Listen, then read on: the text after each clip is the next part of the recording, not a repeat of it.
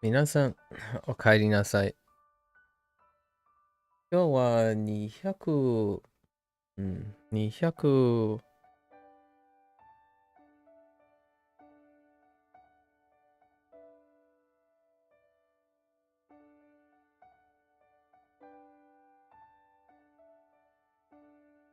I'm a loss for words. 200、今日は200、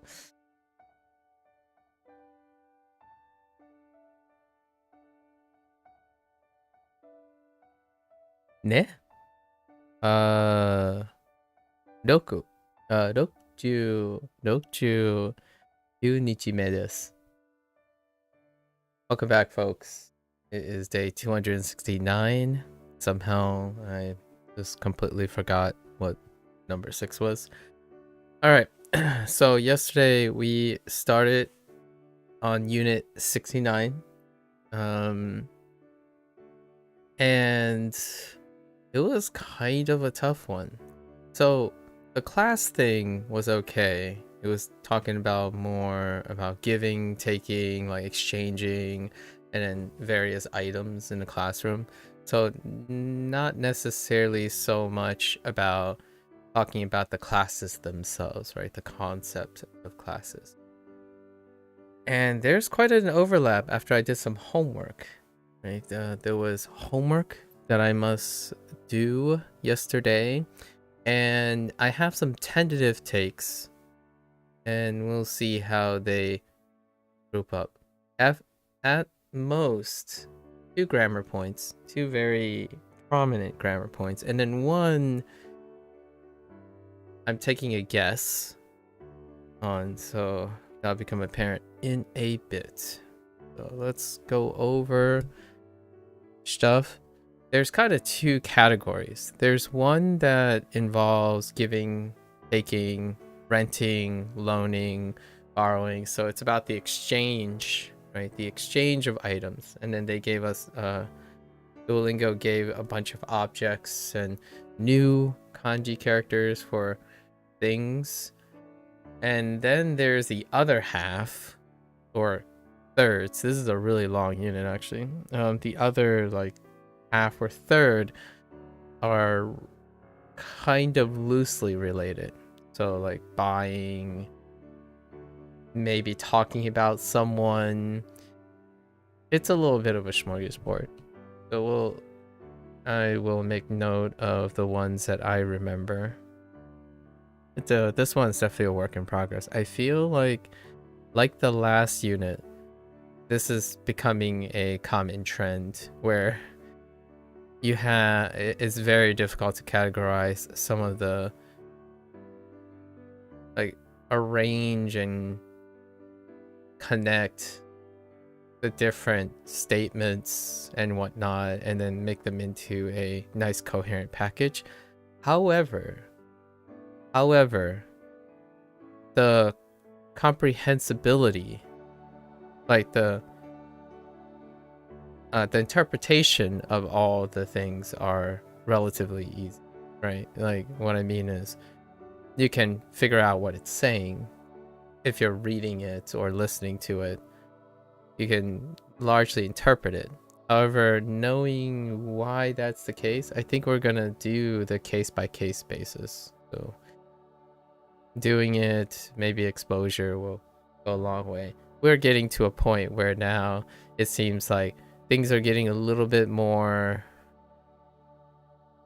the need for more context can help the interpretation. However, if one is getting stuck on, like, why is it arranged this way in order for construction purposes, it's getting a little hairy. Like, if you're thinking, oh, can I use this to inform how I can construct a sentence? Maybe not so much. More on that in a bit, right? I don't expect Duolingo to change from this structure, so I will probably do some homework on the side. So lately, in the last 2 units, I can't earnestly say that I'm practicing most of the time. I'm actually doing a little bit of homework on the side now, which reminds me of when I started this Japanese Duolingo course. I did quite a lot of like outside enrichments, and those largely concerned with grammar, right? Largely grammar. The words themselves, the reads, the sound, the meaning of those stuff, it's largely intuitive nowadays. Like where, oh, okay, well that makes sense if you put those words together. So if like, say, someone comes up, they combine these things, and like, oh, I get the idea. I get the idea of what they're trying to say.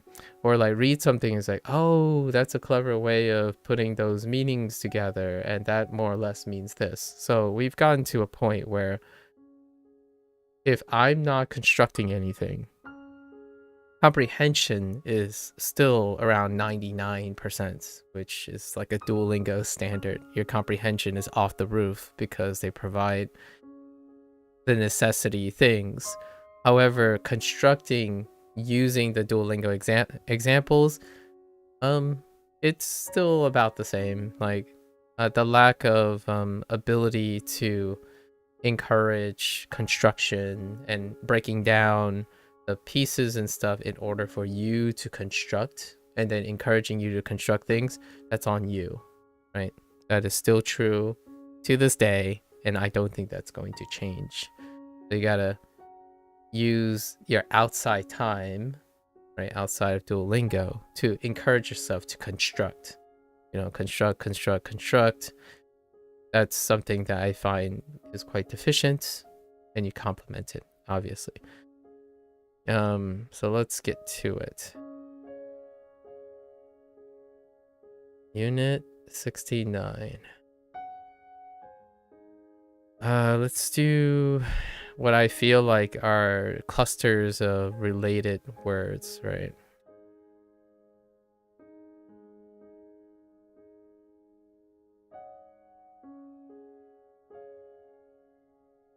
Toru.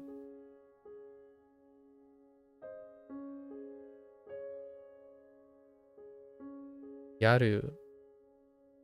Yaru.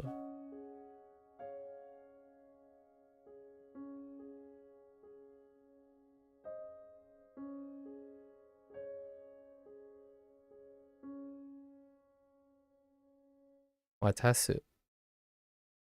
Watasu.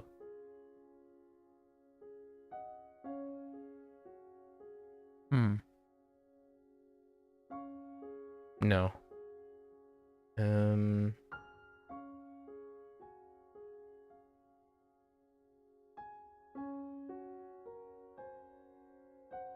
We're gonna go with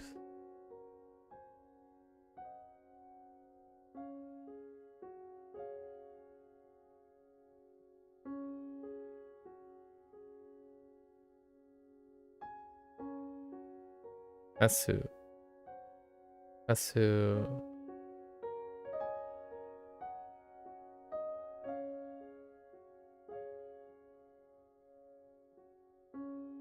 Oh.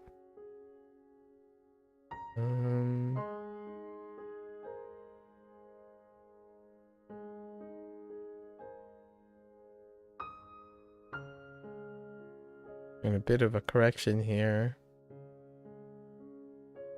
I thought it was backwards, but I think Haru is the Kansai thing, and Kariru is the standard.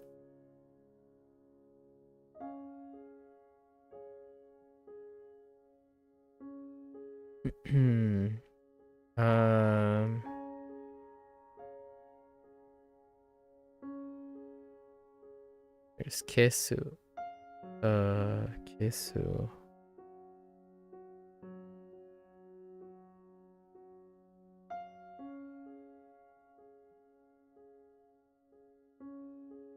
So now we have this cluster, right? So Toru can actually mean give or take, actually. For this unit, Toru was used specifically to be interpreted as take, but it can also be give. not to be confusing. Yoru has other meanings, but it was used to give, right? In a different way, in a slightly different way, give. And then watasu is also give in a different way. So at least from my homework, watasu, the example kind of implied a transfer. So to give to someone, like transferring an item, right? The idea of transiting an item. And yoru might have been in the context of a gift. And oftentimes like gift of maybe status or someone younger kind of thing. So, and then toru was take, and it was used to contrast between these. However, it can also be give. And then we have kasu. Kasu is to lend. So I'm using that as a transition. So now it's in the other direction. It's to lend or rent out something. So instead of giving, it's to let someone have or use temporarily. So it is still a form of transferring an item temporarily, right? So that's, and in a colloquial sense, it can also mean to give, but that's a colloquial thing. So these four were introduced obviously by their associated meanings, and then and opposite of that, we have kariru. Kariru, as I understand it, is to borrow, the opposite direction, to borrow or to rent and hire. In fact, we have another word for renting, which did not show up here, which I feel would be difficult to throw in. And then we have other forms of give, right? Give and receiving. So like ageru aku, or morau, right? So those did not make an appearance. And then lastly, to return something. So kaisu. And kaisu, there's more than one. Right, there's more than one return as well. But these are the ones in the unit. And my goal was not to get too crazy with all the uses. The goal was to find maybe a slight nuance that I can hold on to for the time being to differentiate between them. So like, as I continue to witness more examples, I can add on to that nuance. However, I can see a use case for all of these in my mind that is slightly different, so that I'm trying to also show that they can be similar while also being different. And the reason why I'm starting to do this in my homework, for my homework, is largely the idea that all these words exist. So it's nice to start with the nuance somewhere. I pick one nuance that differentiates between all of them, and hopefully from the example that's given or can be discerned from like Duolingo's example, and hopefully to build upon that. Obviously, I would still end up using, when in practice, I probably use aku and ageru and morau, but the lending and borrowing might be very useful because lending and borrowing, they elicit a very fundamental difference. However, the giving and the transiting of items and the status use, right? These are increasing our ability to be more specific, right? More nuanced, right? Like for example, rudimentarily, kaisu, I could say I returned something, or I can be very more simple and say I gave it back, right? I could say something like, oh, I got this and I gave it back. That's less nuanced, like less specific type of way to express. So all of these have another way of technically descriptively using more common, even more common words that I have already to describe this action without necessarily using these words. But learning these words over time makes for more concise things. So I'm building from the perspective of how I build my English vocabulary, right? You can continue to say get, go, put, place, before you say walk, drive, drive, run, and or like settle, lift. There are many ways to elevate your vocabulary. However, I think this is a more of a natural gain for me. So this unit really pushed the envelope. I think this unit is the first unit I've encountered where not only do you have 3 or 4 potentially overlapping use cases that are varied in nuances, you are coming into the unit with 3 or 4 variances of the meaning, like on a piece of paper, like from a rudimentary, fundamental understanding. And I can only imagine this expanding further and further. So I'm trying to come up with a way where I would sort these out in my head. And this is the way I'm gonna sort it out for now. And it'll be interesting how that works out. English is no short of synonyms, like whole word synonyms. However, I'm gonna, in my opinion, I don't know if that's how Japanese people go about it. In my opinion, I will probably settle on the idea that I can continue to use descriptors, like a descriptor prone approach to solving what I mean. So like if I don't understand the nuance of watasu, right? Watasu, I can use more language, like more sentences, more descriptors to explain the essence of watasu, right? Watasu. And that's usually how I go about in English as well. It might not be something that Japanese people want to do per se, like maybe they don't like, they prefer to use like toru in the appropriate context as opposed to like me having to explain it in 3 sentences, because English is classically known as a descriptor language. So a lot of times you're very explicit, right? You have to eventually be very explicit, even though there are quite flavorful and specific vocabulary. Like instead of saying, oh, it's so lucky that I happened to bump into you, you can use serendipity. Our meeting is serendipitous. So you would say that one sentence to capture the idea that, oh yeah, it's nice getting a chance to bump into you again. I didn't realize, I wasn't expecting to bump into you. This is quite a serendipitous meeting, right? So that kind of thing. Or, oh, I'm open to any suggestions. I like to keep my options open. You could describe yourself as in, I am amenable to ideas, right?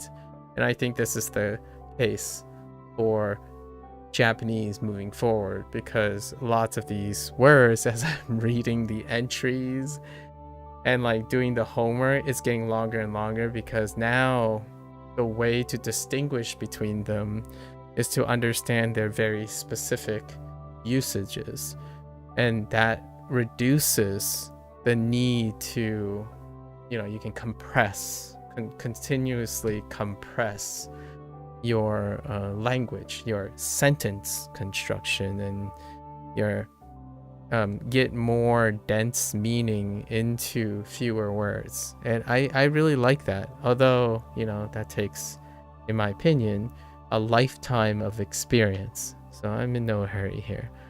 I can radically assure most people, in my opinion, or I'm going to say conservatively. It's very conservative to suggest that people who spoke English and have learned English and use English most of their life rarely has a vocabulary level that I feel those same people think they're going to achieve with Japanese. So I like to be a little realistic. It takes... I'm 37 years old now, and with all the English I have, my English is far from sophisticated and elegant compared to, say, someone who spends the majority of their life writing and constructing and producing things in English, right? So I would like to say I'm a little above average. And is my Japanese going to get there? Probably not. It's as long as I can reach colloquial levels. Good. Like, I like sounding simple, if there's anything to that. My streaming purposes have limited my English vocabulary to fairly, I would say, on average, like slightly above high school level. So perhaps that's the goal that I will be looking forward to eventually in like 5 or 6 years with Japanese, right? Sound like a person out of high school. That pretty sufficient. So will I end up using some of these words? We'll have to find out in a year or two. Because some of these words I'm like, okay. I mean, all I can think about is ageru or aku.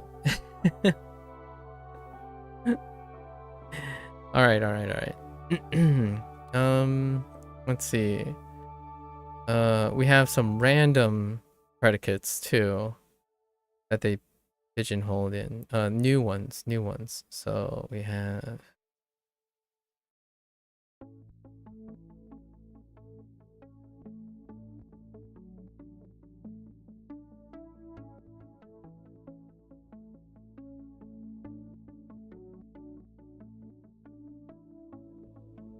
narabu.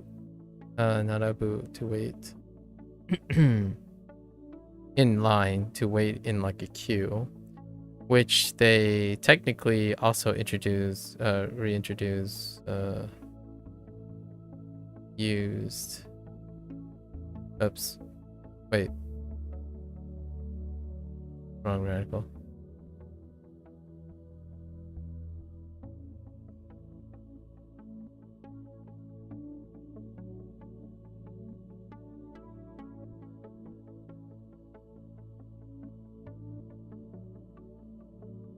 Matsu. And this matsu is a little weird. The example I have about matsu is the thing that I'm guessing on. So there was an example for matsu, matteru no, right? Yeah, I think it's matteru. They used ru after what I thought is matte iru.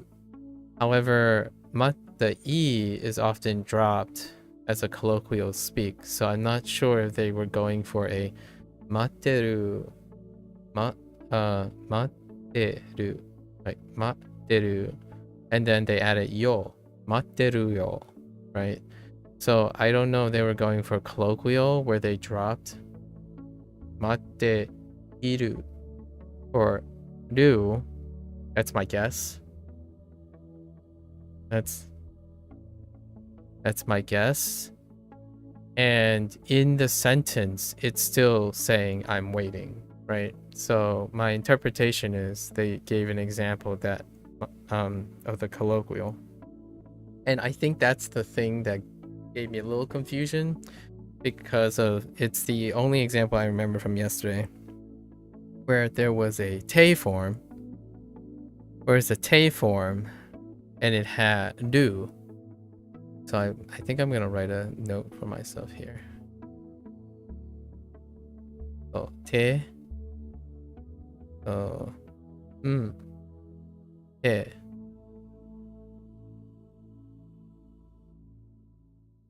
Actually, we're not gonna use a plus. We're gonna use a tilde. Te, do. Right. That's my notation for now. If I find any other example, then I have to go back and do some homework. I think it's the only example where there was a te form that had a do at the end, and it threw me for a loop. I was thinking, is that another conjugation form? But it might be something that was specific to matsu.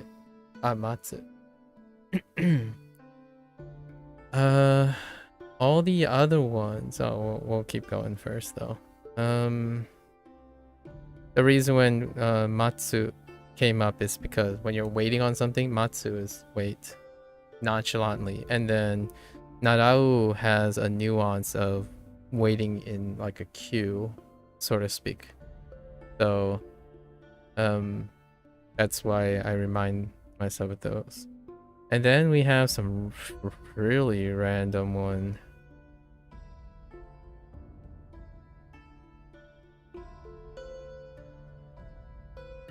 So niru, to resemble.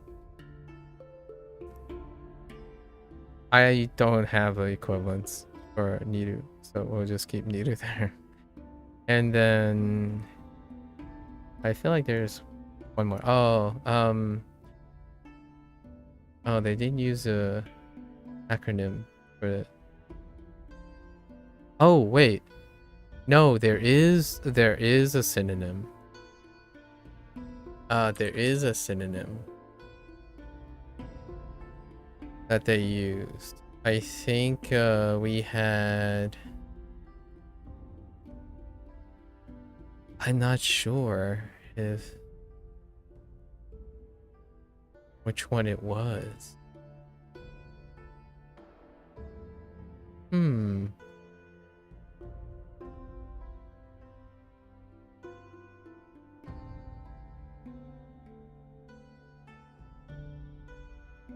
This might be it. What I would think of is probably...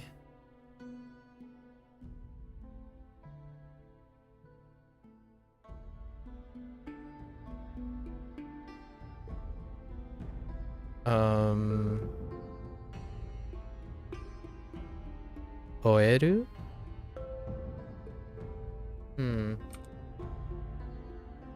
It's either Oeru or Owaru. I think I'm gonna...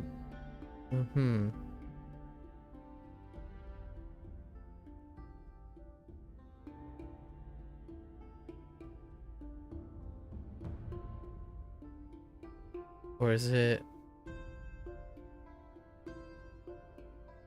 It's either gonna be Owaru or...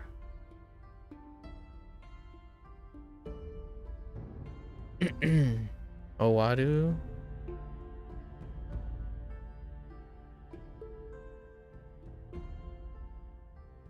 We're gonna use Owaru. Oh, they're cozy. I'm gonna keep Owaru here. Owaru, and then Yameru. Yameru, I think, was in it. Not quite the same. One is more like quitting and ending, or putting a stop to something. Owaru was my thought. My closest thing is because that's to finish and to end, right? They might have had some form of ending that yameru was being used. So those are our predicates for this unit. It's more or less predicates and nouns, and then some expressions. Yeah, some expressions. So we have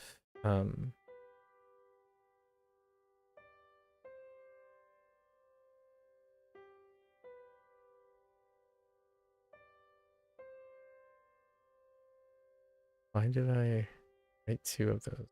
Doesn't make any sense.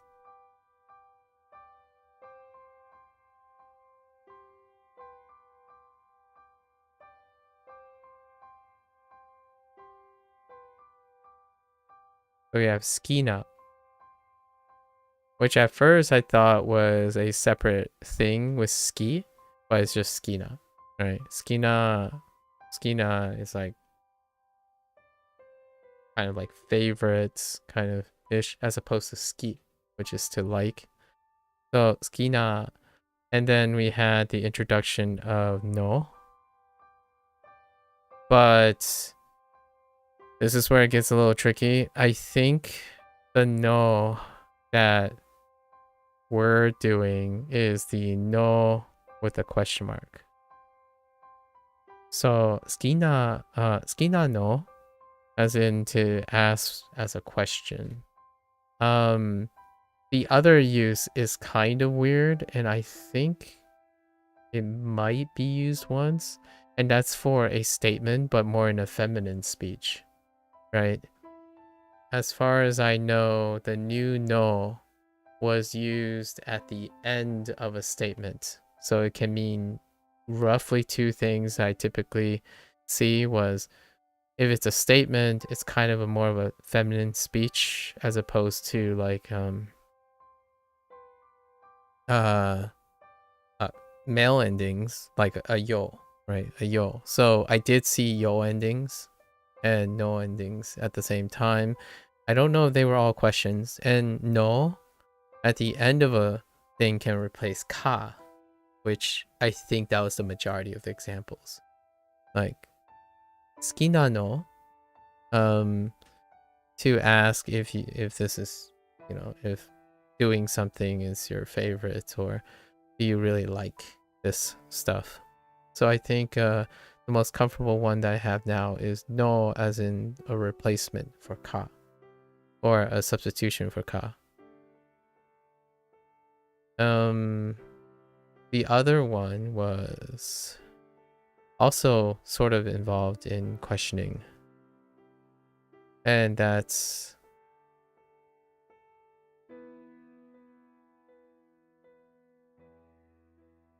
naide.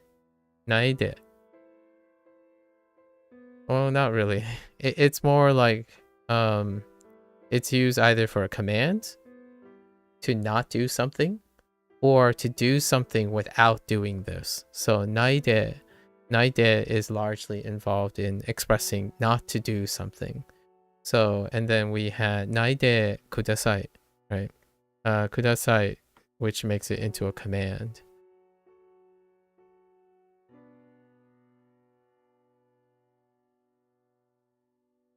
But politely. Obviously, it can have different endings. However, their example is the command, polite command, like, oh, please don't do something. And then when it's in a clause, I think there were possibly one or two clauses. It could say something like, oh, can you go to the store without using a car, or something like that. So naide is a modification of the verb. And I noticed that naide also involves the column of the root of the stem. So that's pretty alright. Converting the root, the stem, and then converting it to the column, and then adding naide. So not too bad. Not too bad.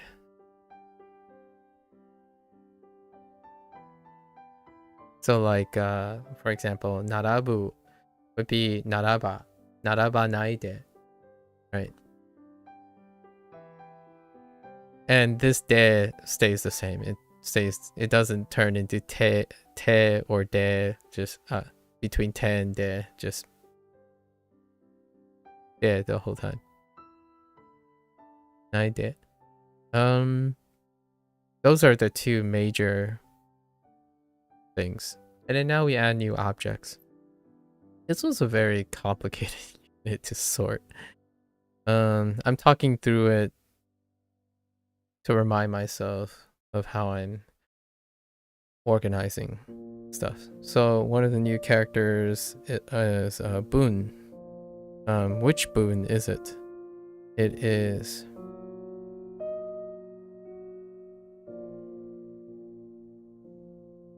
作文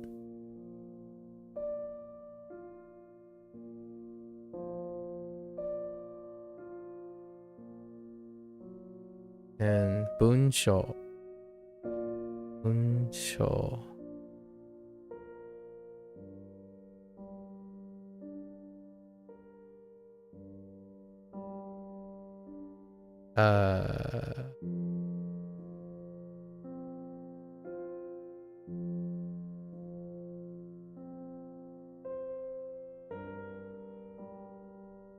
I think. No, that's not it. That's too dense. It's this. I think. 文章 and we have 雑誌 雑誌 Shashinko. It's one of the first Shashinko things, so it wasn't too bad.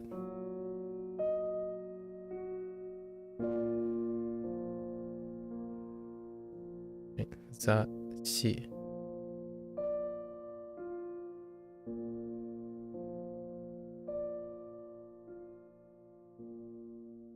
Currently looking back on all the grammar you learned in Spanish. How is that going? So, 雑誌. And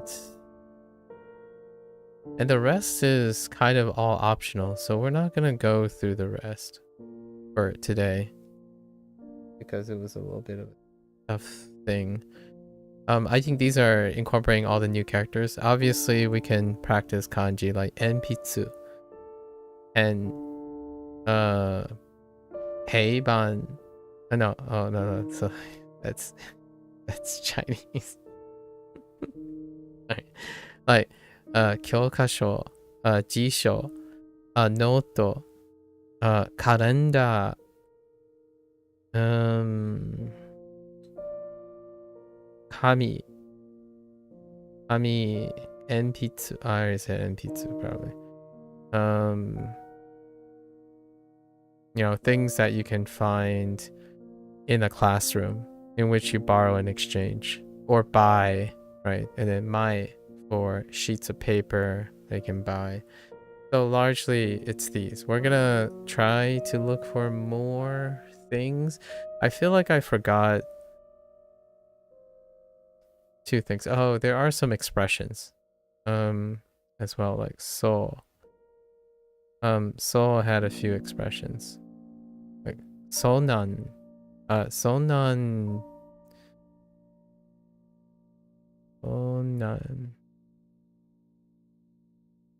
Right. Like sonan desu. Sonan desu.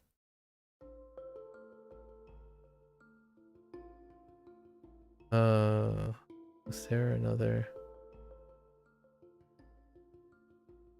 There's another expression, but there were variations of basically so desu ne. Yep.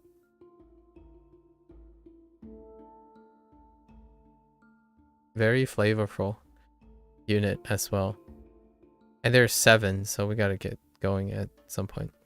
Unit 68. Let's quickly go over unit 68. This one's a chonker, isn't it? It's interest. Oh no. Alright.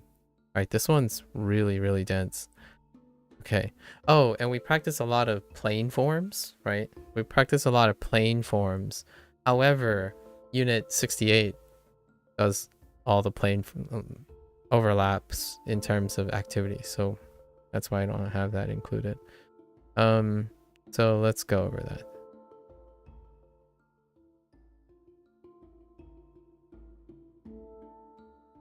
Oops. I missed a stroke. Iku, right? Iku.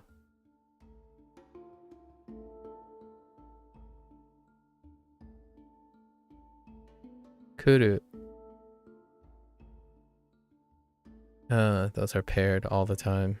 Kuru.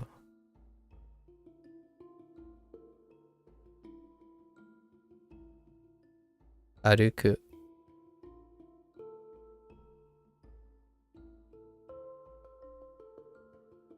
Hashiru.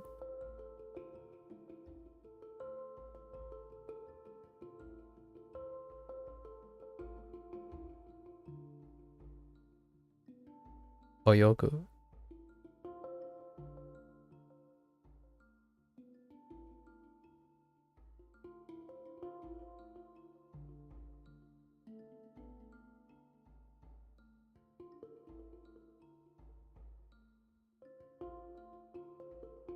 Hiku.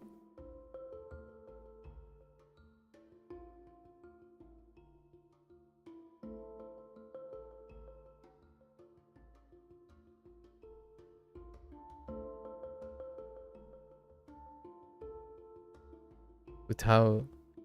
You look at nouns and adjectives and you know it all except for sometimes the ste with the le, la, lo, or the me or the se on its own.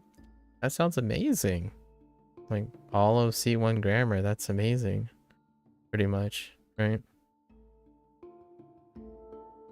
No need for grammar studies anymore, right?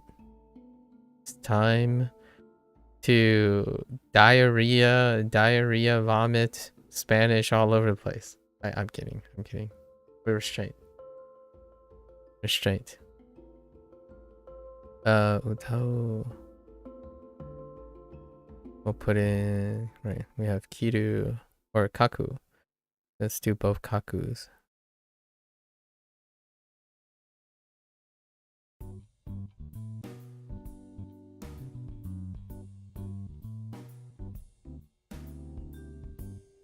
Kaku.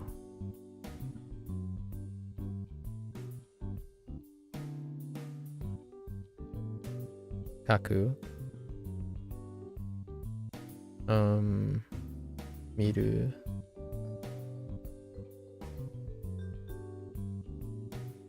Miru. Yomu. Yomu.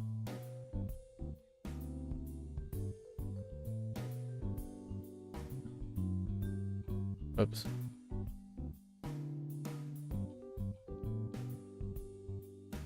It's vomit. Yomu. Obviously, making sure it's a euphemism, right? Go out there, find every opportunity to pigeonhole in some Spanish. Yomu. What other clusters do we have of adjectives? There's this was not specifically in the unit. It's in this unit. We have kau.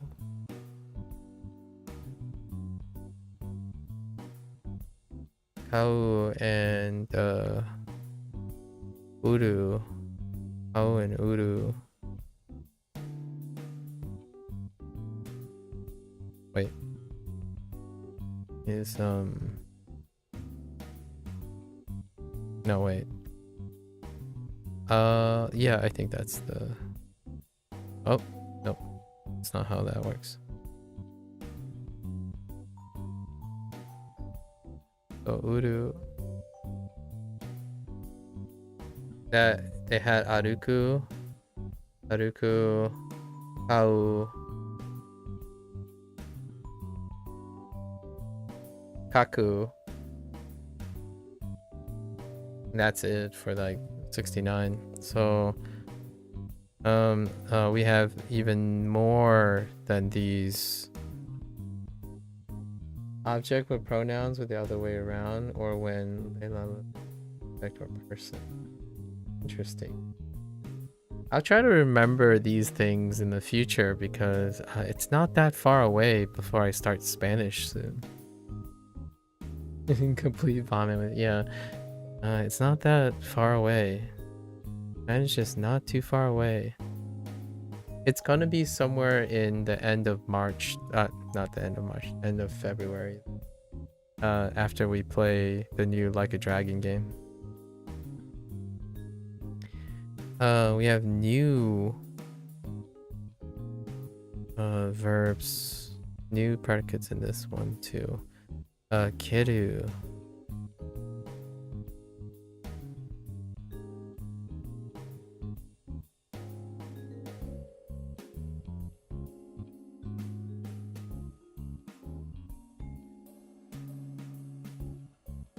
Keru and nageru.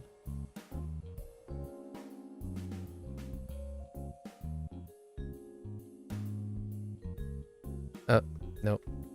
That's not how that works.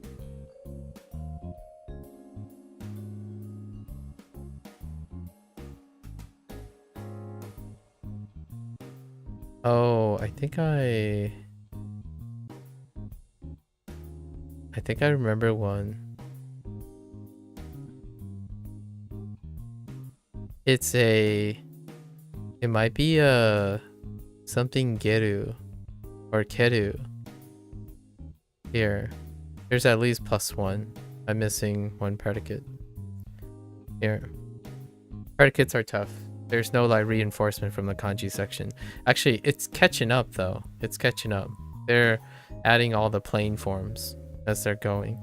However, they're still introducing new ones, and those new ones aren't categorized in the kanji section for whatever reason so far. And then we have omo.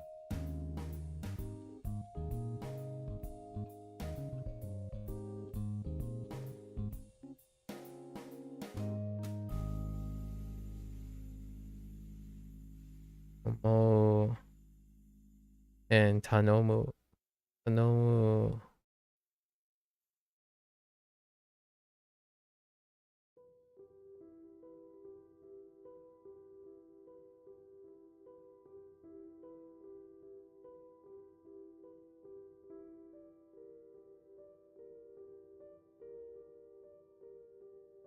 And when you don't use the personal object that is connect, isn't there as in.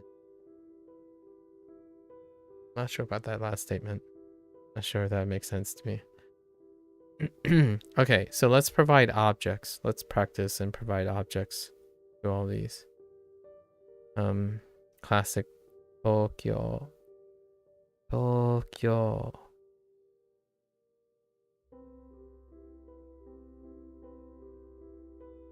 Personal favorite, Osaka.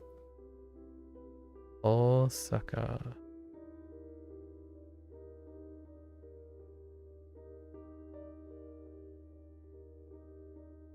Osaka.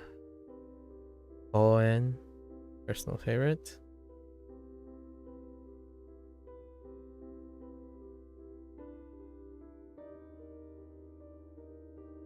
Koen. Michi.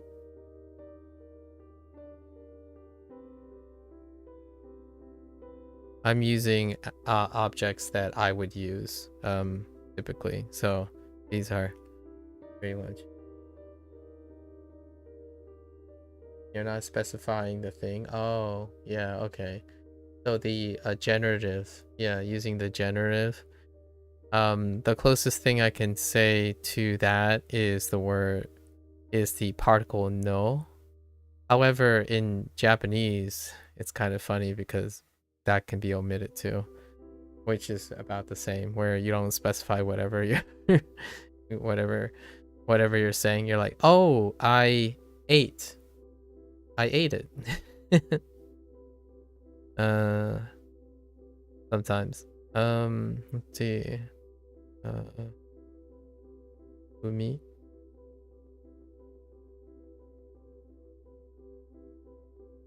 Although no is probably the closest thing. Okay, you're not specifying who either. I see.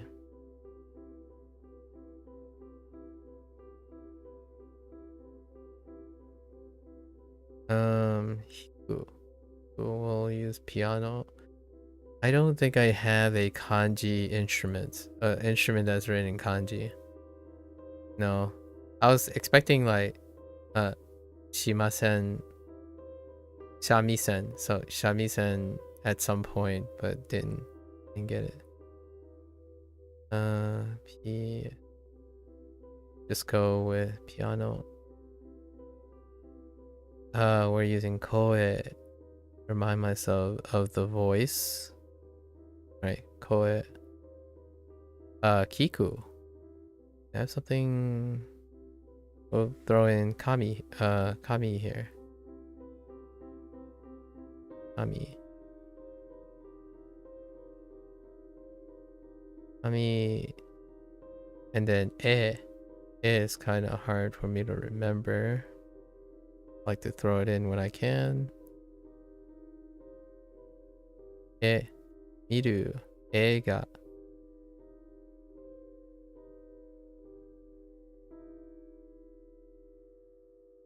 Eiga.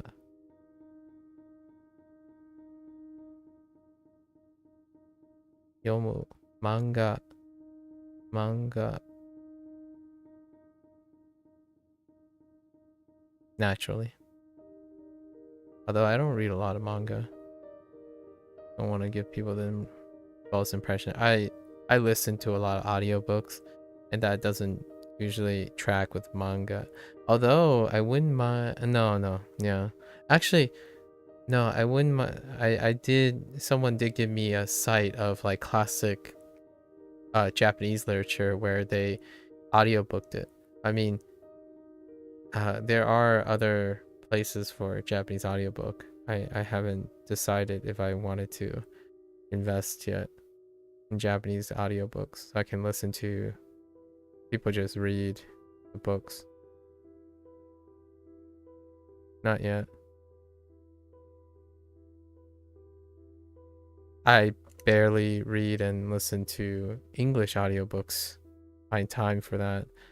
So investing in something that I won't use is kind of a tough sell. Oh, what can we buy? Let's throw in some school supplies over here. We can do like hon, right? For a counter, hon, mae. As a reminder. Mae.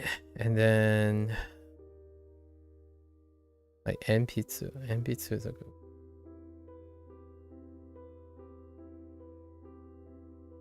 one. And pizza. Oops.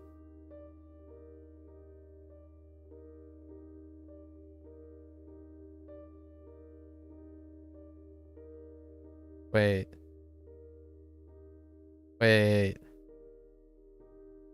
That's why Enpitsu is a good one. What variant is it?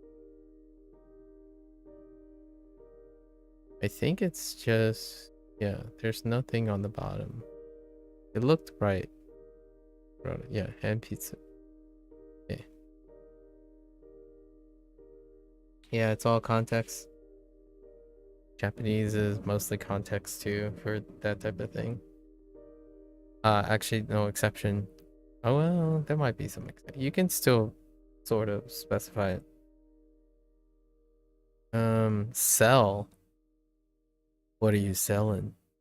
We'll just put okane here. Yes, I'm selling money, but I'm thinking about like what selling involves. Okane. Maybe like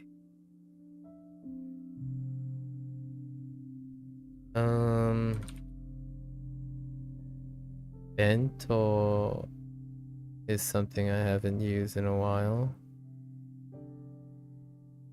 Was it like this? I think it might only have one line.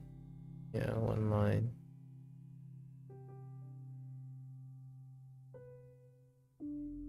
Yeah, that seems okay. As my hand slips. Bento.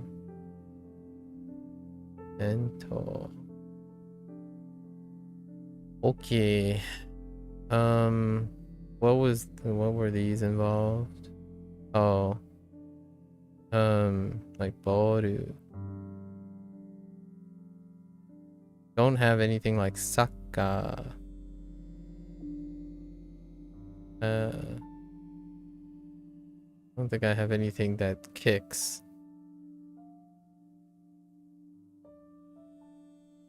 In kanji.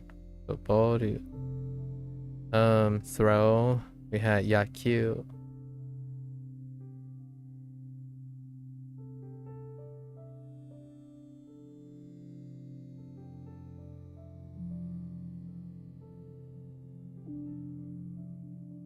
wrong direction.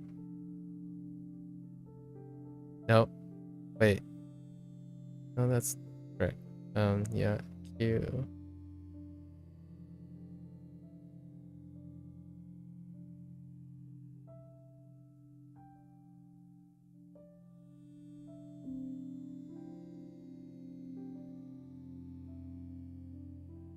Alright, Cozy.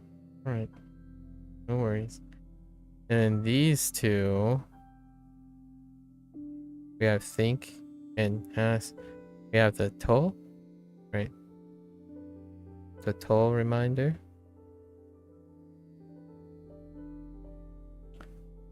And more like a think, ask, or request response related things. So like 大丈夫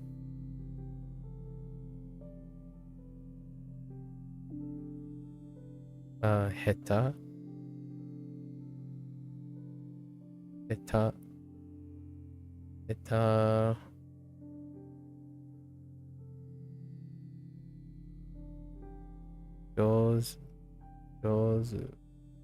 上手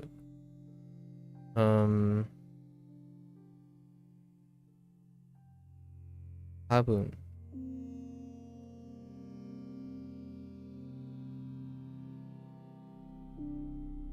いかが no いかが いかが no like keep having a habit of adding a pause here いかが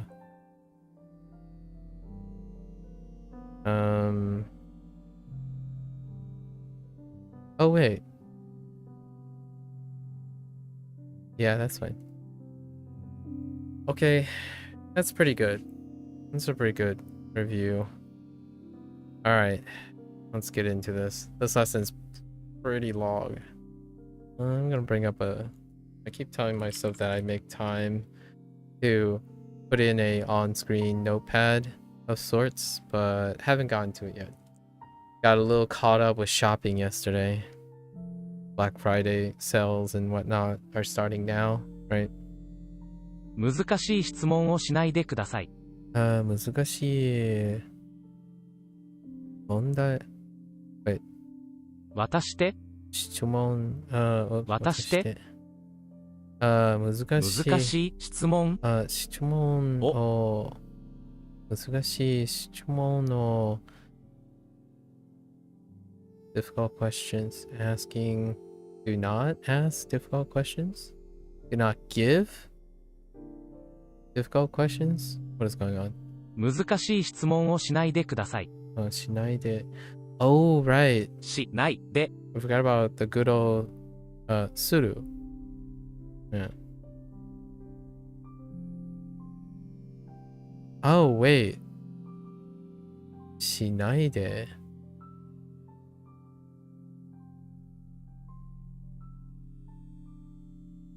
I guess I gotta make a note. Sudo might be irregular. Or this might be an exception. Right, shinaide. Just to remind myself. Shinaide. Oh, wait. Oh, I forgot to write a special note for Sudo still might be a special case, but maybe I forgot when I said the column. I think that's only restricted to godans as opposed to ichidans. So that I need to clarify. So there is a chance ichidans are you take the root, and then Sudo just happens to be weird because she, right? Let's find out about that. ください。 We don't ask difficult questions, right? 取ります。This is to give. 取ります。I mean to take. 取ります。そのお店に行かないでください。このそのお店で店で、みそで、に、そのお店に行かないでください。行かないでください。Alright, please do not go into that store. 私のペンを取らないでください。 So far, everything's still fine. Yeah, 私のペンを、取らないでください。Right, so far we hadn't hit another each done yet. So, outside of irregular, which is pseudo.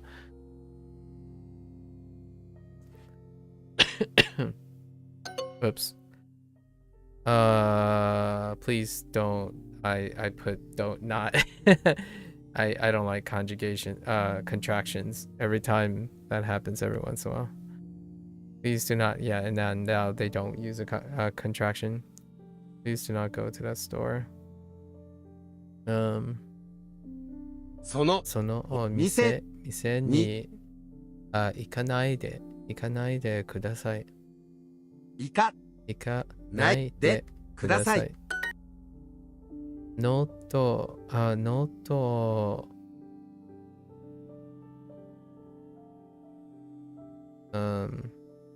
いないでください。I mean, can you say 見る? No.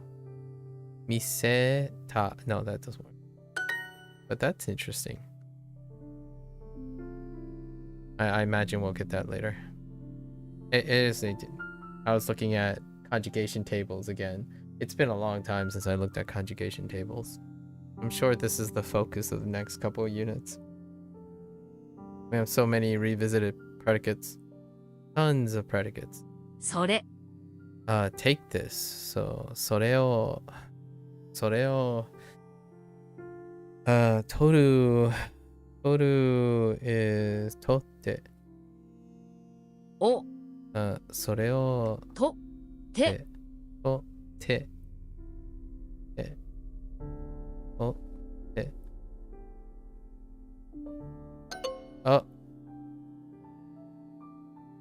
Oh, take this. Whoops. I said take that. My bad.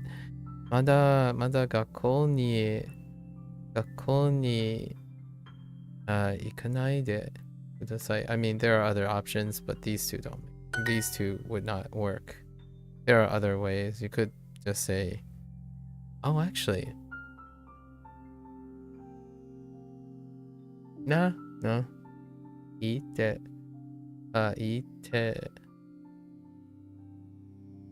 will work. 夜はピアノを練習しないでください。 Wait. I have to think about that one. What do we have? Yoru. I heard Yoru. 夜、 Maybe Yoru de. What are we doing here? Yoru de. Oh. ピアノ、 Piano.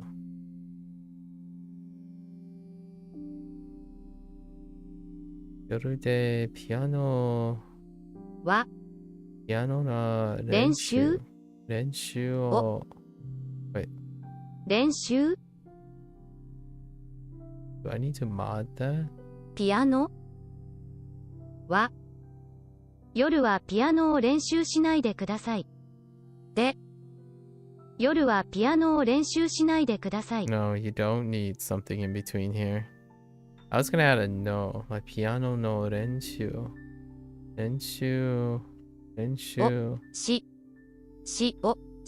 しないでないでください。夜はピアノを練習しないでください。 Yeah, I was looking for a particle here, but oh. 夜はピアノ Oh, that's the particle. Jeez. Oh, because they're using a pseudo phrase for 練習. Okay, yeah, right. 7つ、公園、 Personal favorite? 取る、皆さん。皆さん、 Take that in. Minasan don't usually see that. They tend to write it in kana. とり思います。この授業ではノートを取らないでください。このこの授業授業でノート。この授業でノートを取らないね。取らないでください。ではこの授業ではノートを取らないでください。この授業ではノートを取らないでください。この授業ではノートを取れないでください。お金を取らないでください。お金を取らないでください。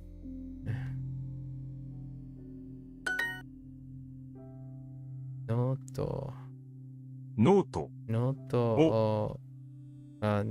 を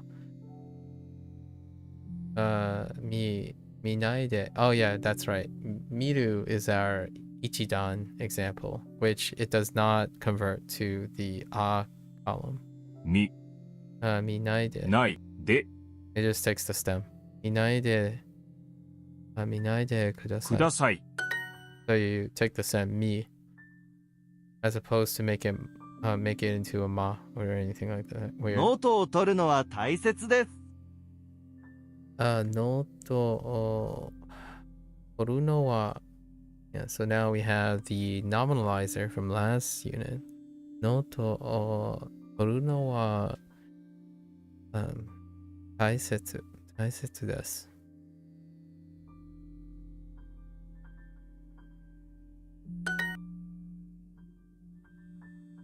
難しい質問をしないでください。難しい質問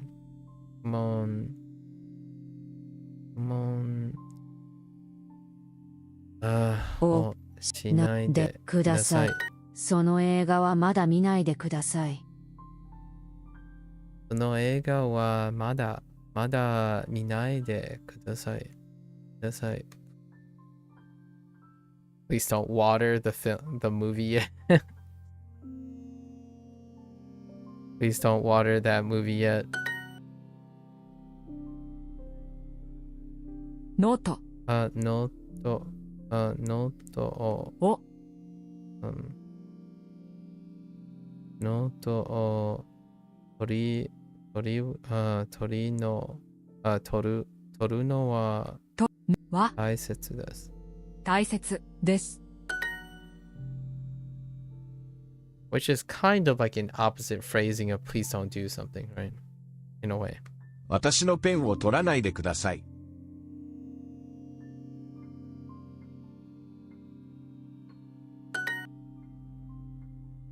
これを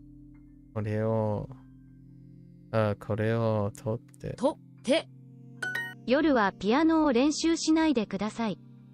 夜はピアノを練習しないでください。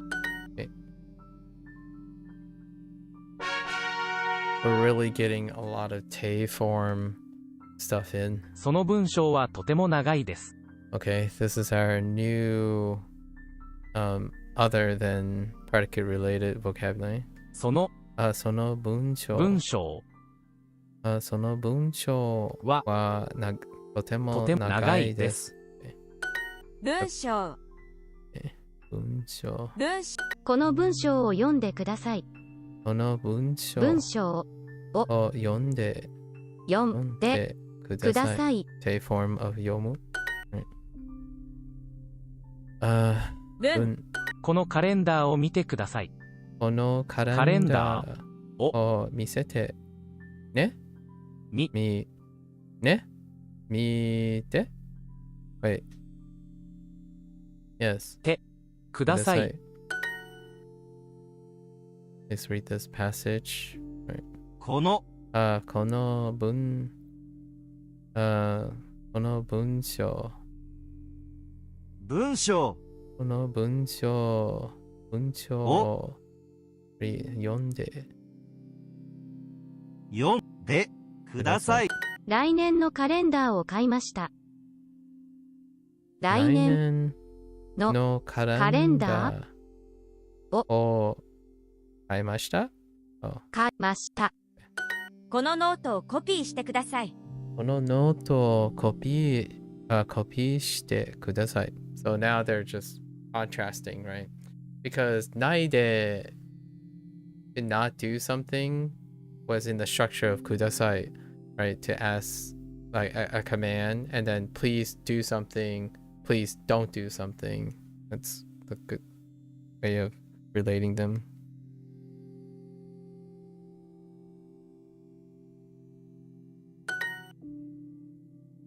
紙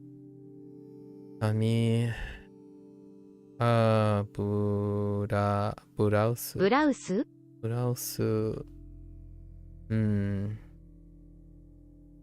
カレンダー豚肉箱そうなんですか？そうなんですか?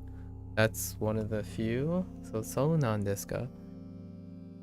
Emphasized instead of saying そうですか? そうなんですか?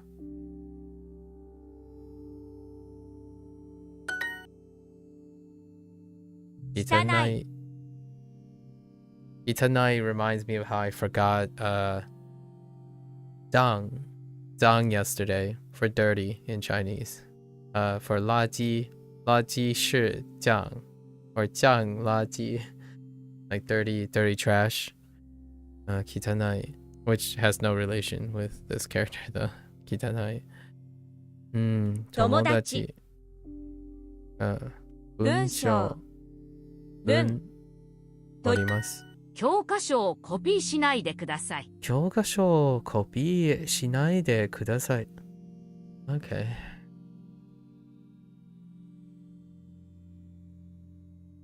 Please do not copy textbooks. I mean, that means like there's a short story behind that too.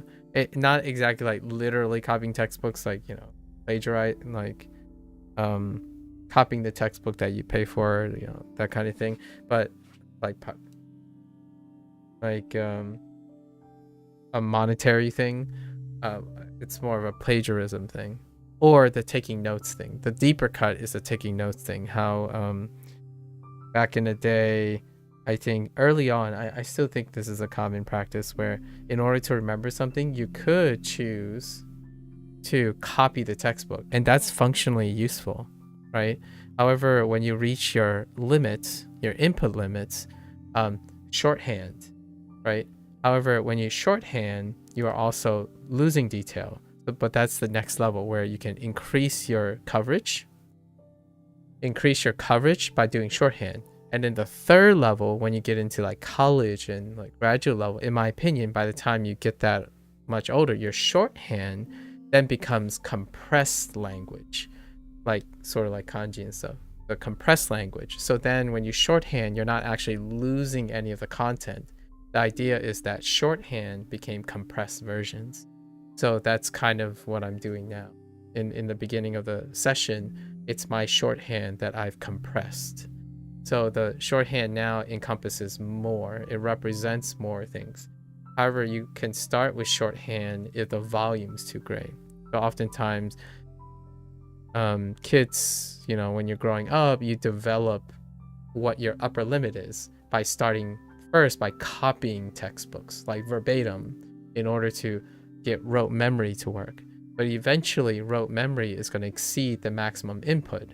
So then you develop shorthand, which will get you pragmatically the same larger coverage, but at the expense of detail. And then in the third level, you start attaching more meaning and association to the shorthand, which compensates for how textbooks are written, because you're writing your notes in your own words now. Your own words are often more efficient to you and more useful to you versus verbatim plagiarism or copying.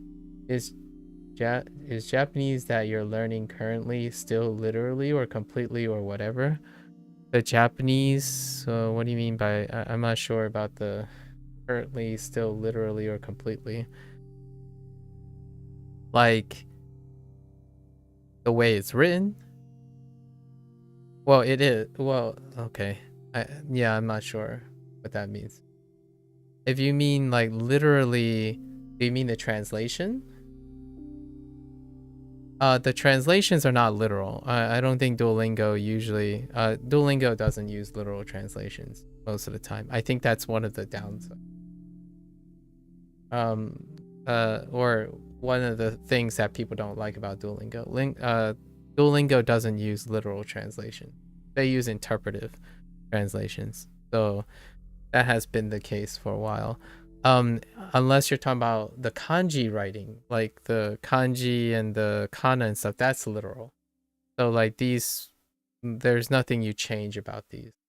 The writing system is as it's displayed. So if you were to say kyokasho kopi shinai de kudasai, there's nothing you change about that. It's how you would write it or see it. The translation part is not literal. Most of it is not literal. If it's convenient, then it can end up being literal. Like, please do not copy textbook. It doesn't say that per se. It's not quite that if you were trying to be literal on it. I think the Chinese is the same. It's not literal, just slightly different. So whichever one, in the beginning it takes, because it's important to know, it took me about 100 and some odd days, like 180 days before they literally write even the shortest sentences in the way it would appear. Now here's one caveat though, Cozy. When you're learning and reading books and stuff, it actually appears this way, right? With furigana, like the stuff you would read or the stuff that I would read in the beginning, oftentimes for convenience, for like receptive, even like certain newspaper stuff and whatnot would have these things up here, the furigana.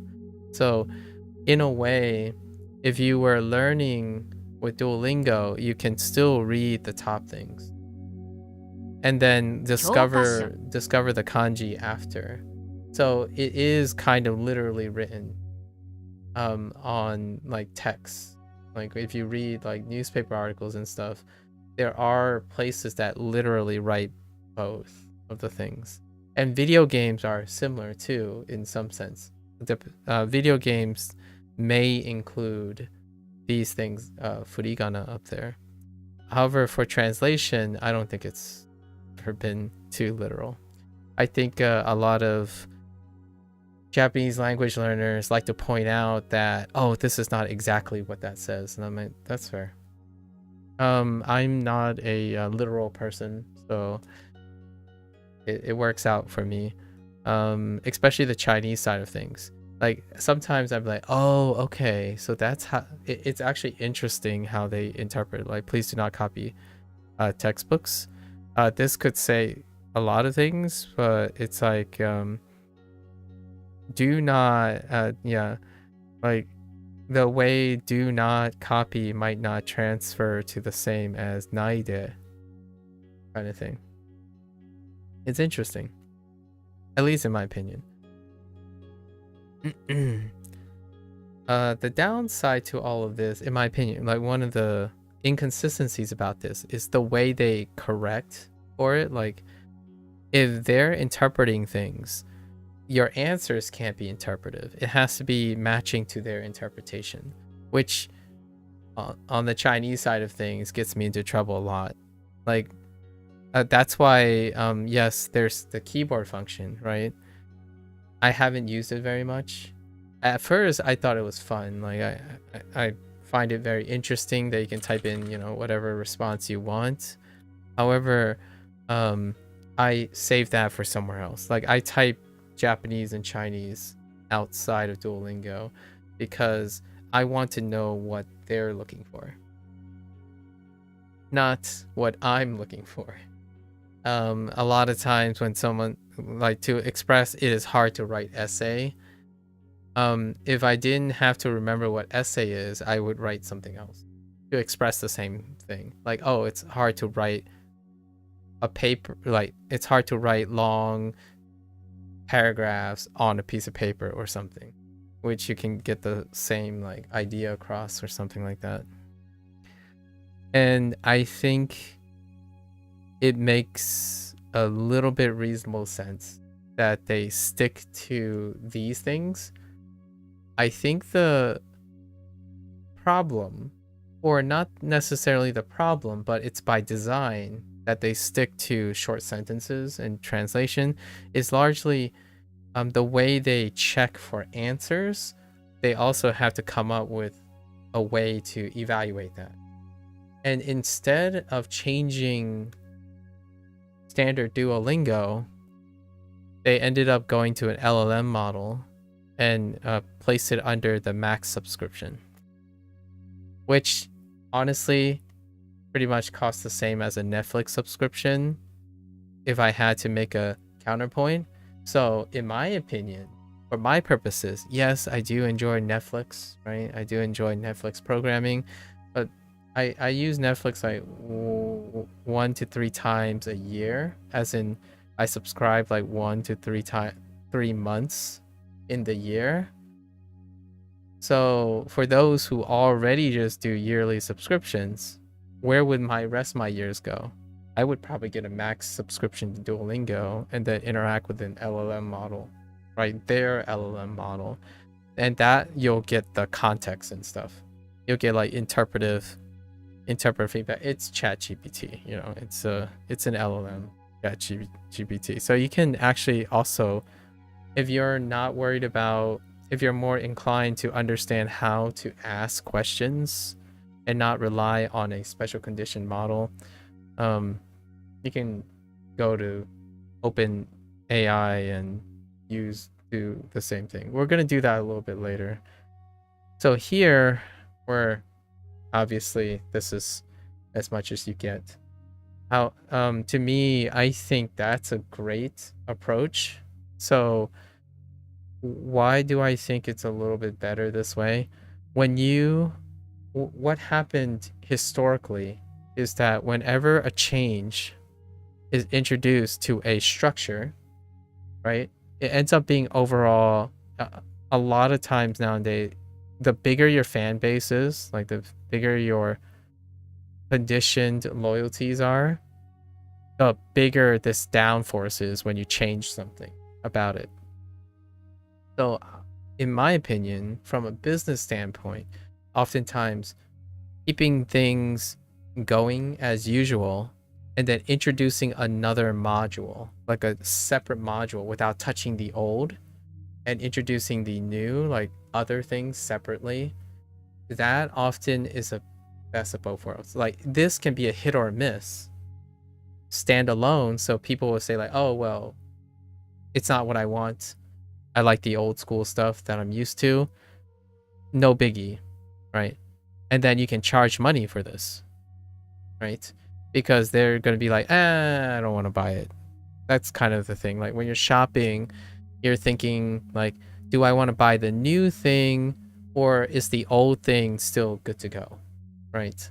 So I personally like their approach on how they did it. Why do I find this is relevant? Is because gamification. Their target audience, their largest target audience is probably a casual audience, and games work the same way.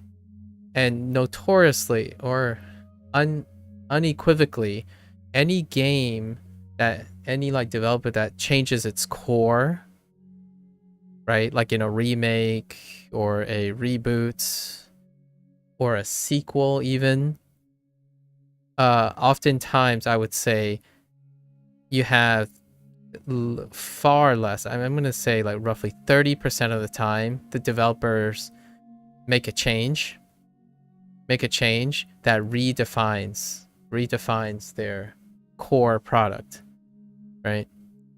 And most of the time, this might even be under 70% of the time, devs keep the core and then try to splice in new things. However, the core remains the same, like in a business sense.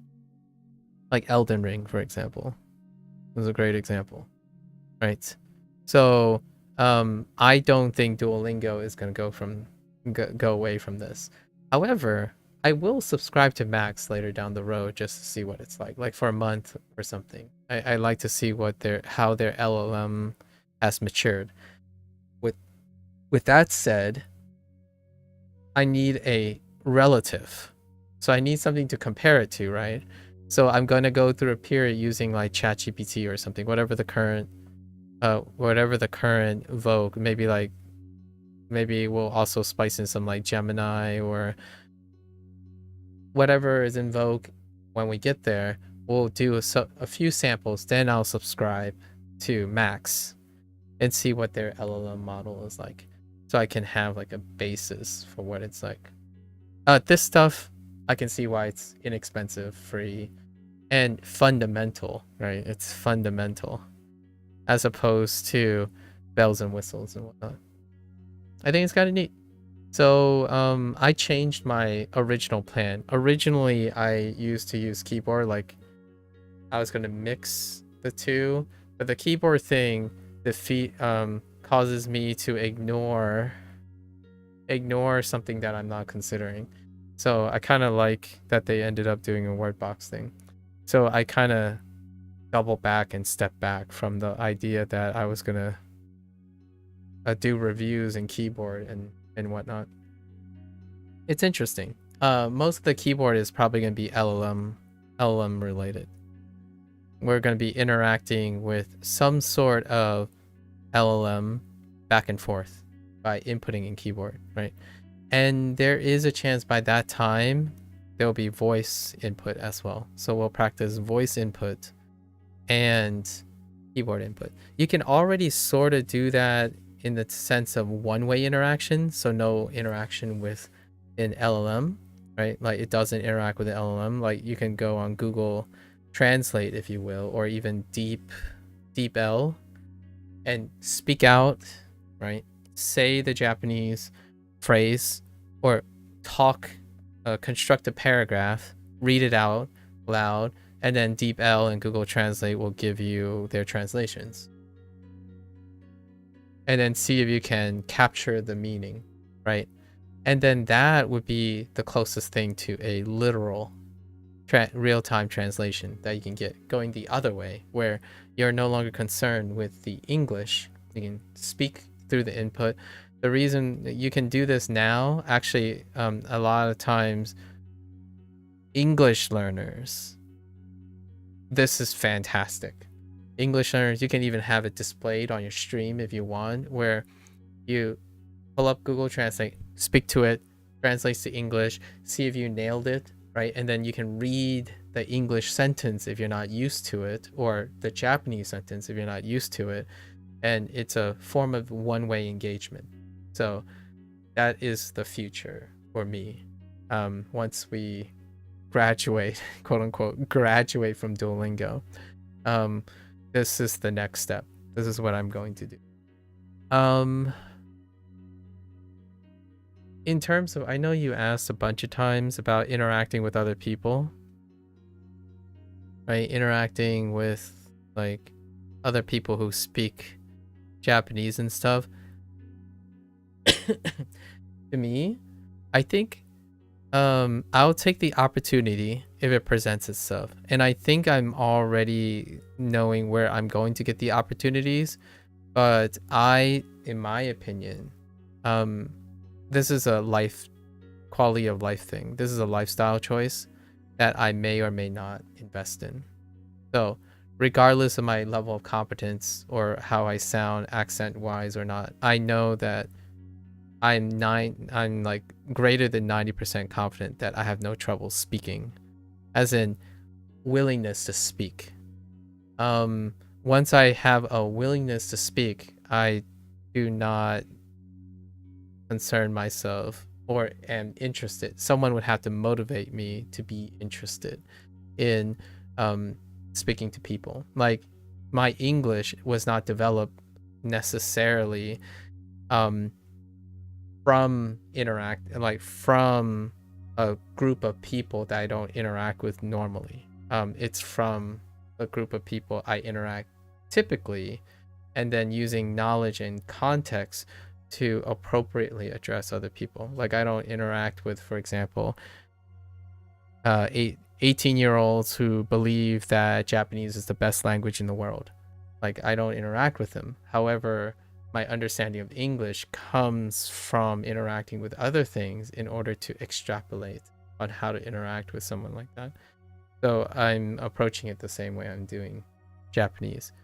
I have 0 to maybe 5% enthusiasm for interacting with native Japanese speakers and Chinese speakers. If they offer, I'll interact with them like on a touch and go basis. The reason why I'm saying this is not that I'm not interested, and it's the time investment and the people, right? It's already difficult enough for people online that you encounter to be interested in you, even in the native language you're speaking, let alone expecting that a foreigner would be ecstatically interested in another foreigner who happens to be someone very non-influential to be invested, right? I get that there are language exchange programs, but they are language exchange programs. They are people who meet for the purpose of exchanging language, not for the purpose of becoming friends. Now, hear me out here. You can totally become friends through a common interest. How much of that time is worth investing? For me, not enough, right? I like to place myself in a situation where the person is already interested in having a conversation. And how does that work? That works by not me going to them, but them coming to me instead. That sounds a little ethnocentric, like self-centered, but I don't actually expect the vast majority of people to be interested, right? It's those who ends up being interested that I can double back. I can give and reciprocate immediately. I think it's very, very much online that is difficult for someone to reciprocate your generosity. So for me, statistically, it is probably highly more likely that I am able to reciprocate their generosity than the other way around. So if I go around spending most of my time trying to do this, to like hunt for someone or look for someone, then it destroys my way of lifestyle. Like, it makes me opportunistic, and I'm not an opportunistic person. I'm not scouting for opportunities anymore. I'm offering opportunities.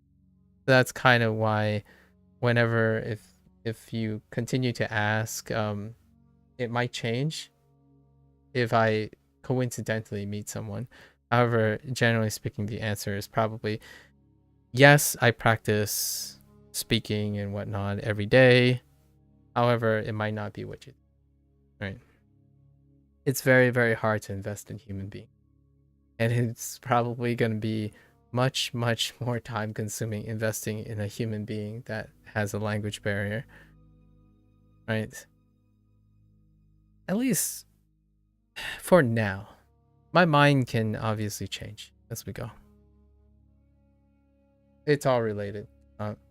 It's related because you always wonder when you're learning these things like Bushu, like the service you're using, Bushu and Wanikani and whatnot. The ultimate goal is to interact with another human being, right? And the idea is, is it good enough for you to construct and interact with another human being? My answer is I already have the ability to do so. It's not a flex or anything. I think when you're really comfortable in speaking and have no regret or embarrassment of the limit of your competence because you embrace how little you know and you can get people to help you, right? Then the thing that you can't control is how willing is the other person willing to help you in exchange. So I rarely ever spend making my lifestyle around something I can't control, which is other people. So if I set my goals towards speaking to native speakers, that to me is not good enough for my lifestyle. I choose to predicate most of my time, almost a substantial amount of my time, to self-improvement. Improvement that is not dependent on a factor that I cannot control, which is probably a native Japanese speaker who's interested in American culture, so I can engage in equivalent exchange. I think Japanese people are fantastic. They're great at knowing their culture and using pragmatic things, but generally speaking, I think it's an overestimation of how much the Japanese people actually care about American culture.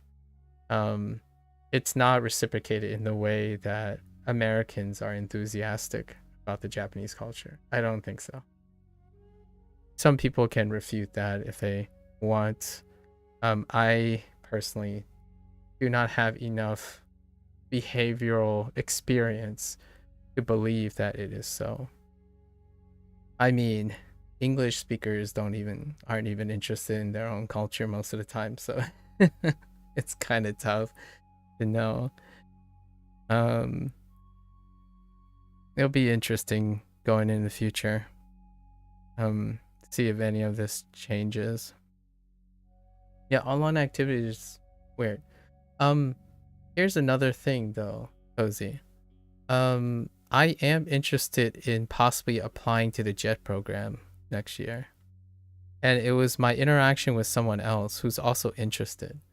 So there is a distinct possibility that I might end up in Japan temporarily anyways. So with all my thoughts now, I don't want to give you the impression that it's permanent. It's certainly not even close to permanent. The choices I make are based on what I know now. However, that person, when they were talking about JET program not having an age limit, I actually really thought the JET program had an age limit. It does not. So, you fail or pass, it will be an interesting experience to see if I can get accepted in a JET program. And obviously, if and then, regardless if I don't or not, there's still a chance that I might reject the offer as well. It depends on how life might take you in different places by the time next year rolls around. But I have looked at the JET program requirements, and I'm pretty good at writing essays, I would say, and interviews. So they said that half of the applicants typically get interviews.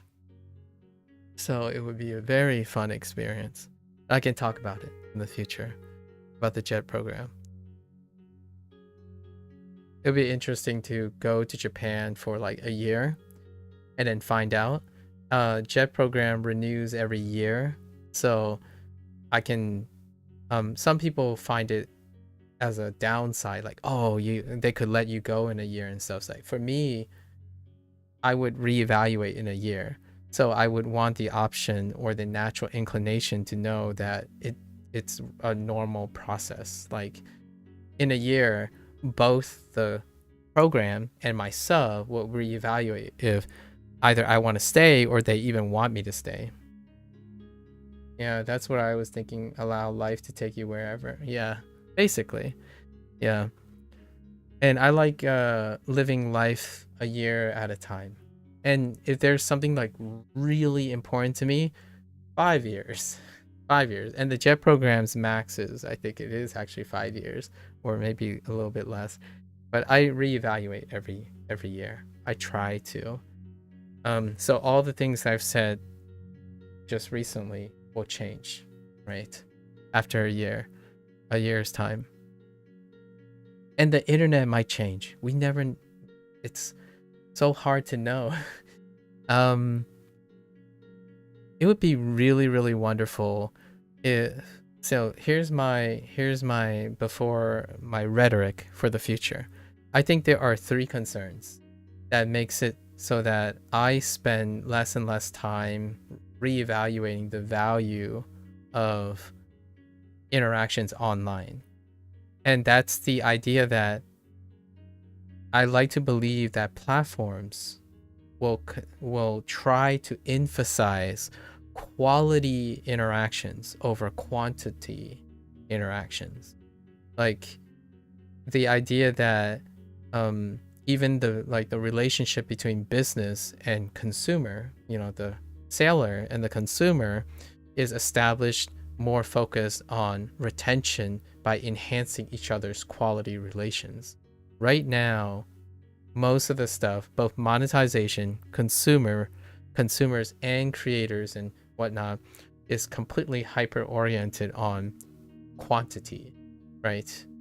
I know some people say, well, we still make quality products. And like, yeah, you do. The idea is still it's quality without sacrificing too much quantity, like to keep it, right? The reason why I'm saying that is because the focus on quantity makes it so that all the relationship, all the normalization, all the behavior that you're used to is subdivided by the idea of number, right? Like, how do you measure the competence of a Japanese language learner? How much vocabulary you know? To me, it's connected. It's connected to the idea that objectivity has taken over, and anything that can be measured by metric is used as a reflection of human qualities and human values. So like, how competent are you in Japanese can be represented by, which JLPT exam did you pass, right? In a way, that's how school worked originally. And it's ironic that now people don't like formal schooling, yet the metrics that they use ends up jailing them into the same formal schooling structure, which is standardization. So now, instead of schools telling you, oh yeah, you're only ranked 100 out of 1,400 students, that's like pretty decent, 1,000 out of 1,400. And then now, without even doing that, people hated the school system, at least in the United States, like the whole ranking system and how it's juxtaposed, comparing apples and oranges. Schools don't even have to do that. The internet does that. YouTube ranks you. Pretty much everything you see, you've evaluated your entire life based on a number, right? Based on numbers. And objectivity is great, right? Objectivity is great coming from a scientific standpoint. However, when you start evaluating humans, you start to wonder, like, have people lost subjectivity? Because a value system is subjective. It's inherently subjective, not objective. It's easier to view things objectively now, in my opinion. Although when I'm saying easier, I'm more referring to it's convenient to view things by numbers and metrics that are automatically produced for you. It used to be harder because those weren't convenient. It was difficult to measure. And then you might be saying, oh, but they're not reliable. It's like, now the reliability is much, much dubious. The convenience of data doesn't necessarily mean the reliability of interpretation is there. In fact, I would argue that the interpretive abilities of people to use data has declined over the years. Like, what does it's funny because school does kind of teach you that over time because you have to interact with people, right? People with different perspective and whatnot. So all that data, there's so much data, yet it's also a fault of formal schooling, I would say. In a way, I'm not saying it's one or the other. Schooling has fallen behind on how to interpret data. Right now, data and information is accessible. However, curriculums are not based around how to use that data in the discipline. So like if you go to a science class, right, and you learn about biology, while they're providing the foundations, which is available online and everywhere, how to interpret that and the meaning of that and how valuable that is to use that information is not communicated. In fact, these are specialized classes. So, and oftentimes they're in college or university when you learn how to interpret data. Like okay, so you found out that this is the best monitor. Like, sorry, I'm using a shopping example because I just bought a couple of stuff yesterday since Black Friday started. Like, okay, so I have these 3 monitors and everyone keeps saying these are the best monitors or etc. Like, okay, that's as far as most people get. Like, oh, that sounds good. Like, that sounds good. Okay, I'll buy this. As opposed to, all right, so this sounds good. All right, let's list down the features. What is the range of this feature? What is the average pricing of this feature range here? So I have 4 core features that I require. What is the price range that would include these features? And then what is the combination of all these features that would meet my needs?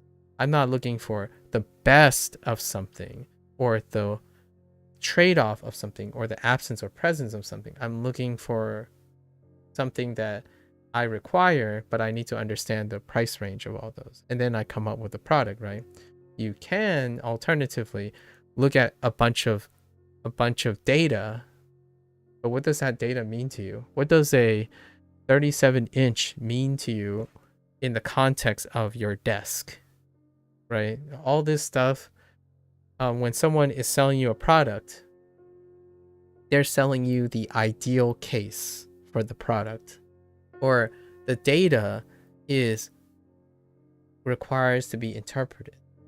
There's more than signs and things you can't analyze though. Yeah. Well, you can say that. Most people don't believe that anymore.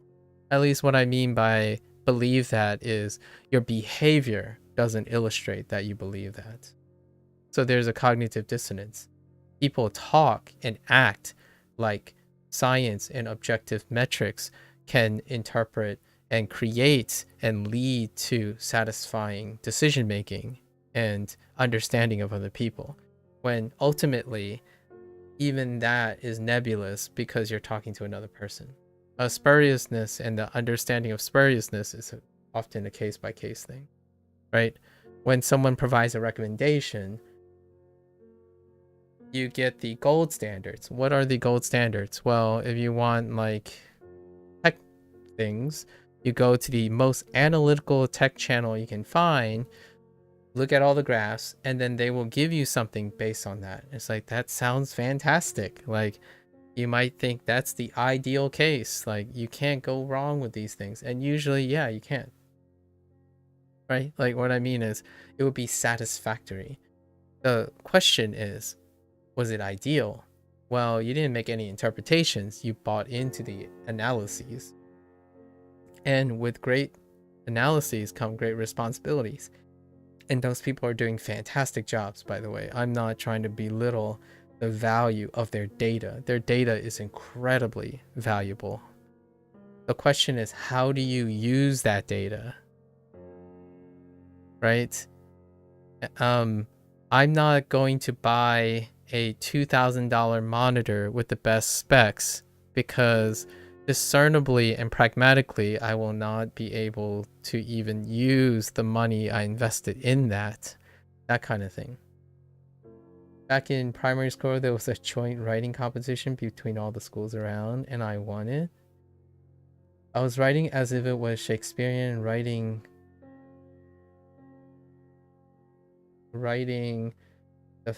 that fancy writing, and I was teaching others, and now you saw my writing, you would think a 2-year-old wrote it. I saw some of my old writing. There's no words to explain how funny it is to read, how I still even remember something I wrote in college. Oh no. Here's a good one. Back in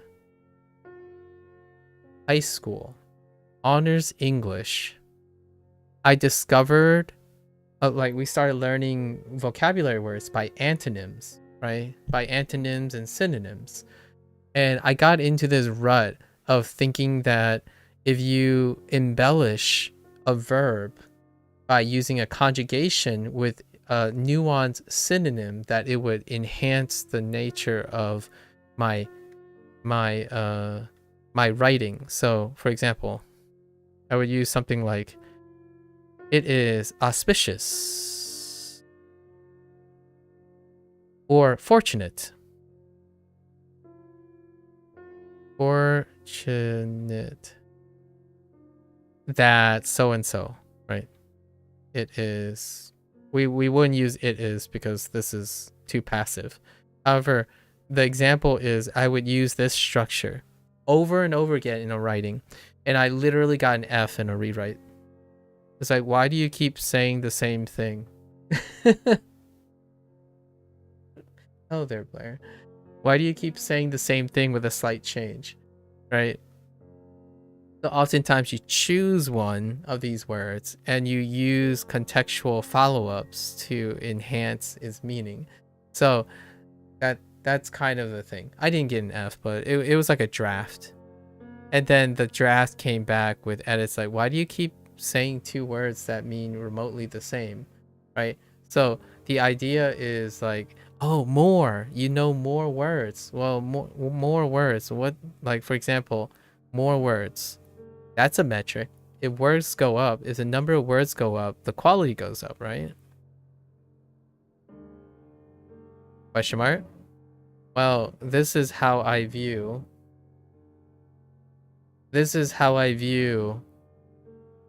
people's arguments and debates when they use data to support their argument.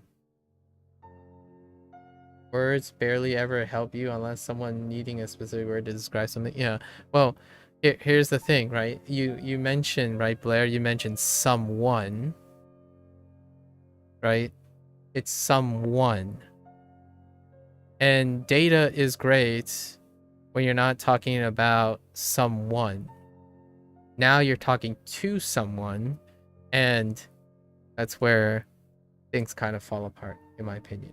And when you're buying products, who's that someone? You is that someone, and the person providing that data is someone.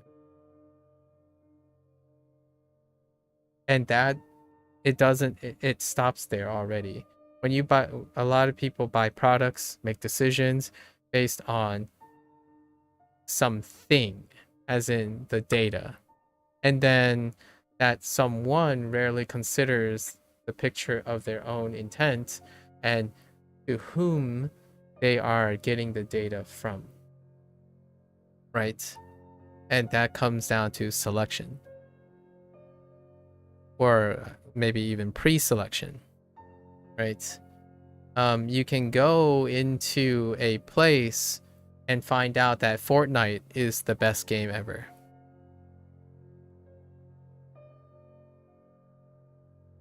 And how can you argue this? Well, in that community, they could tell you that Fortnite has X hours played and X players playing concurrently. Does that help you inform you that you are going to think Fortnite is the best game ever? Well, technically, no, but this can convince you it is the best. So data can be used in a selective way if you don't consider who is providing this data, right? So you can convince yourself certain things are fantastic with data. And then you can argue that data is good, data is objective. So you can't be impartial or partial because of data. Well, data is interpreted. It is also presented and pre-selected. So you can find as many unfiltered, unbiased data collection, but the data collector itself also collects specific data. And not knowing what data is lacking or missing is also something part of critical thinking, right? Have you considered what is not there? Is one of the fundamental questions. What is not there? Well, if it's not there, it's not important, right? How do I know that, in my opinion, how do I know anecdotally that I feel like more than 50% of the people that I talk to do not consider what is not there? For example, here's an example. Old English, we had this discussion with a very passionate person that stopped by. Old English is more complex than New English, or like contemporary English, modern English. And what they cited was they demonstrated that they could read data, as in Old English has more grammatical elements, maybe like something else, but they really focused on grammatical elements. I'm like, okay, that's one metric. So more grammatical elements. Does that lead to more complexity or the perception of complexity? And I made at least I thought I attempted to make a tactful argument that that is not sufficient. It is not sufficient to use this metric to assert that there's more complexity, right? And my rebuttal is to introduce a different type of metric. How many different types of people are using Old English versus how many types of people are using modern English? And then you need to qualify, how do you segregate type? Like, this goes way deeper. For someone who is beginning, so this person strikes me as someone a lot younger, right? A lot younger, who's still considering many factors. Even claiming complexity in a generalization based on maybe 3 or 4 metrics is demonstrating inexperience on what is not included in their analyses, right? More words, barely ever held. Then I can pull it out of thin air. The competition was not wording, but how each letter looked. The font? Oh, that's interesting. Would it be biased if the data isn't all there? It wouldn't be. Bias in the sense of, I wouldn't use the word bias in that sense. More like it's incomplete, right? So data is often incomplete. Bias tends to be the intent. So like if someone said, I only cared about this data and I ignored that we could collect another data set due to interest. However, when a data can be incomplete, when they acknowledge they can't or are unable to collect this data, but acknowledges that yes, we're interested in data, but not able to collect it, right? So sometimes maybe, but generally speaking, when it comes to science, in my opinion, like analytical things, and I'm not saying all content creators do not do this. There are great content creators that tell you what the limitations of their data is, like the limitations. And that means that the data set is incomplete. It's not comprehensible. It's as comprehensive as they can be. Acknowledging shortcomings mean that there is a lack of a bias. There is mitigated bias. Ignoring that it's incomplete is a different story. That, in my opinion, is a bias. If the source was pulling the data from specific source to influence the data reader. Yeah. Oh, yeah, true. If it is. Or, right. Maybe. I don't think,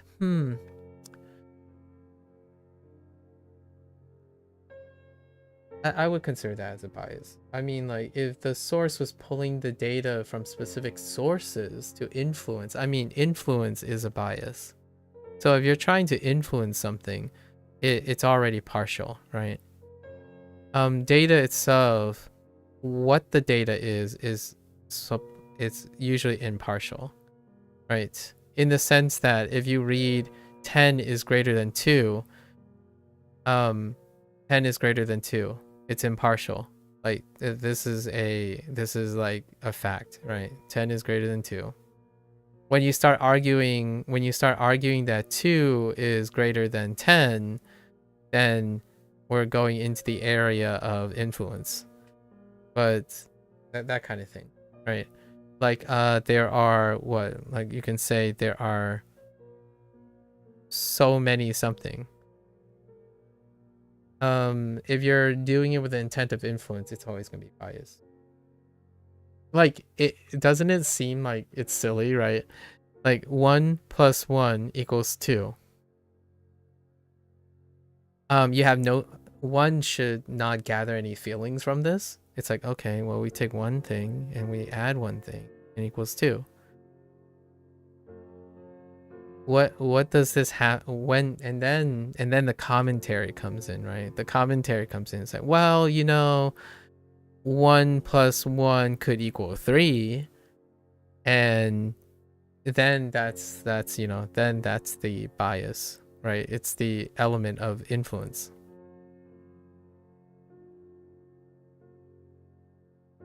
Evaluating whether this is meaningful or true is also still influence, in my opinion. I think it's intent versus non-intent. Like in Duolingo, right? For example, Duolingo, there's 1, 2, 3, 4, 5, 6, 7, 8, 9, 10, 11 choices here. That's it. 11 choices. And then when you say this is too much, or this is too little, it's too restrictive,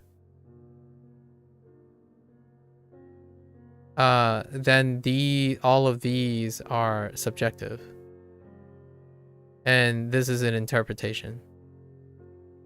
So most of the time people are telling interpretations. They are not even referring to the data, right? When someone says research says,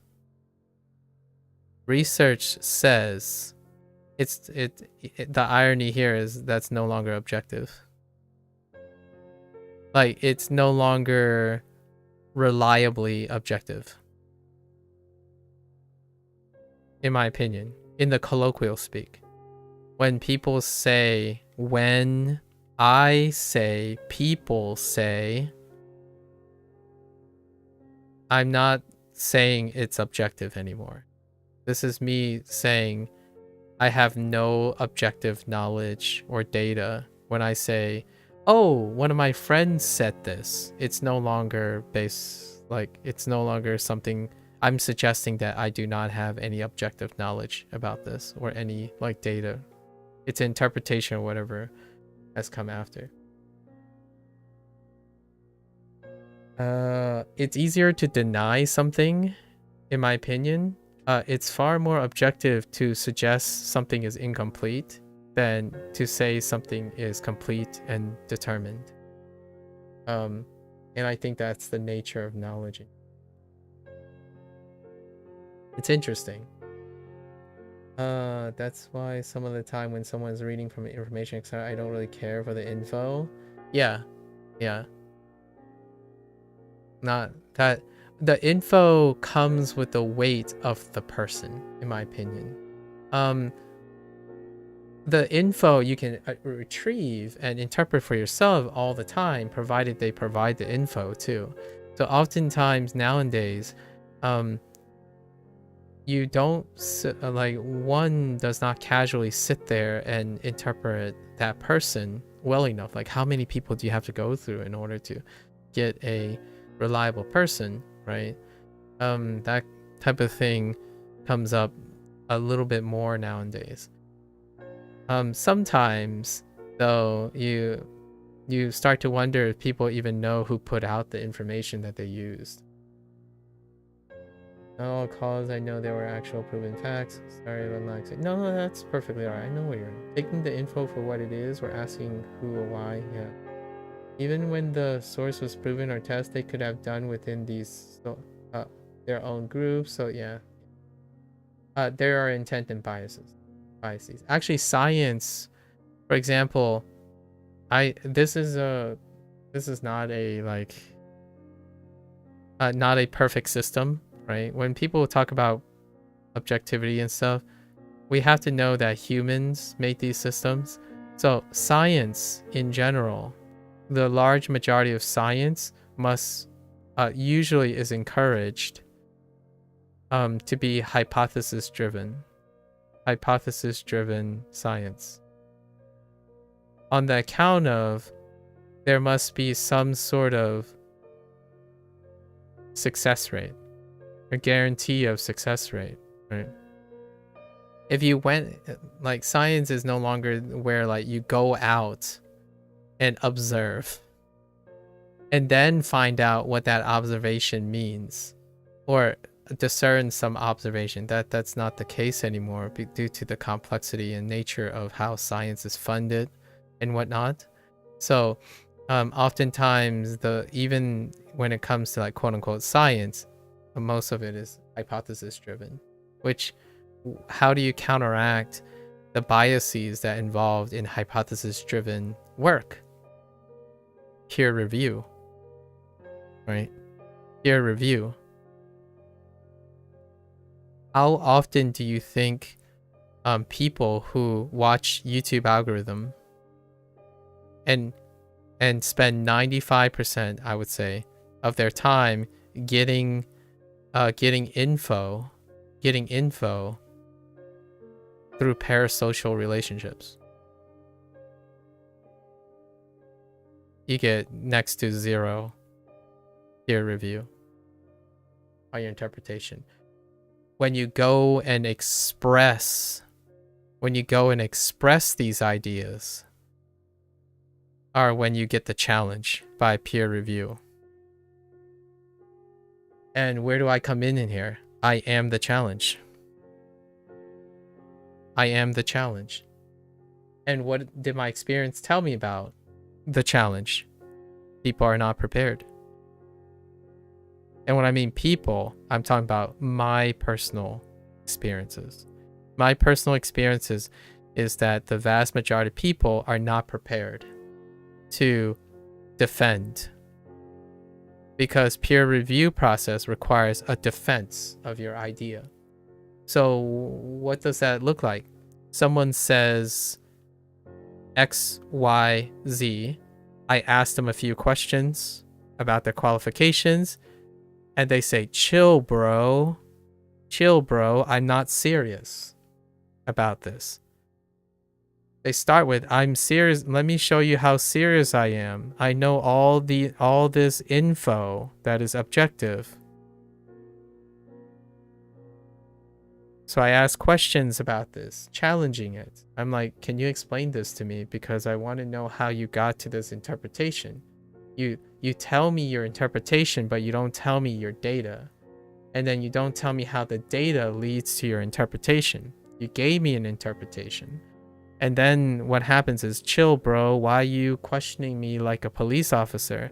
I'm like, well, I'm sorry, but the natural state of things is I like to think of things from your perspective.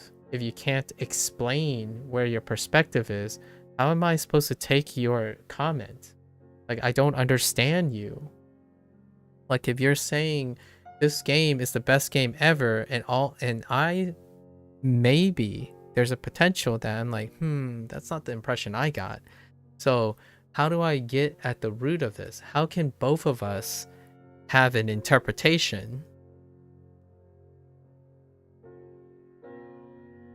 How can two interpretations exist for arguably the same data, right? That's the peer review process. How can you reconcile the many differences in interpretation as complete as possible to address to a satisfactory nature?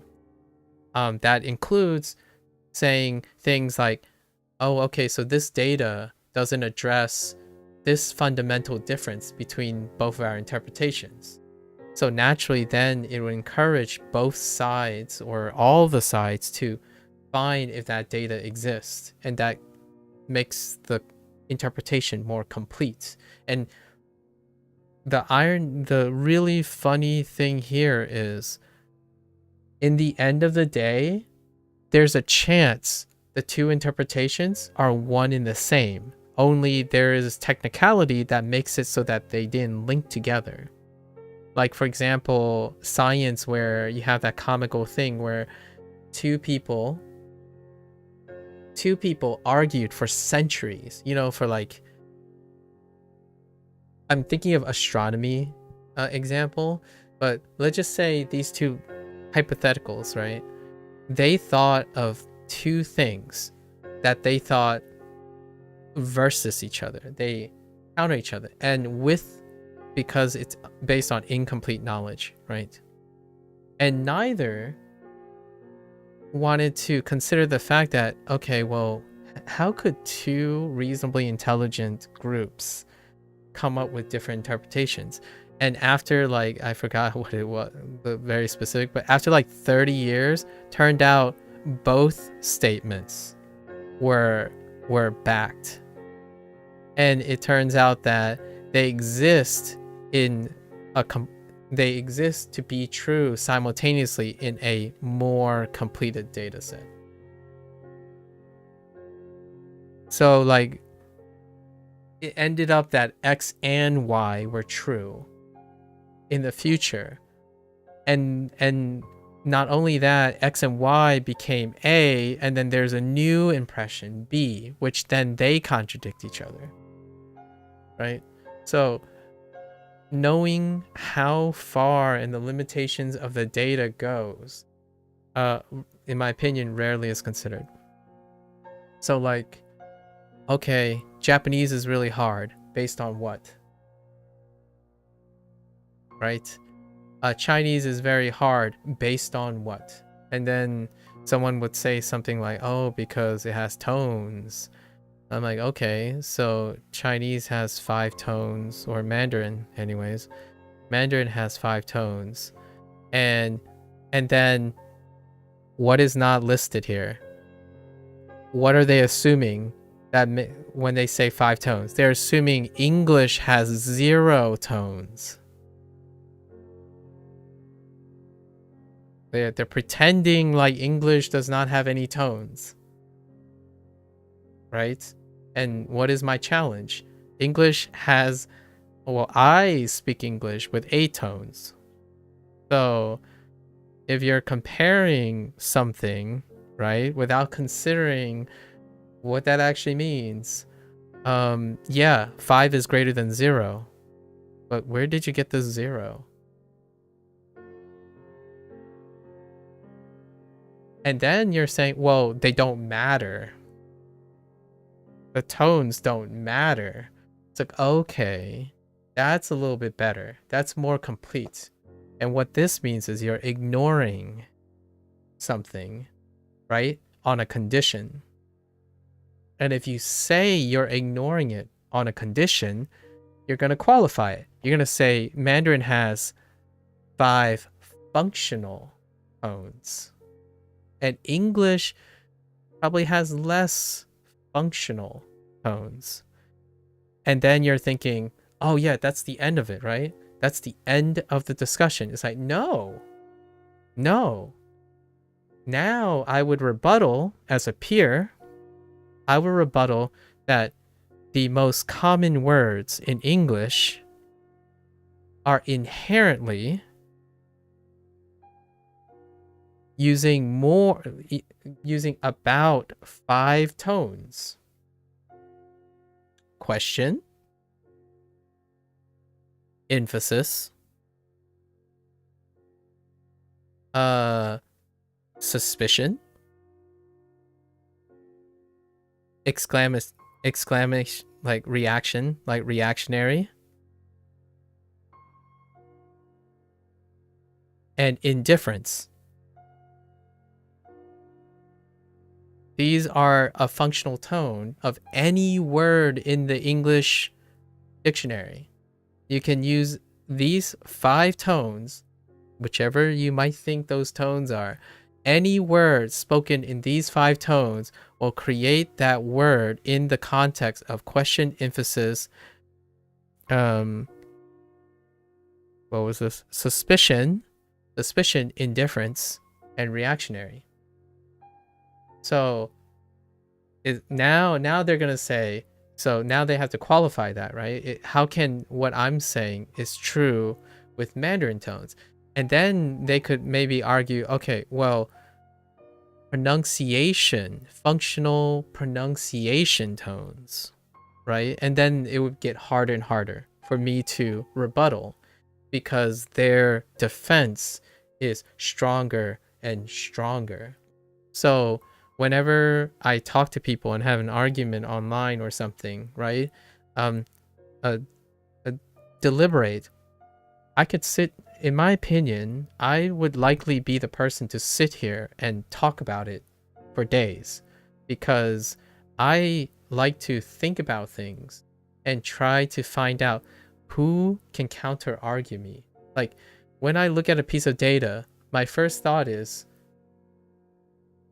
okay, so if I take this to be true, what is missing? What is missing in the data that I need to consider?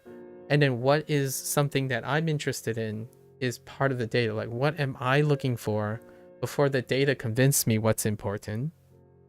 And then contrast it with what that person is looking for, as well as what am I not thinking about?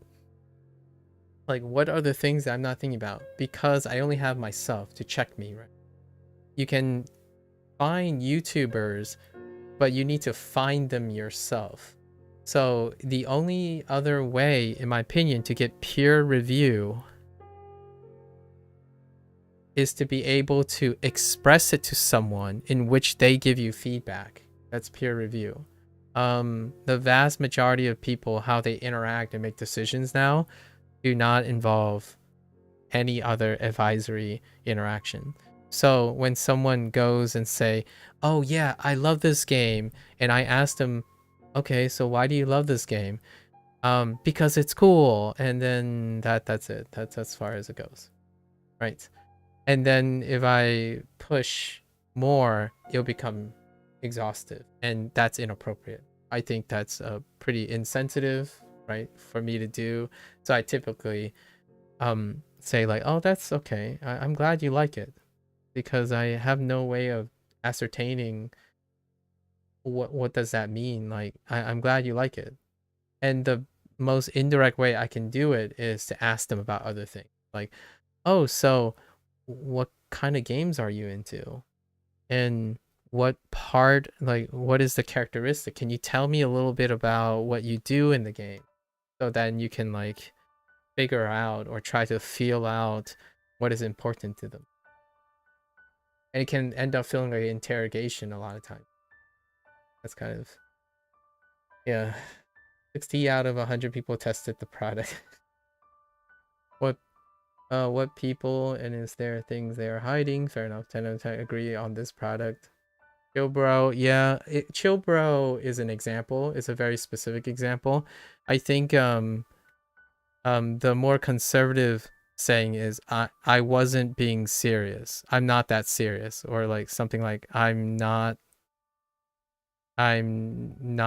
serious, or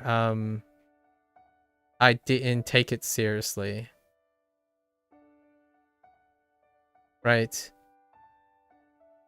And the problem with this type of thing that I have is first they intended to sound serious and then they back off. And what I was trying to do was, if they're serious, I want to be serious too, because it sounds like they really care about the thing, and then suddenly they don't care about the thing. So I think 70 to 80% of the time a work in progress is too much trouble. And that's what I mean by going out of your way to look for people who could help you and interact with you. It can happen. There's got to be one has to be prepared, or be well accommodating to the idea that you're going to spend a disproportionate amount of time to get that rare interaction. And right now I'm not in that. Well, I took it from a book, yeah. Well, the research said, which is a quote of another research, which quoted another research, which quoted the original article that didn't have the source linked. That is how I feel. And you might feel like that's an exaggeration, but I can't tell you how many times someone showed me a legitimately interesting claim, and I decided to follow that. I decided to follow that source so I can see the original data, because I'm more interested in who conducted the data. Like, I'm like, why would anyone, how did you come up with that conclusion? So my first source is, where was it published?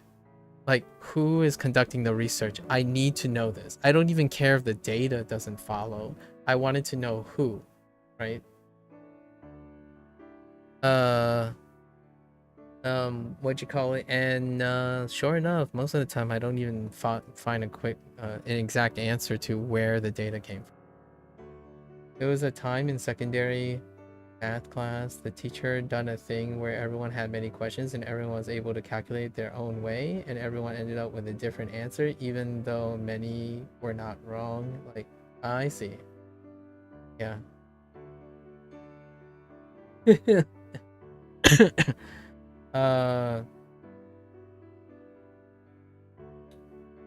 Is that how you say the past tense of debut? I don't know how to pronounce it. I haven't tried. I guess debuted. Sure, debuted.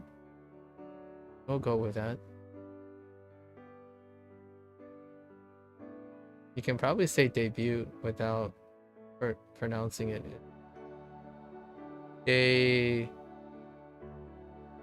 I don't know what in double O is. Debuted. Debuted. Okay. Yeah, you can say it either way actually. But I don't know who they is. But like you're probably referring to like some sort of group or something. But probably debuted or debuted is perfectly alright.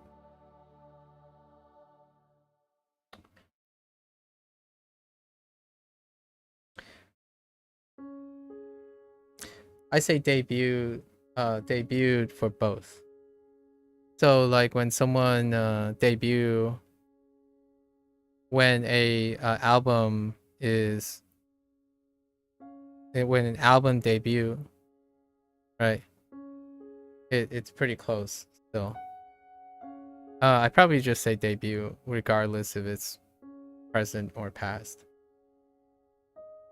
Yeah. Like the album debut or debuted. Actually, I might actually even say debuted. Yep.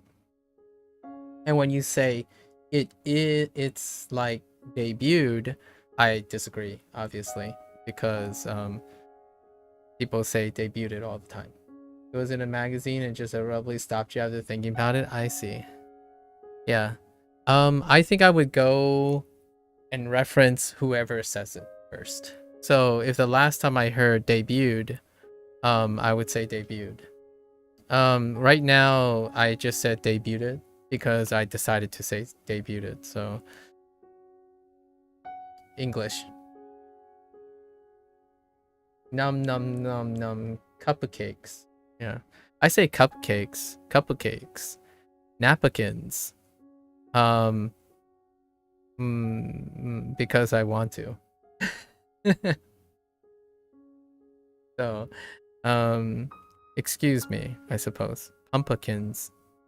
Just add an A, you know? Cupcakes. Kind of like Cup of Joe, right? Cup of Joe just doesn't ring as well as Cup of Joe.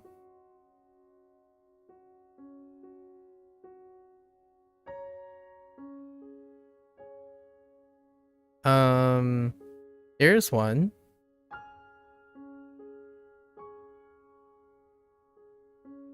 This word. How do you say this word? Is it a cake or cupcake or muffin or bun?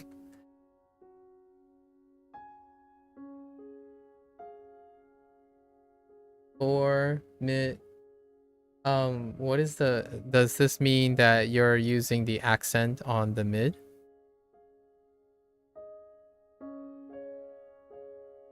Okay. At least I know where you're getting your English. Formidable. Formidable and formidable are two regional things. Oh no, not this. We're not even going to the ending yet. Formidable. When you find a formidable foe, it's often formidable, as opposed to formidable foe. Like a formidable challenge, formidable challenge. The accent can change between the first one and the second one. Oh, and then the bleh. Yeah, if you want to be fancy. Kind of gives that French touch, doesn't it? Yeah, formidable. Oh, here's one. If I say the Americana way, but this one, it's gonna end up talking about this syllable here. We have no idea how Spokeland was actually spoken. Yeah, pretty much. I think the nonchalant, is it lant or lant? So la or la, right? The a versus the lant, lant, nonchalant. Hors d'oeuvres, yeah, hors d'oeuvres. Pate. Wait, I don't even know how to spell pate. Is this how you spell pate? It's obviously avocado.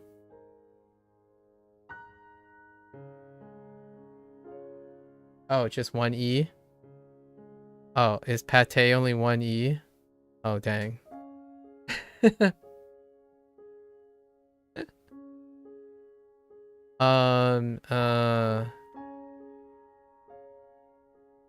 I'm picking French words, so let's not pick French words. I'll think of another word later.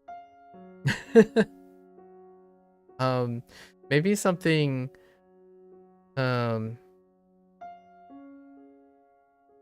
ooh, this one's good. This one's good.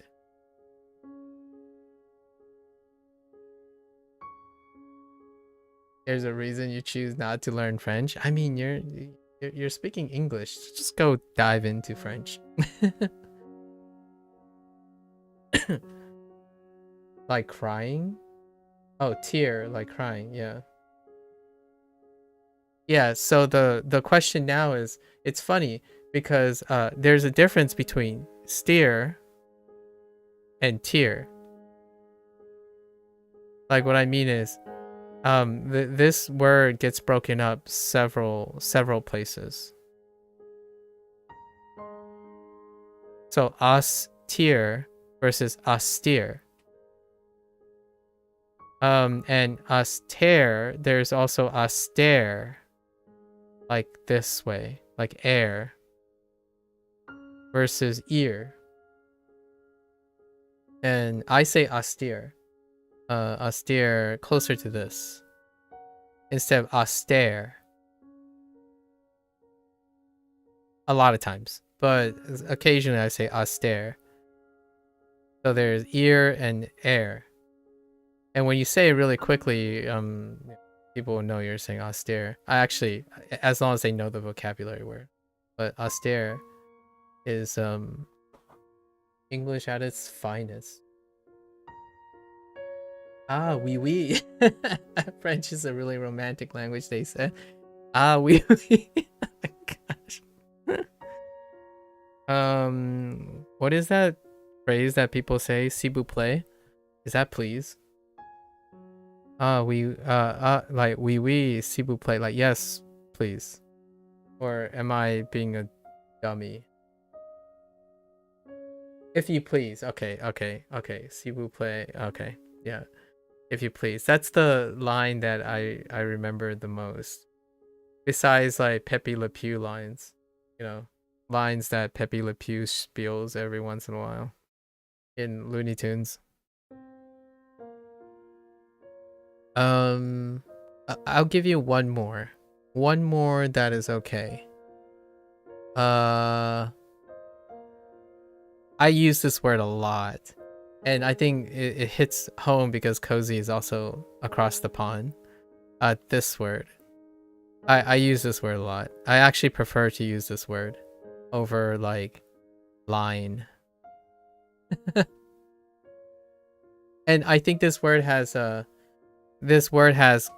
increased in prominence because of gaming. Yeah, Q. Yeah, Q.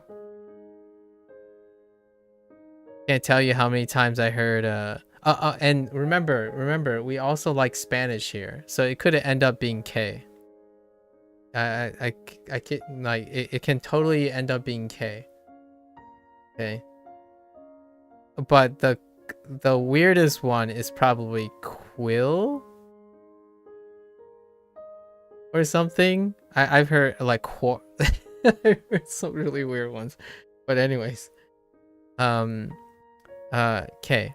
No, I'm talking about when people try to pronounce it. They just don't, like, if they're not familiar with this word. But thanks to gaming, in my opinion, this is a great example where gaming made Q a common word. Think about it. It's crazy how gaming has made such a interesting word a common day speech. Like, oftentimes, you know, you queue up, right? You queue up to things. And I would say when I was growing up, this word, even the definition wasn't even. Yeah, Q eggs, you know? Quail eggs. You see? Quail eggs. Yeah, see? Quail eggs. Obviously that's quail eggs.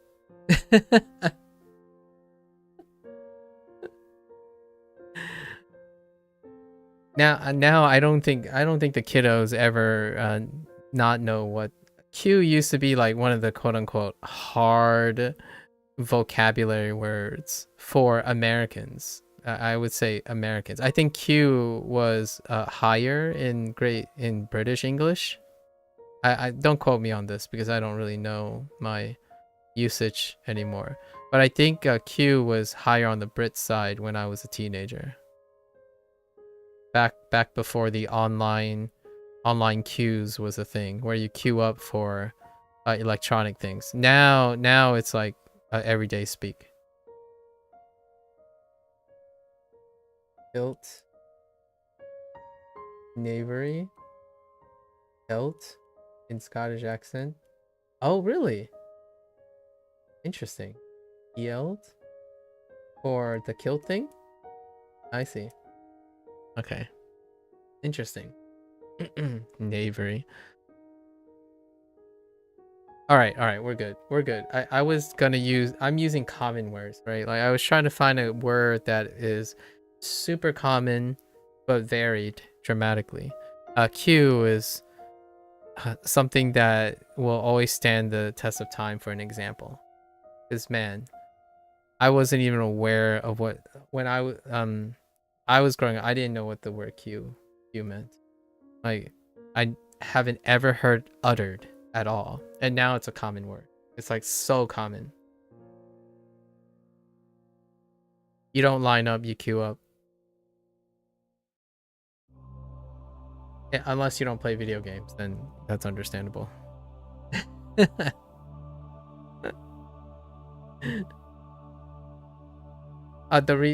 Okay. Why did I mention Q? Because in this unit, narabu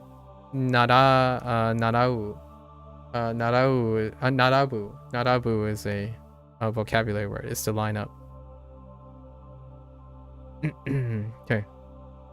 All right. With that digression aside, let's get back to our unit. You know. Thank you again. Thank you again for the conversation topic. All right. Where are we going with this essay? Okay, one last thing. Essay reminds me of Spanish. I'll let you guys figure out what I mean by essay.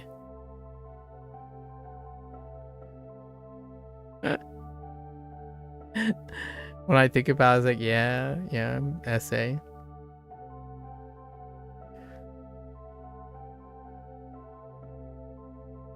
Yeah, essay.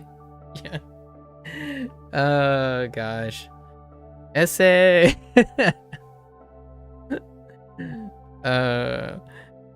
Essay is such a weird word. Okay. All right. Okay. What do we got? Taihen writing, right? So 作文 作文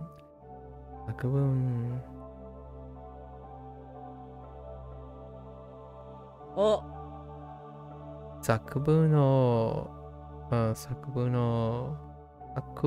くのはは大変です。です。作文を書くのが宿題です。Essay comes up because my parents used to interact with a lot of Central Americans, right? A lot of Hispanic people. So you hear essay like that in the context all the time, along with like jefe, right? Jefe. So whenever I hear like the things, I start thinking about like speaking Spanish. So any like at this point when English words have a lot of next to each other, I'm like, that sounds so much like Spanish.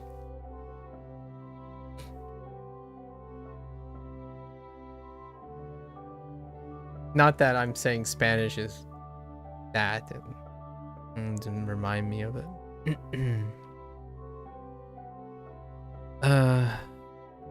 作文を書くのが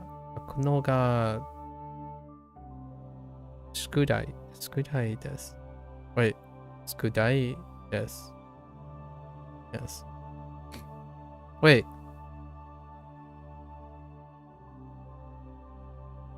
What does this actually say? Oh, yes. Right.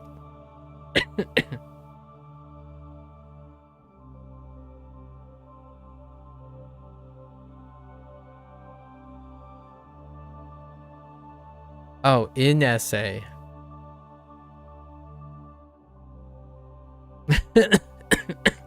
I was trying to figure out what was the missing word, but in essay. Writing in essay. Right. An essay. I'm like, what am I missing here? Sorry, I was joking on my own incompetence.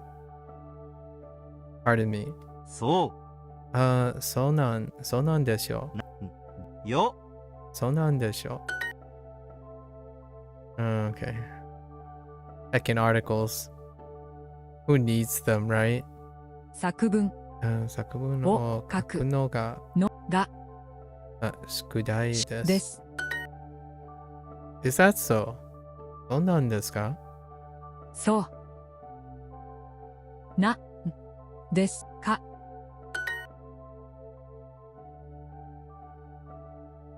Okay. Alright, one of these days, I'm going to sleep at a reasonable hour and I'm gonna get up at a reasonable hour. Today was the latest time I got up because I was shopping. I was Black Friday shopping. Which, by the way, I procured a quality of life change and I'm gonna have to take a day or two. That's next week? It's this week. Black Friday is this week. Like it starts a week from the this is Black Friday week, as in like not the chronological week, but the starting of the week season. Yeah, it starts so early now. But technically the day is after Thanksgiving. Yeah, it's on Friday, next Friday. However, now it's a week event. So now Black Friday is a week event. Japan starts Christmas ads by Halloween. Dang. I don't even think. I think in the United States, it's the majority of the peeps start like the 12 days before Christmas. So they start on like you know to do like the 12 days of Christmas thing. And then now Thanksgiving has been a full week before Thanksgiving. So all the outlets that I have already marked off all their prices, except for one. I still have to wait till Thanksgiving because last year they waited till Thanksgiving or till Black Friday, like a week and a little over a day from now. So I'm still waiting on that, but I'm excited. Hanukkah is late too. Oh yeah, true. Your Amazon basket cries. I'm excited. I haven't bought anything during Black Friday in a long time. And usually every year I would have a couple items tracked, right? For the whole year. So I would have a price extractor for the whole year and that item wouldn't go on sale. The item wouldn't go on sale even on Black Friday. So it would be like an oddball purchase based on need. I have like an essential like list, right? Thank you, Colin. I have an essential list and I update it every 2 or 3 months. And if the need comes up, I buy it because the thing broke. Otherwise, I wait to see a major price dip, right? A major price dip or a major product refresh, and then I purchase it. However, this is the first year that immediately 3 of the ticket items that suited my ideal purchase were the ones that hit their lowest price differential. They had the lowest price delta in the last year, in the last calendar year. And I'm like, yep, sign me up. Gotta buy this now. I mean, like, no, you know, I need it eventually. Like right now, I'm still missing 2 items. I need a new key light.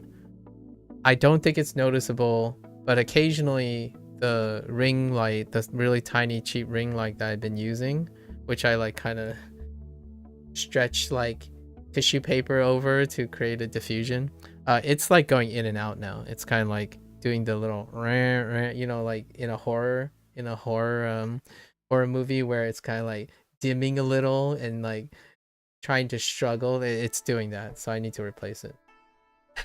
I really need to replace it soon. One of these streams, it's just gonna go out, and I'm like, oh great. I guess we're just not gonna do cams. So I need a new key light at some point. It's a new issue. And I already mentioned that my second monitor, where I'm looking at the chat, half the backlight is dead. Like, all the color pixels are still going, but the backlight, like the bottom illumination and the side illumination, gone. So, we grabbed a monitor, a standing desk. I haven't ever owned an actual desk before. So what I mean is an actual office desk, right? I had this foldable, like, I don't know what you call it, like foldable desk since the first day I left left out of my dorm. The dorms have desks in them, so ever since college I have not had a formal desk. So I have invested in my first desk, and I got to do that. And because the desk is of a different size form, I need to buy new storage. Like, there's this like ottoman thing, or like this table thing that's keeping up my stuff. It won't be here anymore, so now I bought some storage solution. That's what I purchased yesterday. We measured it out, sort of, you know. I took the dimensions, making sure everything fits in a place, and it'll be fun. It'll be fun. 並ぶ I've had this folding desk for over 10 years now, and it's perfectly functional, so I'll probably use it for other things. And then my spare monitor is on this like $30 like really wobbly thing that I'm propping up with like 2 of my old tripods. like really cheap like tripods I had a long time ago.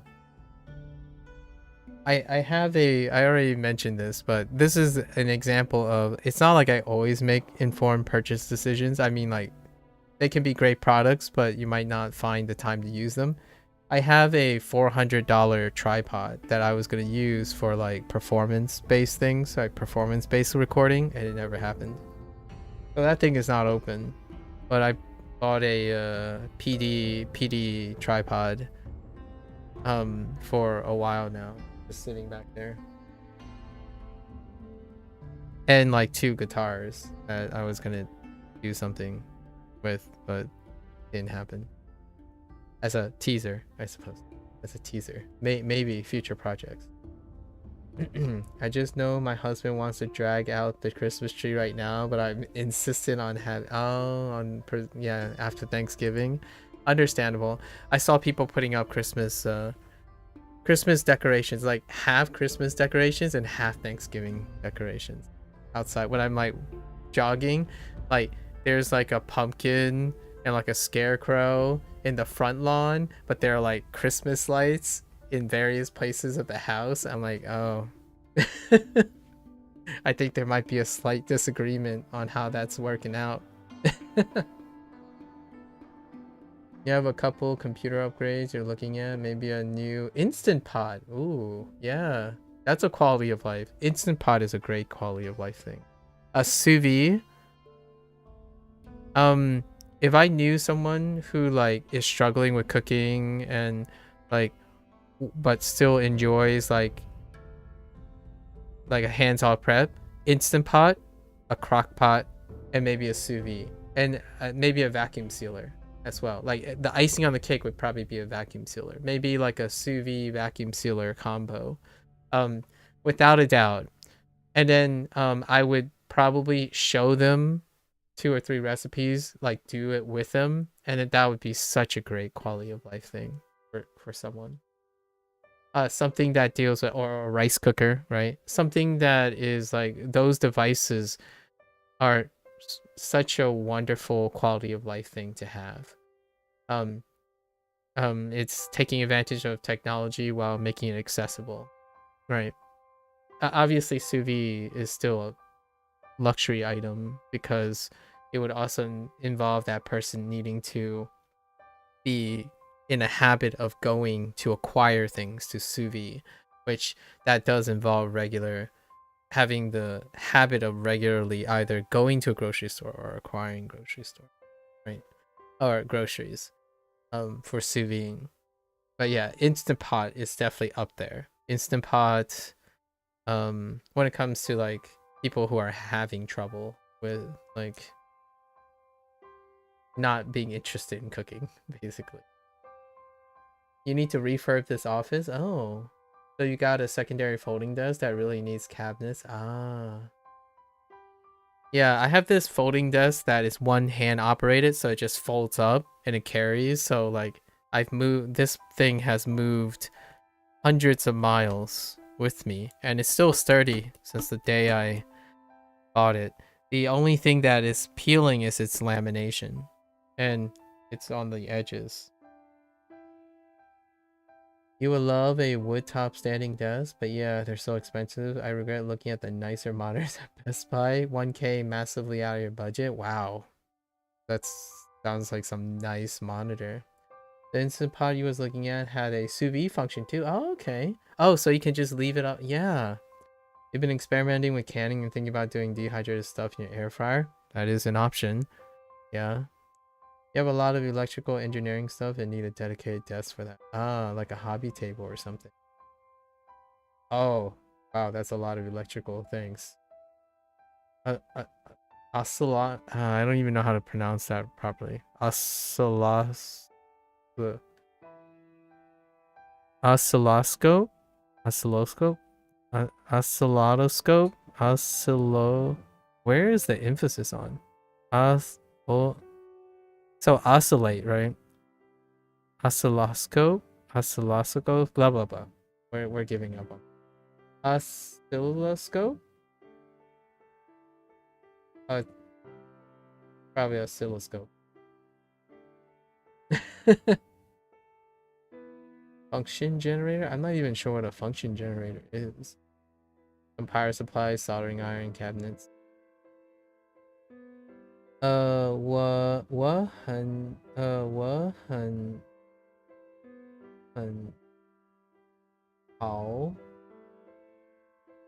很好，something 你的中文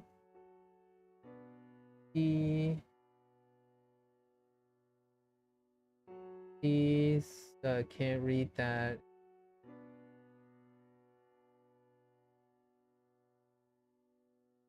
It's so hard to read the traditional characters that you're using, so you magnify this a little bit.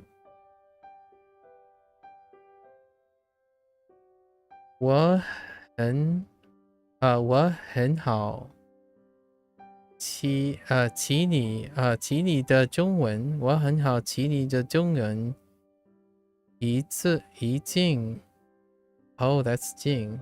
一进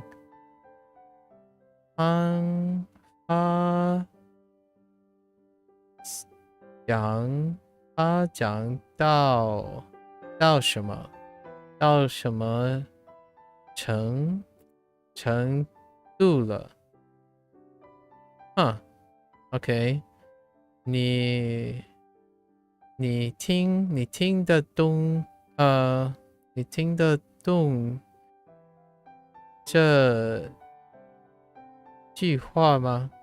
Yeah, with the exception of using a lot of traditional things. Oh no, I only see a few traditional things, but that's fine. You're just asking the standard thing, basically. Can I read it? And the answer is yes. But the way you're writing it and stuff is not very friendly understanding. You could just ask, can you read this? That's probably fine.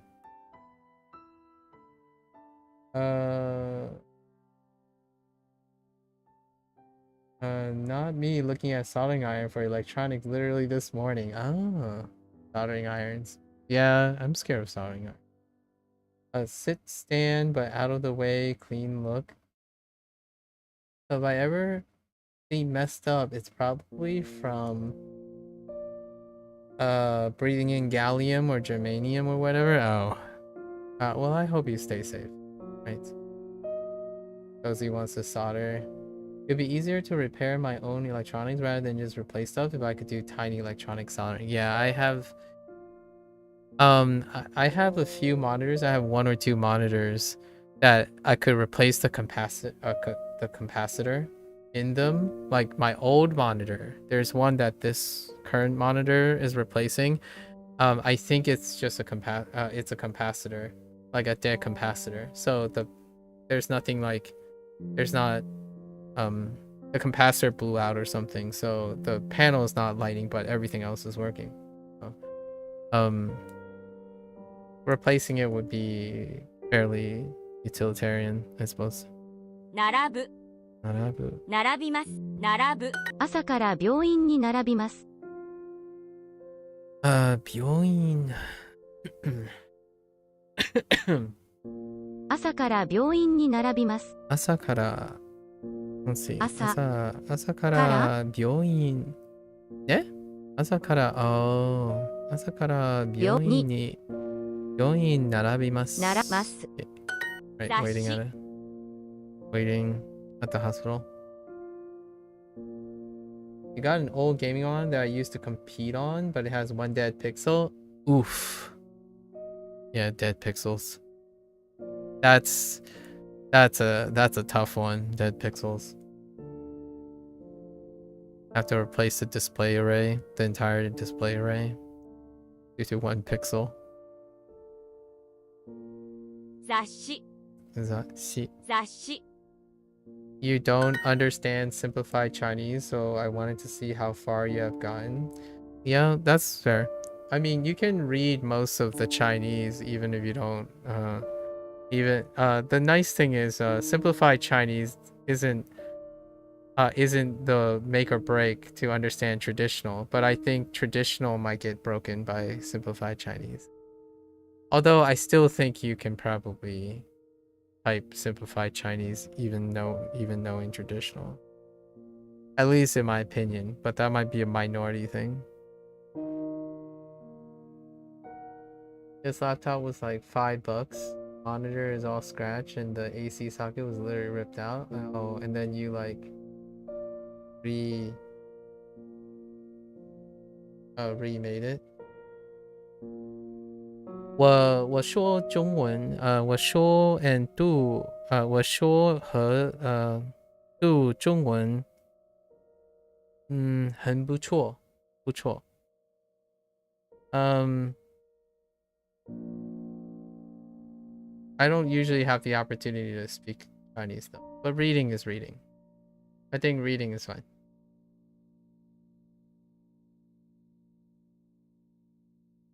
I actually have a computer parts place super close to you and I could scavenge parts from. Oh, interesting. Oh, it was resoldered? Wow, that's impressive, you for the laptop thing.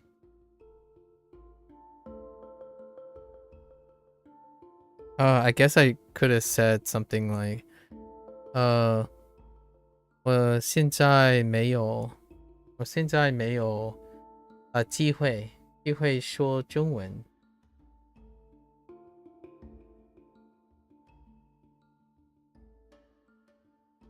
没有很多机会说中文。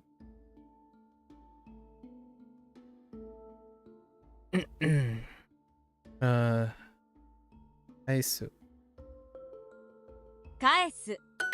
します America is lucky with their PC centers. We got none here. Oh yeah. We gotta owe it up to the big American co's, right? The big American corporations. You look at the top 10 and where are the co's at? Although I do have to admit, like, there's still China. Oh yeah, and the right to repair. Yeah. It's finally done. Well, it's happened again, actually. I think recently, right? iFixit challenged again, and they, for the 3rd year in a row, there's a update to the right to repair. An increase in its umbrella in what is right to repair. Pretty sure. Third year in the row. They added another addendum. I extended the addendum for the right to repair. Pretty neat. 返します。返します。返します。返します。返します。レストランの入り口に並ばないでください。Wait. 返します。Oh, yeah, right. 返します. Right. 返す. You hear that you have their iFixit kit? I've been meaning to pick up an iFixit kit. Just because. I don't know. Does iFixit sell soldering things? There was this really neat soldering pen that I saw. Like it's like new, maybe, I don't know if it's viral or anything, but there's a really new, like nice soldering pen thing for like smaller fixes, like not as industrial size thing. That pairs really well with things like iFixit kit. I'm not sure if it's iFixit that distributes that soldering pen. I don't think so. But yeah. レストランの入り口に並ばないでください。レストランに入り口。レストランに入り口の No. Just kidding. 入り口ね。の入り口に wait 並ば or no? Are we waiting there? No. レストランの入り口に並ばないでください。Oh, 並ばないで。Okay, we aren't. 借りないで。Oops, 借りないで。借りないで。並ばないでください。Please do not wait. The screwdriver part is good, but the other things is average. I see. Interesting. I'm kind of curious when you say average what your baseline is for fix-it kits. Or like kits like that. Because as far as I know, the standard is that iFixit is above average, but you're suggesting that other things is average.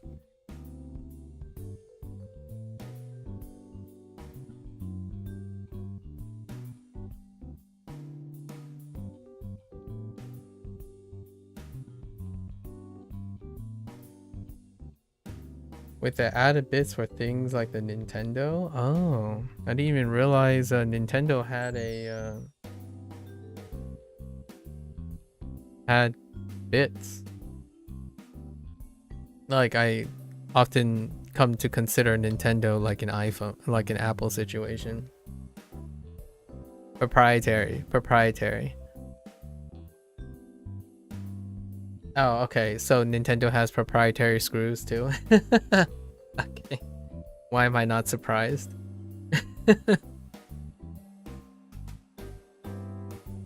Security locks on the cards and consoles. Yeah. Narabu. 並ぶ。 Please do not wait in line in the hallway. So, I remember your name now. What your username was, Young. It was Gabriel, wasn't it? That dawned on me last evening. Your older handle was Gabriel. So have you decided whether you're gonna start Japanese or continue with your Chinese studies? Young. We'll go with Young this time, now that you're using the character that I haven't discerned how to read yet.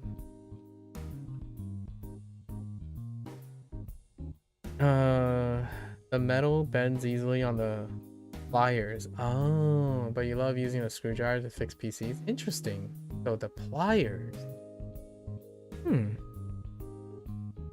You have to bear in mind that I don't repair things very often, so you're gonna have to excuse me. I'm usually just astonished that people are able to repair things. I'm not a repairer kind of guy. I do know a guy who knows a guy who happens to have family members who know a guy that's really good at repairing things. So I usually defer to that guy. By that, I mean I'm joking. I have people, like, if I need to fix something, I'll try to fix it. However, most of the time, my purchase decisions end up exonerating the need to fix it. I don't think I necessarily have encountered a situation in which my product didn't eclipse its usage time before I replace it. Although I do give whatever I have or repurpose whatever I have for other people. Like, if the opportunity presents itself. Those are the moments where I would attempt to buy like various tools to like refurbish or repurpose the parts. Yeah. Those are the times that happen. And it happens every like 5 to 10 years. So not quite, didn't really live many periods of 5 to 10 years yet. Being almost 40, that could possibly only really feasibly happen the last 2 decades. But there's only like been 2 periods where I've had electronics and stuff fall apart early or prematurely or within a expected lifespan before I turn over for new technology. And it's not necessarily a fixed thing, it's a replaced thing.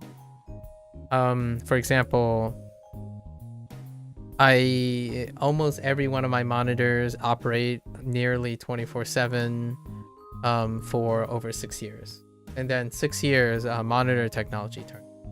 Like more than, it's less than 6 years, but monitor technology has turned over at least.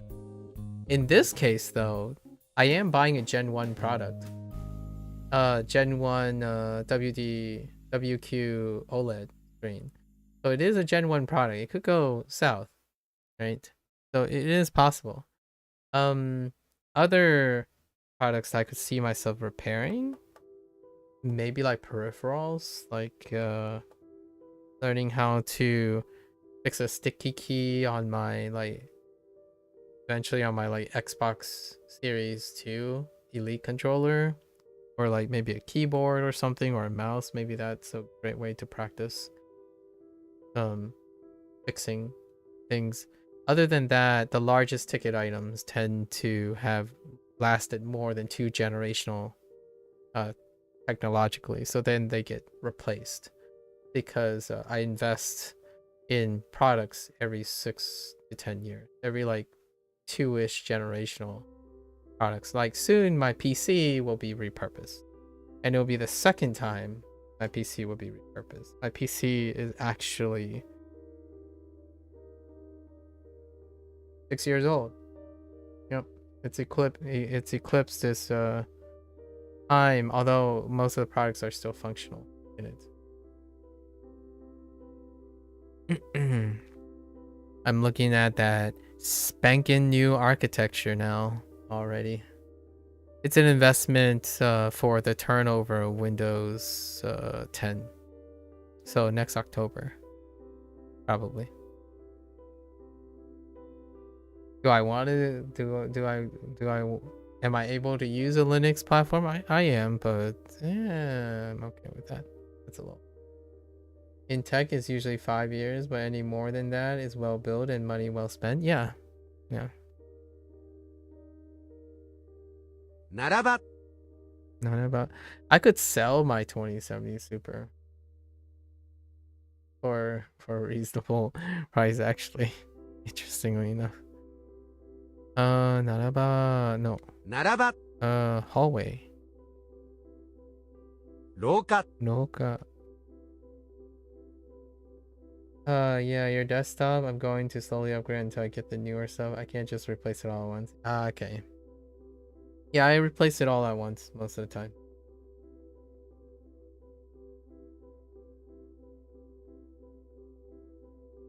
Before that, the last upgrade, before this particular upgrade, was like 7 or 8 years as well. It was Intel Duo, the 2500K, when that happened. And then this one is the other generational leap, the 2900X, the Ryzen 2900X. And then now I'm looking at a X3D. I'm looking at the new AMD X3D, and then the new architecture from NVIDIA. So usually it's going to be like 2 or 3 generational leaps before I upgrade something. I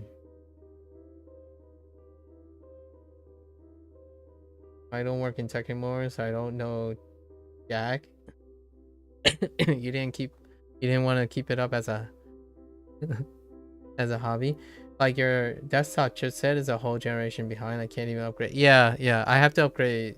That's my rollover. That's my rollover, Blair. It's been a while coming, right? So next October is the end of life cycle, unless you want to like subscribe, which as a personal person as a person who has revealed slightly that about how their decision making works with like finance and budgeting, minimizing subscription on the promise of continue to support that's kind of not my thing. So stick with 10 unless a game makes you use 11. I disagree, but we have our different experiences, choices, I suppose. Your laptop changes your darn text size and icon resolution without my consent, and now 120 recommended is so grainy. Oh, because it stretched the I see. Yeah.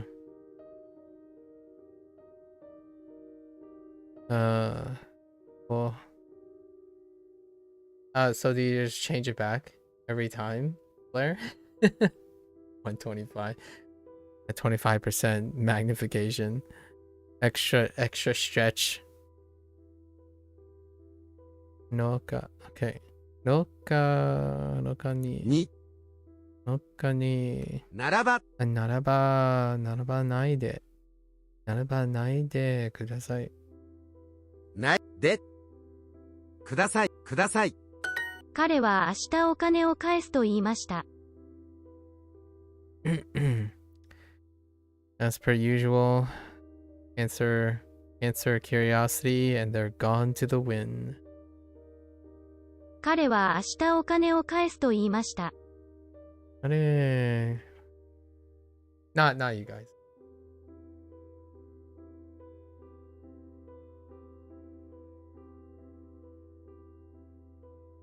If I had $1 for answering a question and not getting a response, and asking a question in response, and not like asking a question to reciprocate but not getting a response, boy, I could pick up something fancy right now.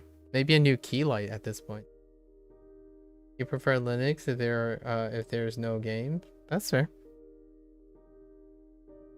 I still don't have a preference for Linux. Linux is useful. 彼は明日お金を返すと言いました。彼は明日 I have very fringe cases where I boot up Linux. 彼は明日お金を返すと言いました。彼は明日ね？明日？彼は明日彼は明日お金を返すと言いました。お金？お金とお金をreturn? Yeah. 返す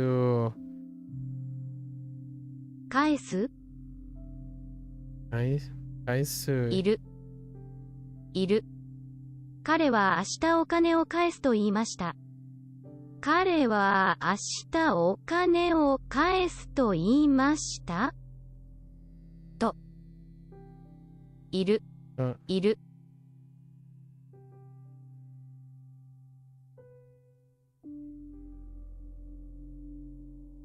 彼は明日お金を返すと言いました。言いました。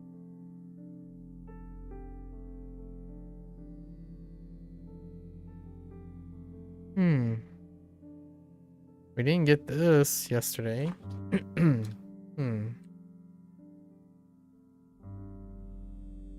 Interesting. How is this being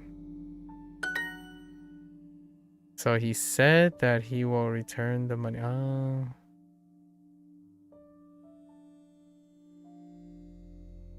Now your whole desktop's 100%, and I had to adjust your text size bigger, so I'm not squinting at the screen. 360p graphics, I swear.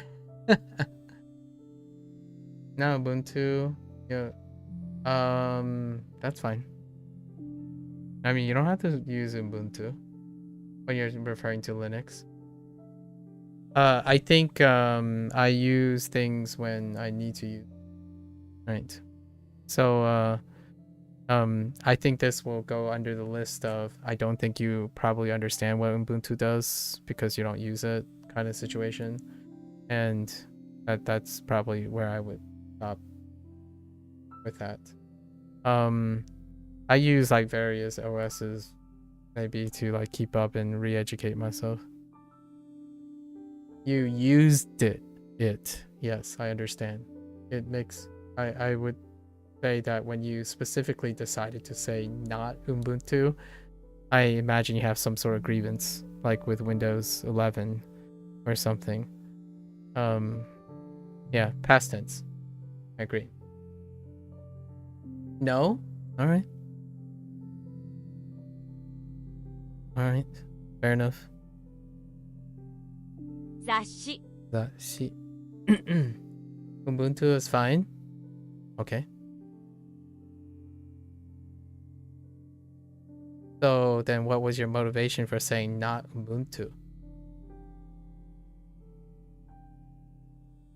If it's fine, then Linux would include Ubuntu. No? 取ります Torimasu. 分 Bun. 返す Aisu. 並び Narabimasu. Just prefer Debian distro? Yeah. But Linux includes Ubuntu and Debian distro, so you went out of your way to say not Ubuntu, right? So I don't think it's fine. At least that's how I interpret it. So when you said no, I mean, I understand now. However, what it says to me is you're not fine with Ubuntu. 雑誌 Why not both? I guess you wouldn't need a reason to use both. It's not that I can think of. 雑誌 I'm not too familiar with Debian distro, so I have no comment about distro. 豚肉ボタン 보탄 着物歌う 雑誌取ります並びます返す返す分まだ車を返さないでください You could use both on a split boot drive or VM. I feel like that's kind of how I engage with I engage with Linux in the same way. Actually, I do the split more than the VM most of the time. Although VM is useful when I need to figure out what the heck has gone south with the way someone is describing like something that is not working for them. I would go to my VM and try to reproduce it. まだ車を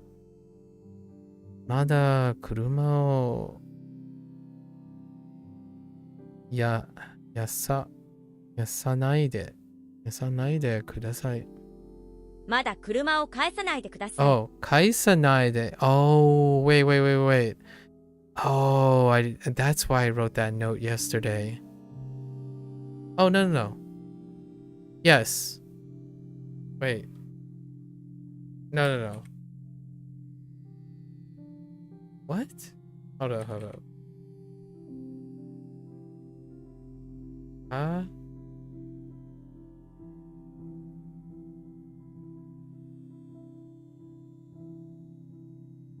No. Is it? Oh, no, that's fine. Fine. I just mispronounced it. Just kidding. Just kidding. Not Citrix. Alright. Mada kuruma o... I'm not familiar with that line. Mada kuruma o... asa... ai? Oh, yeah. Kaisa nai de kudasai. I mispronounced.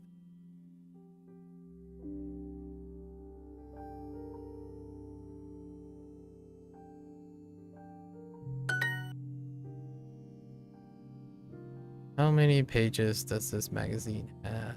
雑誌 Uh... 雑誌何 Oh yeah, nani Peiji. peiji. Which I'm not sure if it's non-peiji. 何 Yeah. Nani peiji wa... はこの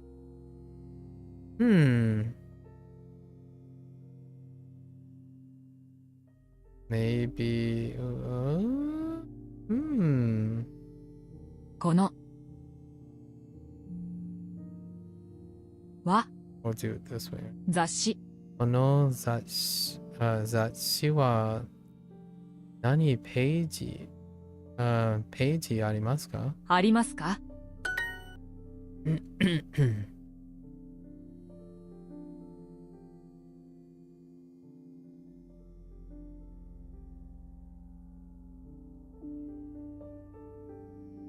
教科書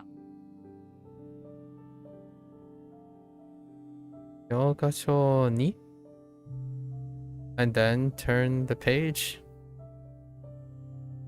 教科書のの教科書の10 page 10 10ページページを turn or open. Oh, open.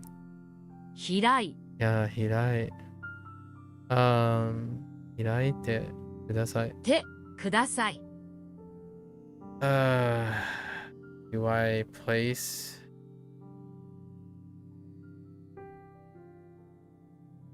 Yeah, this is I totally forgot about this.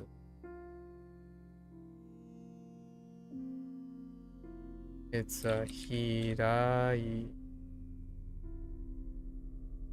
開いて。そう。No. Just kidding. 開く. That's how you get 開い. You know? Do we have clothes? I don't think we have. Okay.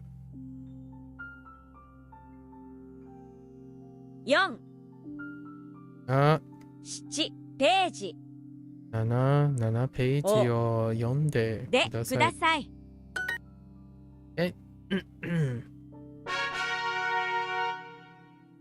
図書館から本を借りました。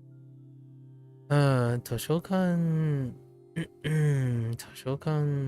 ね図書館図書館で No 図書館から本を本のborrow borrow would be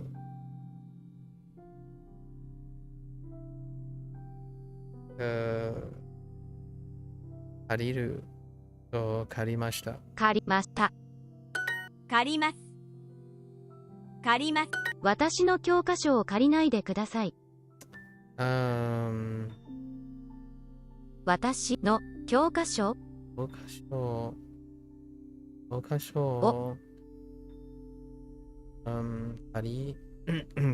借りないでください。借りないでください。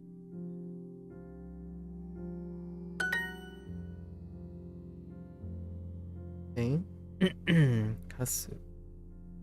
Oh, yes. 貸す。貸す。 This is lending. 私の辞書を借りないでください。ないで。私の辞書辞書を借りないで。借りください。あないでください。OK。お金。お金。お金を貸す。貸してください。貸してください。私のノート、sorry 他の人に貸さないでください。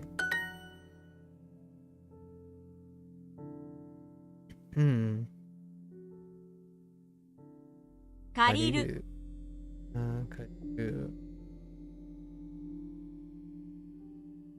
返す。並びます。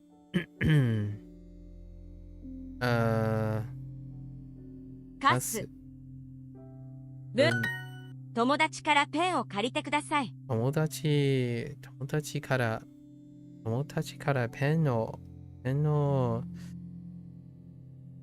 借りてください。借りる。一段借りて。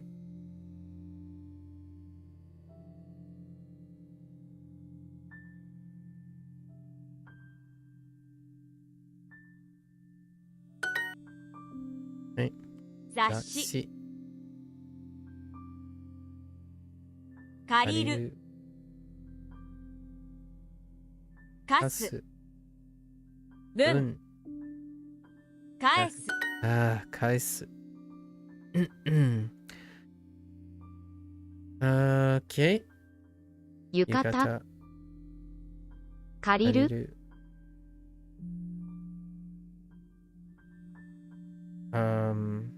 貸す。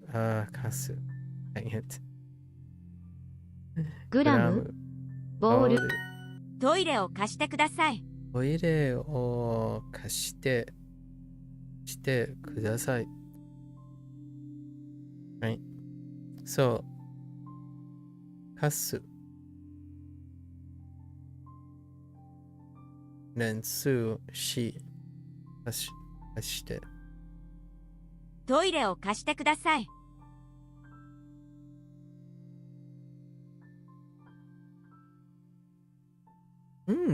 Okay. トイレを、oh, that's a good one. トイレを貸してください。My job is to lend books? That's an interesting phrase. 私の仕事が本の lend 本の lend 本の貸す is to lend book. Oh, wait. No.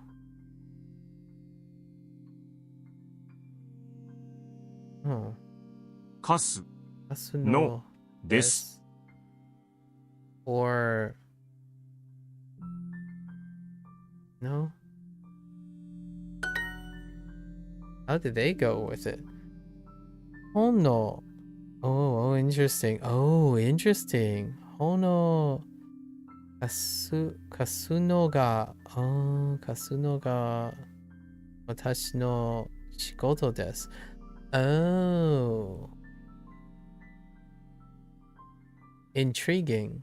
Wow, that's really different.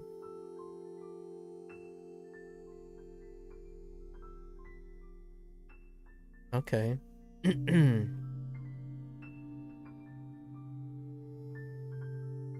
That explains why it was a little weird when I said Kasno desu. Oh no. So lending books is my job. And then my job is lending. Oh, okay, I see. I kind of like just flipped it. Okay. 他の人にお金を貸さないでください。他の人にお金を、貸さないでください。Oh, I had a long digression about this yesterday. Please do not lend money to other people.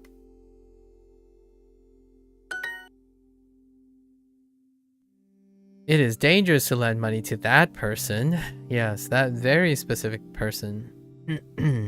あのあの人、ね、あの人に、あの人に、I wasn't expecting to use 危ない in this situation. あの人にお金 maybe like 危ない、 No, no, 危 no. ない。お金を lend 貸す right 貸すのは貸すのは危ないです。危ないです。 I do not like borrowing money from friends. Indeed. お金、お金 Thankfully, that's not what I want from friends. Or need from friends sometimes, you know? It's kind of nice being able... It's kind of a nice thought thinking about that. Thinking about being able to say that comfortably. から、no. からお金、友達からお金 Yeah, お金を borrowing 借りる can use 借りるそう借りるのはじゃないです No What the 好きwait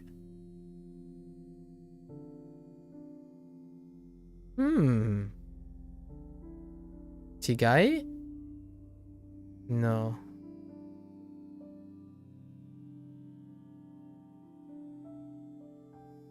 ありません Really 借りる、借りるのは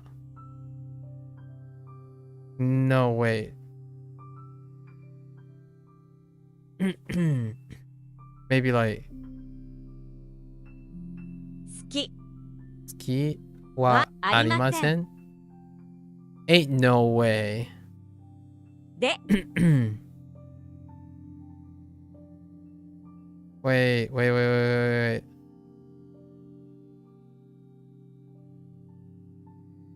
Wait, this is... Oh man, this is really confusing. Did I have the same problem yesterday? I feel like I had the same problem yesterday. So, right. I do not like borrowing... Okay. は Right, so... 友達から、right? お金を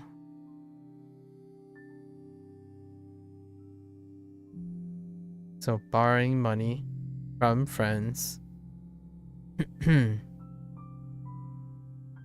I don't know how to negate ski without using something different. And where...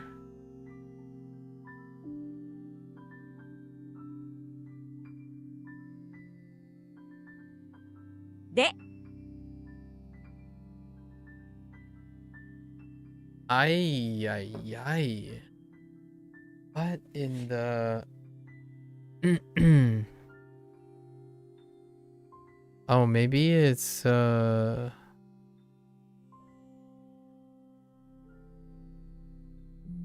it's like での ain't no way. Oh wait, 友達からお金を alright, oh that makes sense. 借りるのは that makes sense. Then it's 好きではありません. Oh, so the de is after. Man, I thought it was the other way around. You use the no. Oh, okay. Okay, so 好きではありません. Okay. Interesting. では Oh, it's using ではありません. Oh, yeah, yeah, yeah. Okay. That was my bad. Okay.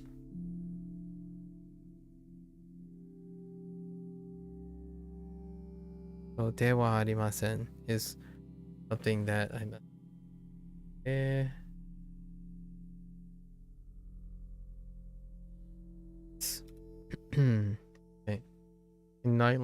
I do not like lending money. お金、 Oh, 私 No? No, 私。お金を lending お金を借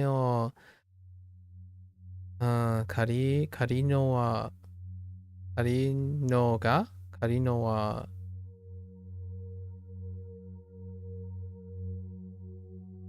It's a different way to express I don't like. Oh, now they're using I misread this one too yesterday. It's not It's something else. I don't remember. いや、 Oh yeah, yeah. い As や a、stand. Yeah, alright, we got it.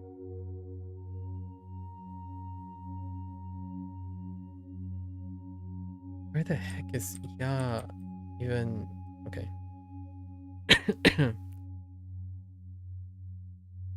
So お金を Oh, lend.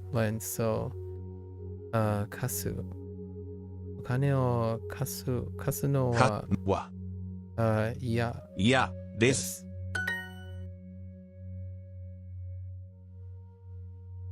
Okay.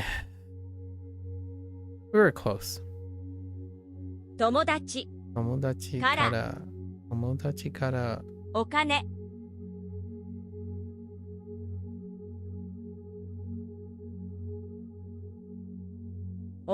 お金を借りるのは好きではありません。ありません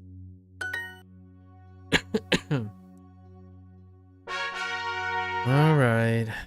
愛してる、愛してる。Oh. 愛してる。 Oh, you know what? Oh, that's one. 愛してる. That's one that has that I'm not so sure about.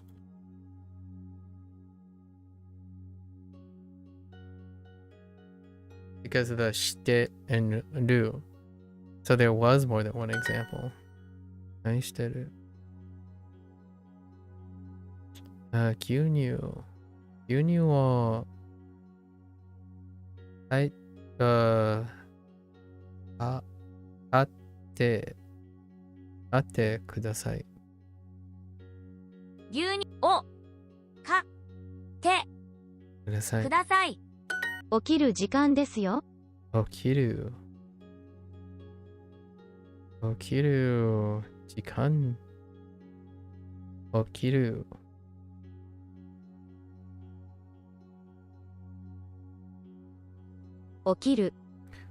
る時間でしょですよ。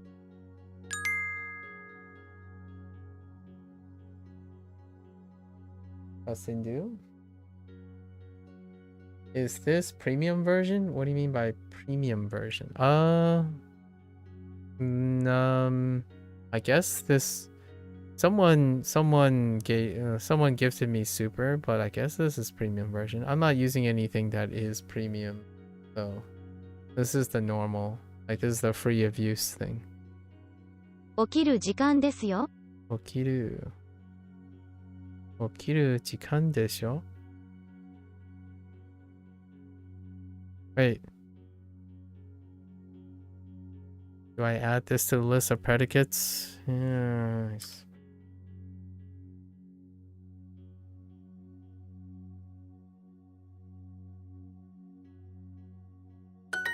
Time to get up.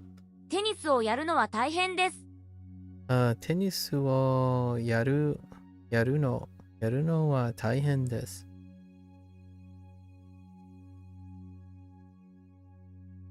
Wait.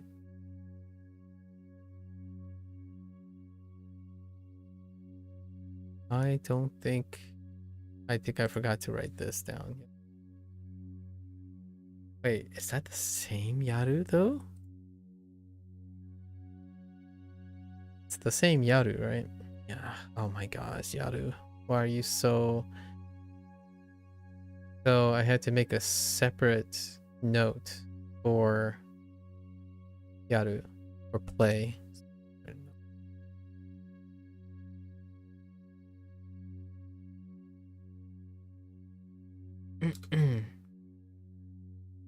Yeah, this is free to use. Passingdu. This is whatever I'm doing now is it's free. So no premium. テニスをやるのは大変です。いつでも来てね。いつでもね。いつでも来てね。いつでも行けて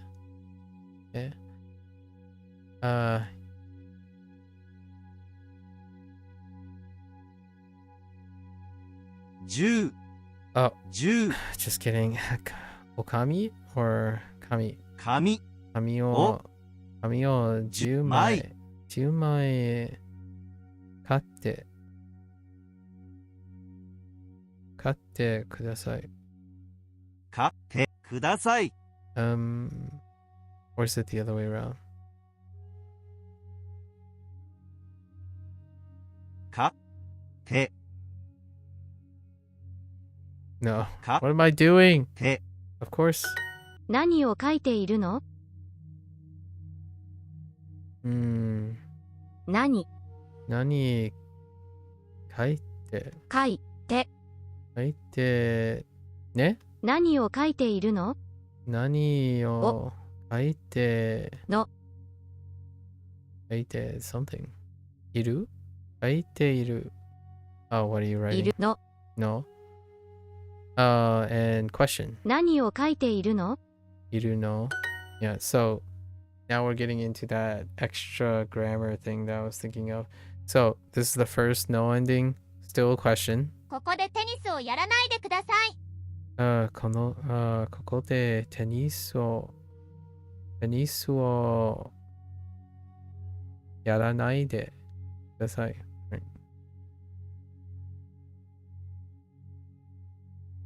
Right. That's still fine. Using yaru as a form of play. 誰かお風呂を使ってる。Oh, there's Sub-Zero. Hello.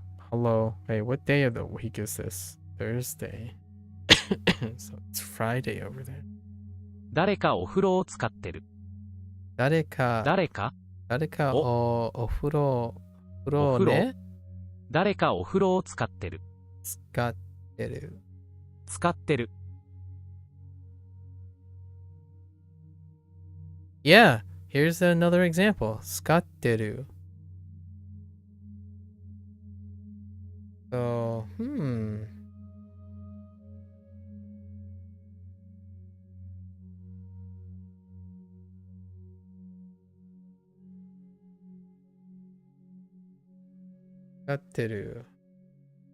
Now we have two.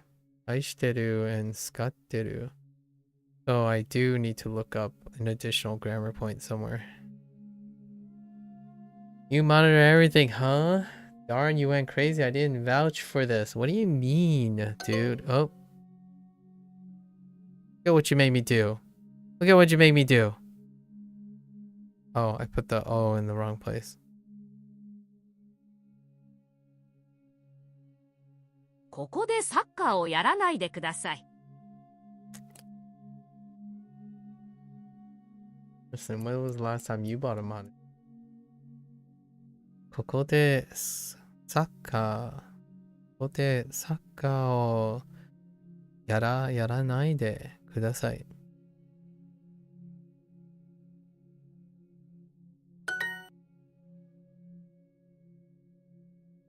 いつでも来てね。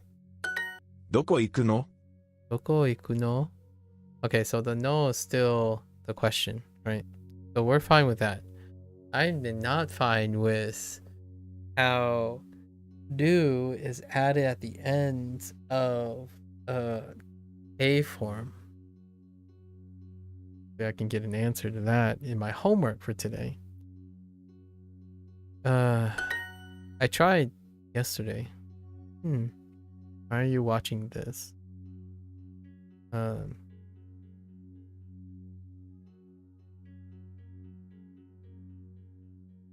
Naze. なぜなぜこれこれを見てるの見てのいや、なぜこれを見てるの? 紙を10枚買ってください。紙を10枚買ってください。My guess for the do, like if I like take this kudasai and put a do at the end, is maybe like some sort of casual speak or some sort of colloquial speak, is how I'm thinking about it right now. But I do not know. Look what you made me do. What happened? With all the music.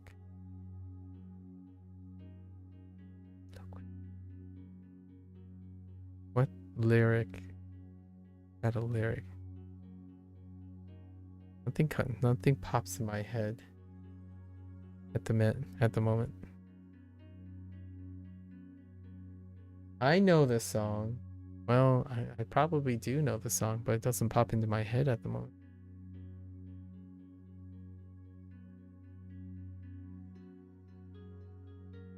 Might come to me.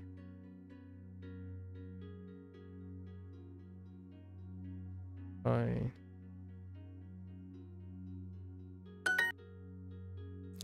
I'm not eating breakfast. Okay. 朝ご飯を I'm not eating breakfast.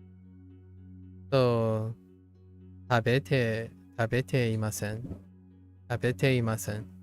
or 食べないで oh wait 食べてない oh 食べてない wait that doesn't make any sense.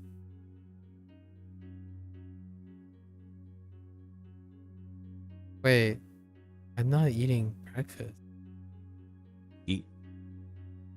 いない works, right? 食べていない Okay, I need to make a note about that too.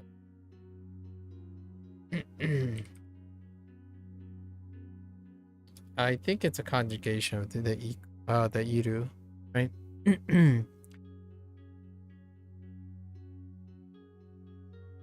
で本を読んでいない本を読んでいない。いや。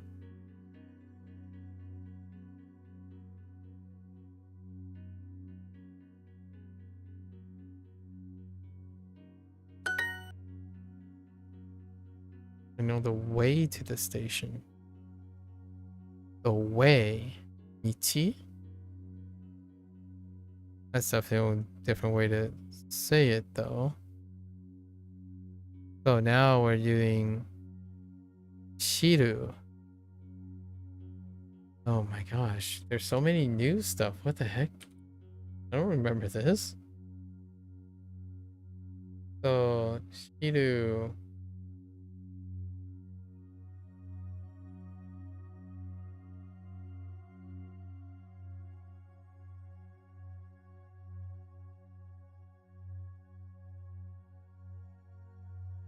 Wait, is it really Shiru? How is this sheet it?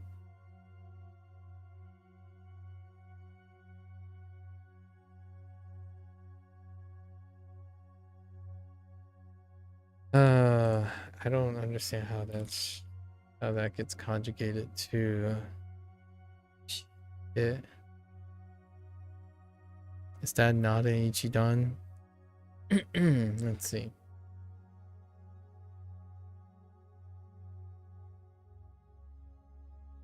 Look What You Made Me Do, the Taylor Swift song. Yeah, but I only know that one lyric, so I don't really know that song. This is why Duo gets weird? What do you mean by this is why Duo gets weird? About what?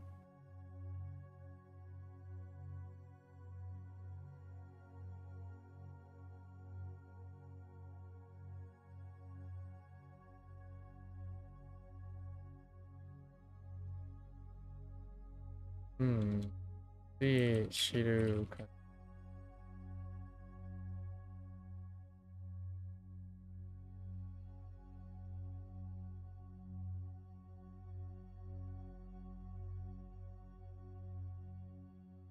Shiru.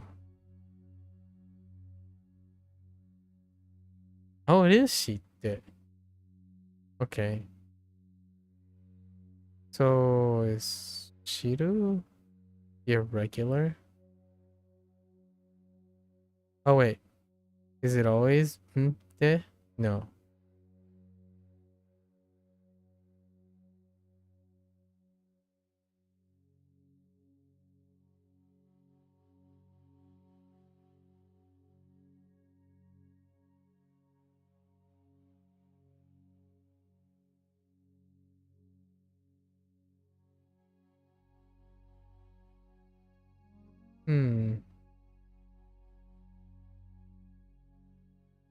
Interesting.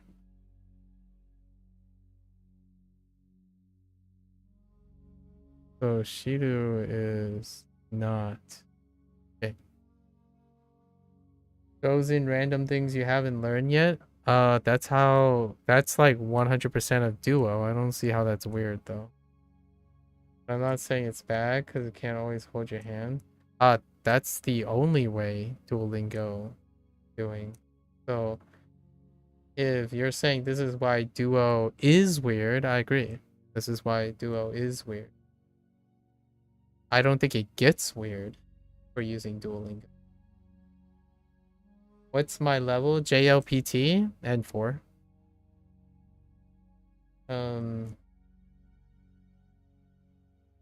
Yeah, so this Duo hasn't gone weird at all for a Duolingo user. This is the exposure is the way, is the primary way. Might be weird for someone who doesn't use Duolingo though. I can understand that. Well, since obviously you don't use Duolingo, it wouldn't be able to get weird.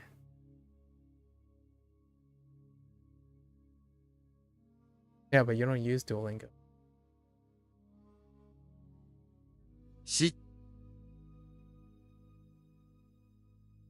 I think I know what you're saying, but I'm not entirely sure if you know what I'm saying. It doesn't get weird because I use Duolingo. But it gets weird because you don't use Duolingo.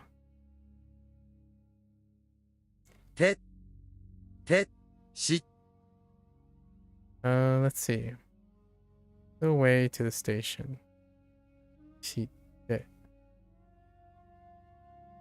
Okay. So,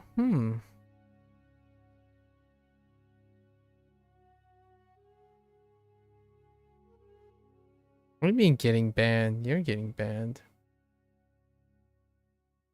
Oh, wait. I don't really know what you're going with. The way. So, 道道を知っ、してて道を知って。I'm gonna put it as a reminder. We'll have to go over conjugation for 知る。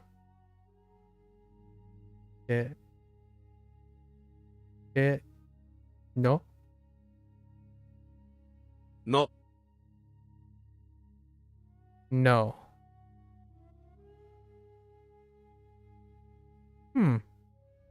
駅へいる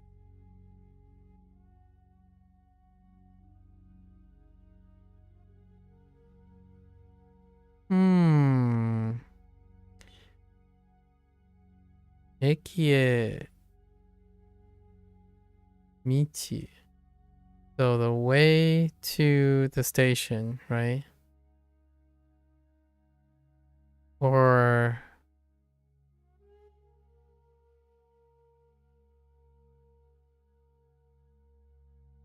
の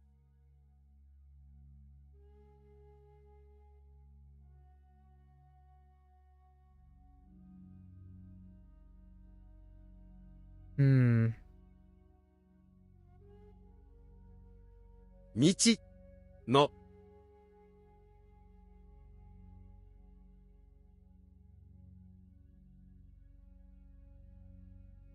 道の So path of to the station. Oh, maybe the e is somewhere else. No, it wasn't. Intriguing. So you can do that. Eki, oh man. Okay. So, because no, I didn't know if there's a particle priority. So the particle priority is then no. So, interesting. Eki, no.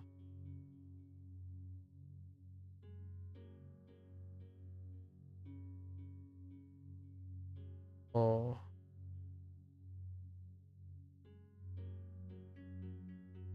Iru.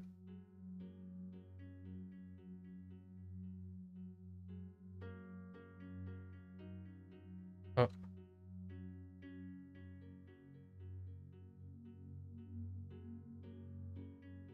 Okay. Well, at least that makes sense. So path to the stations, like 2 stations path. No, currently no. Because they're using iru, the casual form iru. In the state of knowing this. 誰かお風呂を使ってる。That one was good. That really got me thinking.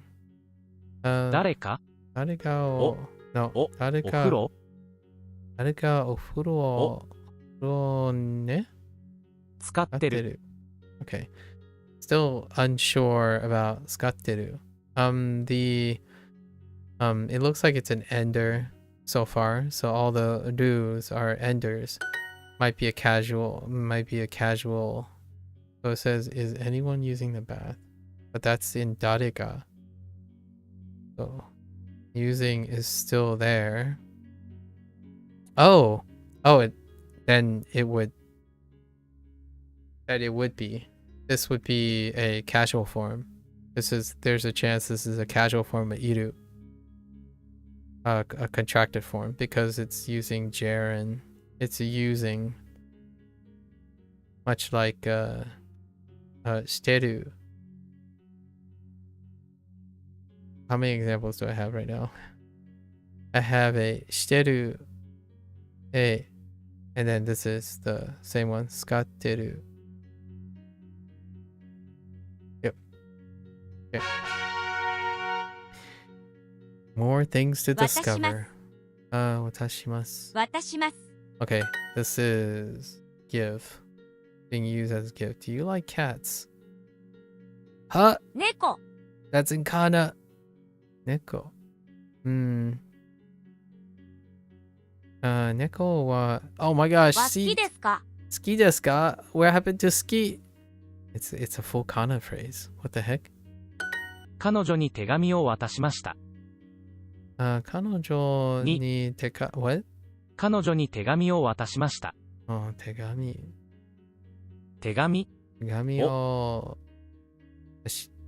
Wait. 彼女に手紙を渡しました。渡しました。ました。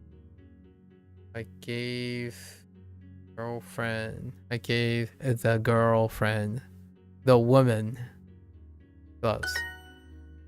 I mean, not gloves, letter. That's tegami. 渡します。渡します。本を買うのが好きです。本のAlan, no, I thought I heard calendar. Never. 本を買うのが好きです。買うね買うの買うんが好きです。本を買うのが好きです。No. 買うの Oh, that's why that sounds so weird. Kind of sounds like countdown, and that kind of makes sense.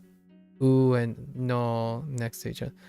買うの本を買うのが好きです。Okay. Nothing irregular about that. How many points do I have? 3, 6, 9, 12 additional points from what I remember yesterday. Dang.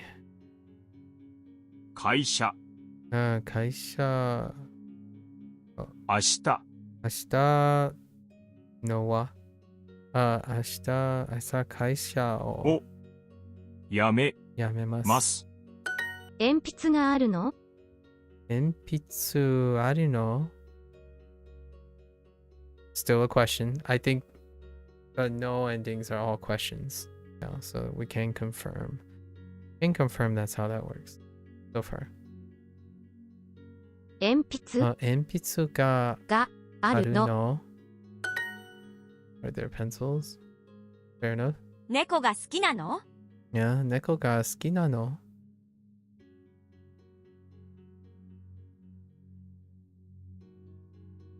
Do you ever look at Japanese tongue twisters or other things like that? Peeps tell me Japanese tongue twisters, but no, I generally do not have interest in tongue twisters. Myself. 毎日1時間は歩く。毎日1時間。毎日1時間。時間は歩く？歩く。毎日1時間は歩く。歩く。毎日1時間は歩く。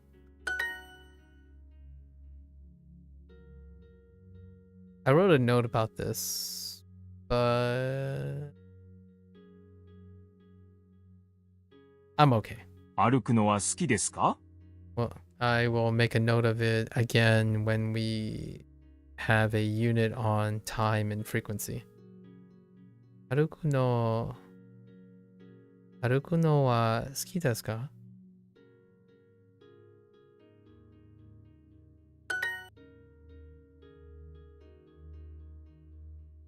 I like buying books.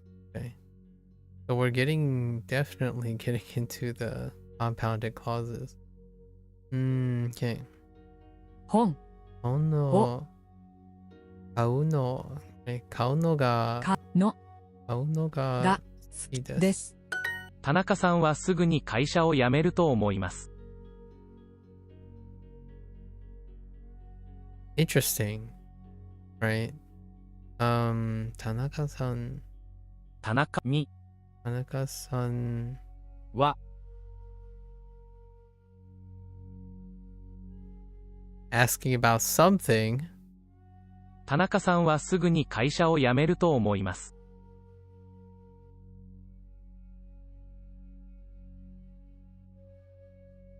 さんは会社を辞める辞めとと思います。思います。すぐ。すぐ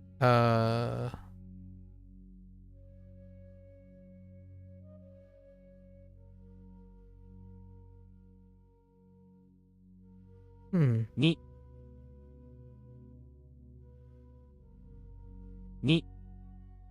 田中さんはすぐに会社を辞めると思いま Oh, す。 right. I need a need for the time. The time. That's right. Like in approximate time when the action is going to happen. So 田中さんはすぐに会社を辞めると思います。So I think Tanaka is going to quit the company. タバコをやめるのは大変です。タバコをやめるのは大変です。It is hard to quit smoking.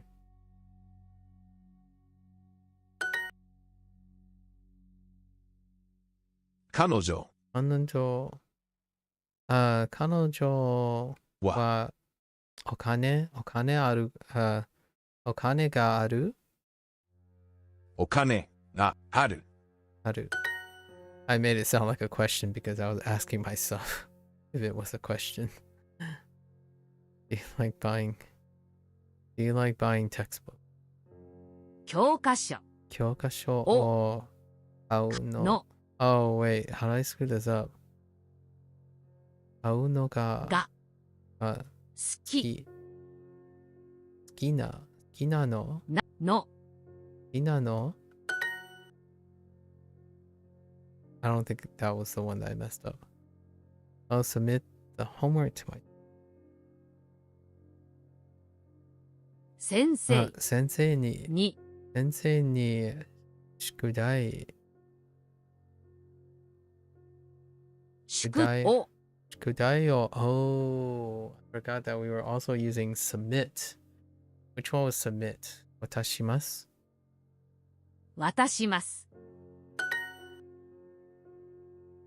Gave money to that man. Not Sub-Zero. Don't give money to Sub-Zero. Kidding. His employer can give money to him whenever he starts next summer. その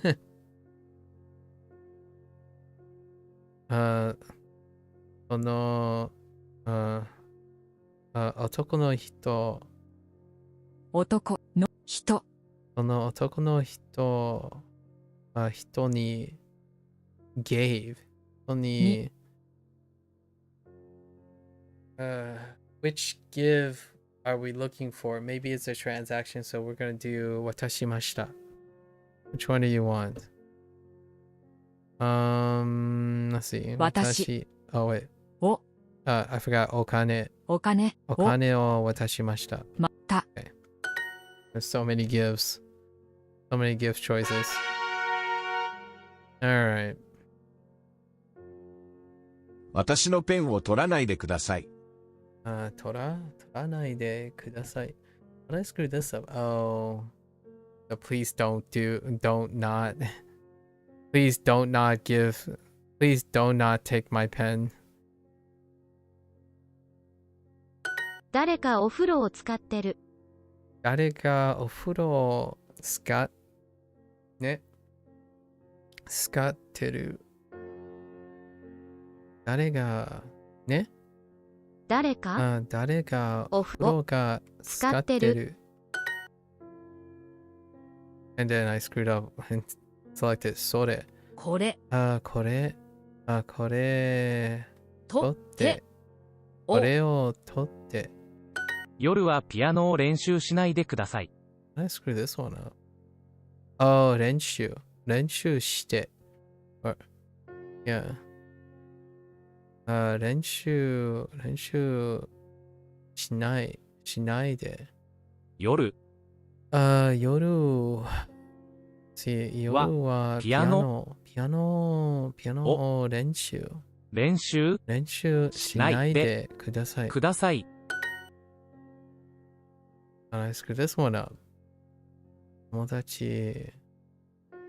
友達 because 好きで友達からから友達からお金お金をを borrowing お金の borrowing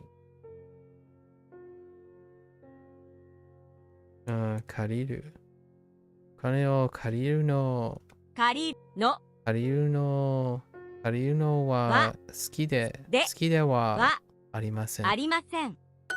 鉛筆があるの？鉛筆があるの？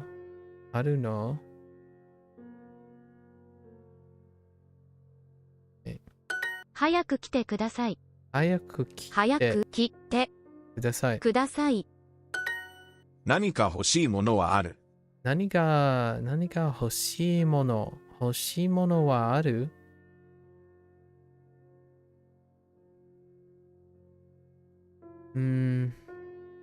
？Is you? No. Is there anything you want? 何か欲しいものはある？バスはまだ来ていません。バスは来てね。バスはまだ来ていません。まだ来ていません。ます。Okay. Bus hasn't arrived yet? Or come yet? 何か書くものある？何か書くものある？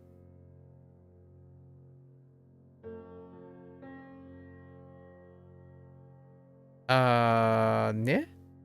Do you have what? Do writing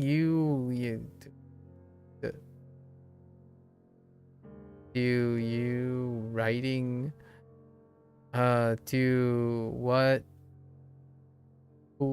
Do you write anything? Do you have any writing?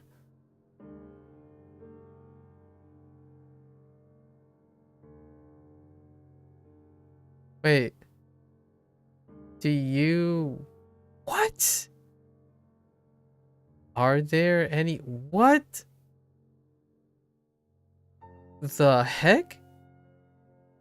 Do you have any writing stuff? Oh, utensils. Oh my goodness. Holy heck. 何か書くものある？ある？ Yeah, writing utensils, writing stuff.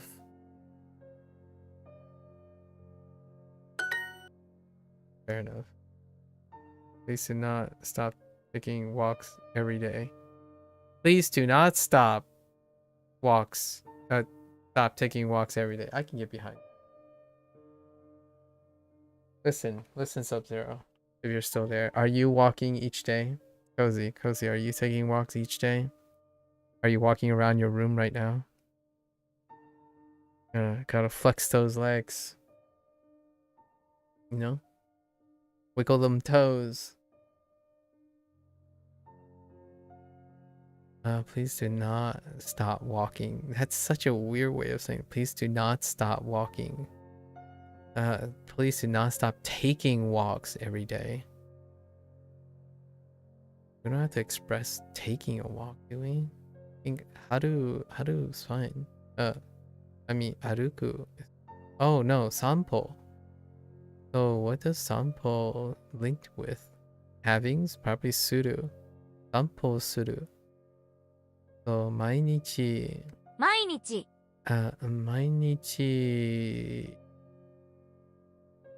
I don't think we need anything else. So 毎日散歩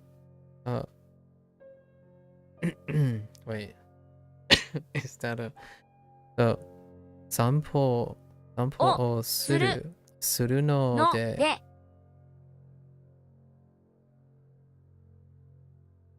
Oh で no のするないでなで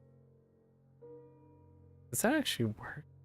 Wait するないでくださいの Let's think about this for a moment. This No. doesn't seem to jive very well. I need to take. So they're using toru. So toru. What the heck is O doing here? おかり Oh no. Oh. おかり What? Oh, please do not stop taking walks. So let's go Yame. with yame no. の Yame no.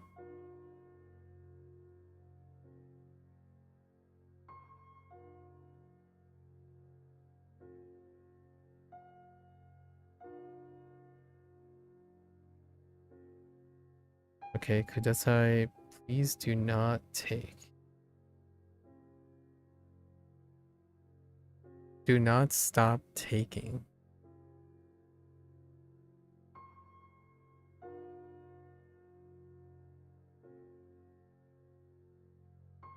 No, maybe ないでの like that?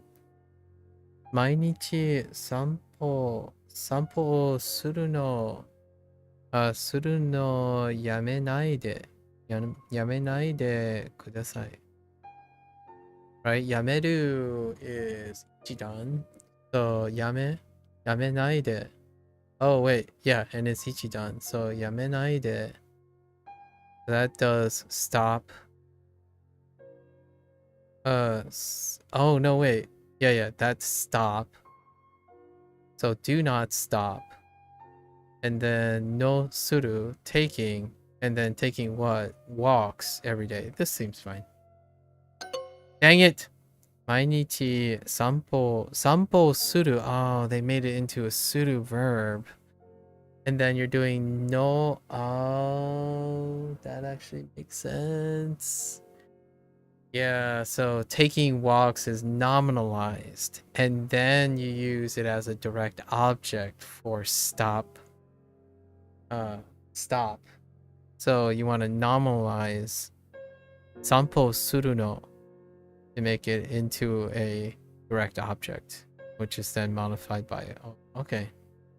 That's actually kind of neat. That's very neat. I gotta get used to it. Please stop playing the piano at night. 夜、 Okay. 夜はピアノを練習。練習。Please stop playing the piano. Oh. So maybe piano やめのやめ、 It's やめる, right? So やめる.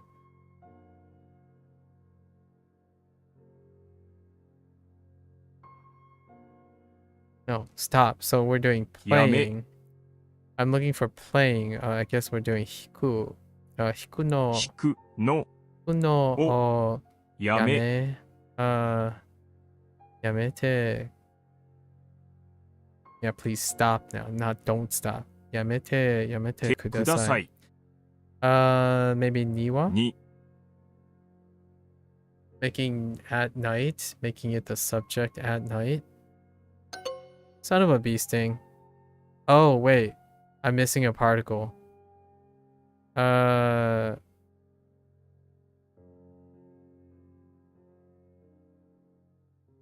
It's ピアノを弾くのはやめてくださいや. Yeah. Okay. All right. Fair enough. 毎日 This one was great. 毎日散歩。毎日散歩するの。のいや、毎日散歩するの。するのやめ。やめないで。やめないでください。ください。はい。お Yeah. That's a pretty great combination. That really allows me to understand the nominalizer and how you can work with naide as well. Very nice. This one's pretty good too in the opposite direction. Instead of saying please don't stop, please stop. Good contrast. 夜夜にピアノピアノを弾くのはやめてください。弾くは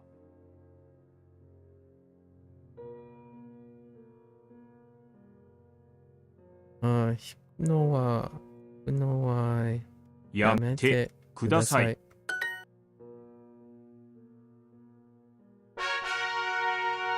Alright, 15 minutes and a dream. Box. Give me this box. Oh, yeah, right. 早い There's so much not 文章 recorded about. 文章 Okay.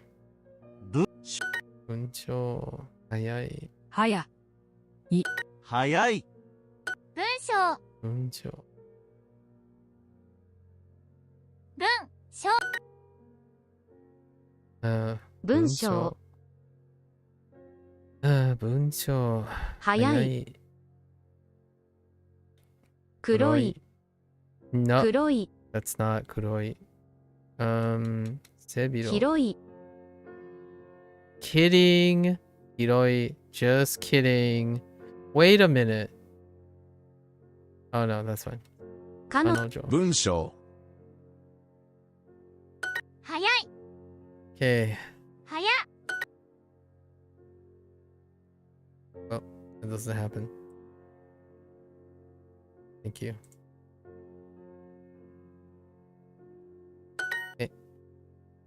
古い彼女文章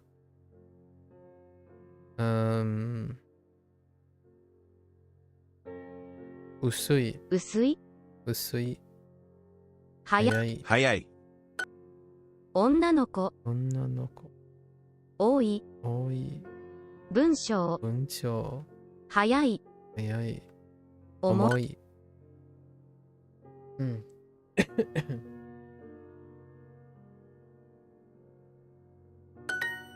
文章文章 Okay.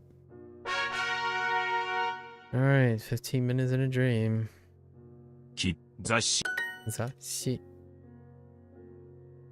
I forgot to ask Sub-Zero again to make commentary about culinary class wars.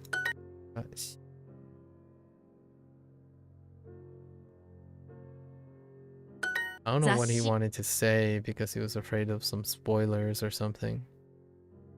雑誌雑誌雑誌雑誌雑誌雑誌雑誌雑誌雑誌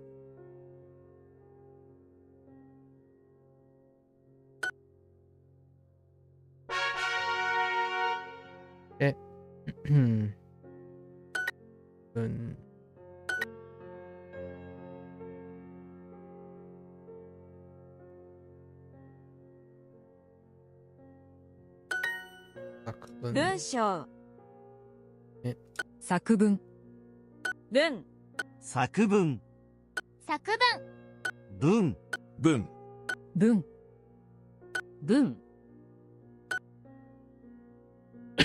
取る。取る。通る。取る。取る。取る。取る。So, 取る I don't want to talk about it. 取る。取る。取る通る。取る。 So gotta wait a full week before I get an opportunity to buy new pajamas. I think I'm most excited about the pajamas. 文章。文章。文章。文章。文章。文章文章。文章。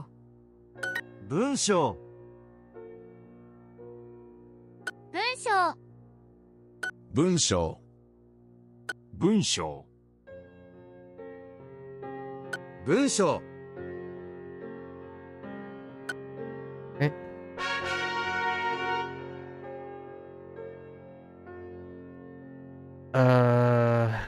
返す。返す。返す。返す。返す。返す。返す返す。返す。返す返す。 So there might actually be a difference between 返す。 when you go from right to left for this. Not. I might change up my thought about that.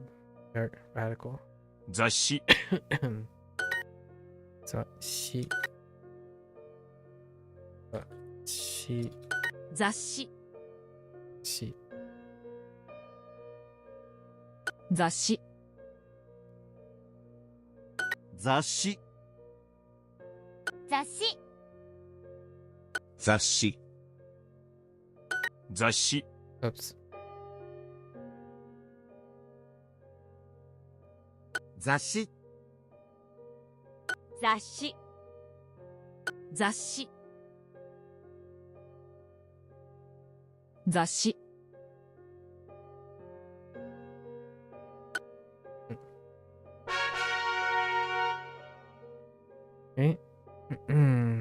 書く。返す。書く。書く。返す。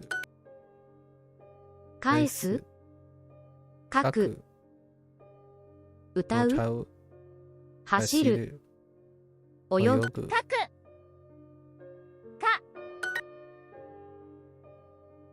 書く。書く。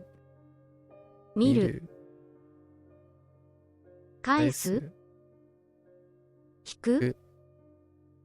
読む。返す。返す。走る。返す。歌う。書く。聞く。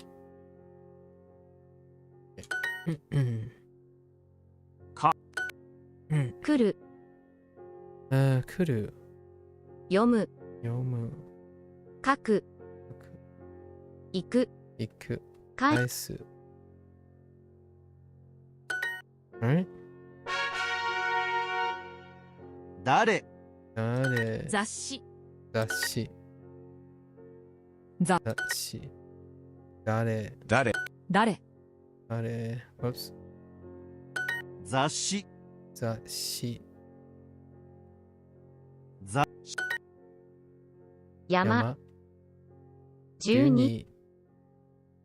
窓。誰。雑誌。雑誌誰。誰。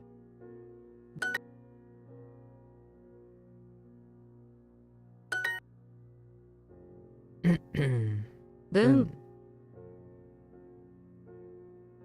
誰。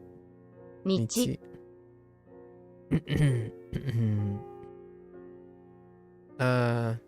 結婚、雑誌、誰、お、誰、2台、2台、声、声、雑誌、雑誌、隣、隣、だ誰、雑誌、 Oh, I typed どれ。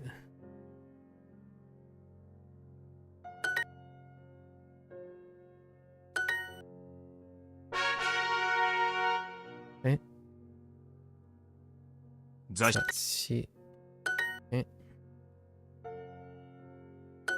雑誌、雑誌、雑誌、雑誌、雑誌、雑誌、雑誌、雑誌、雑誌、雑誌、雑誌、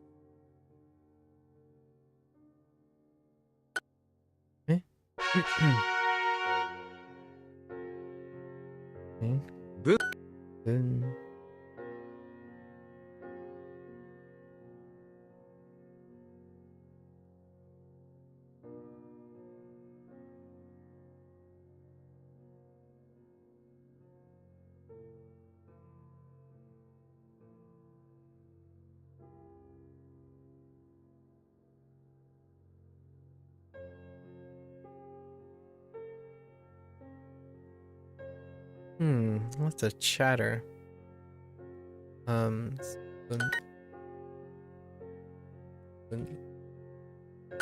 文章、文章、文章、作文、文章、作文、作文、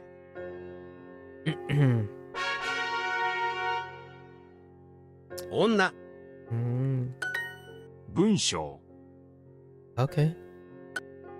Alright, sure. 作、 Yeah, 作、作文。文、女、女の人。人、女の人、文、女の人、10回、 No, no, it's 10回。10回。 10月、 女女の子、女の子。文文章。文、女の子、女の子、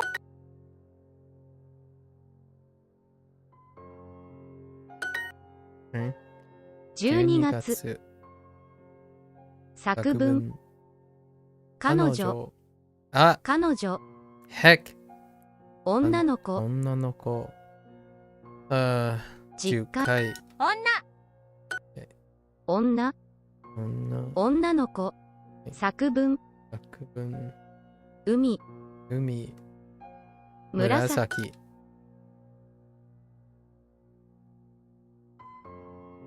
Wait.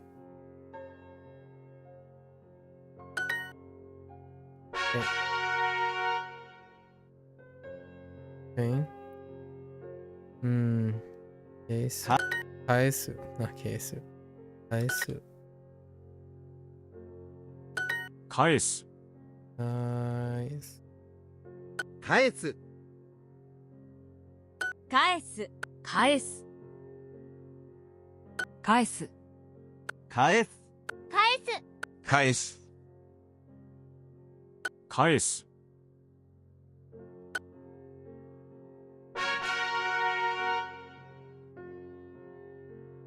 雑誌、雑誌、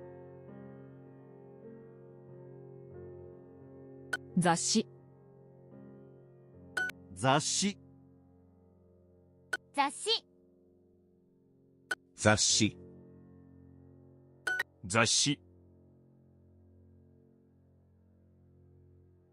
雑誌、雑誌雑誌 Okay. 雑誌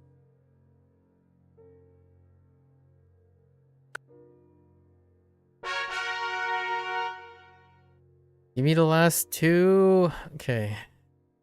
文章.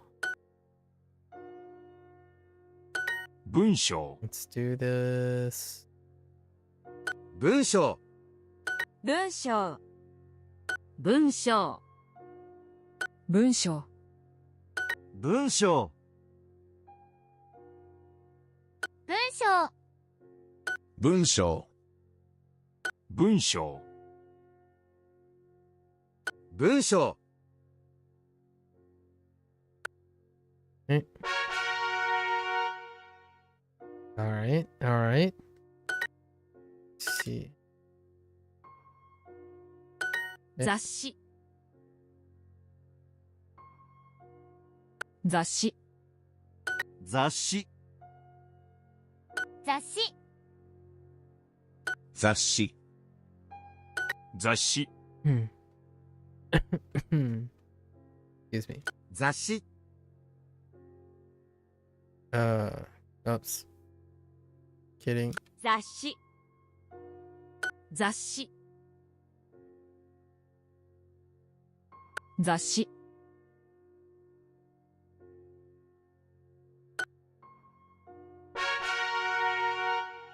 Dang, didn't even get to it.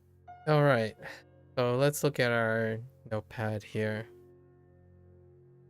Okay, so we have to figure out what the heck is going on with the do. So we have two examples. Yeah, shiteru, shiteru, and skateru.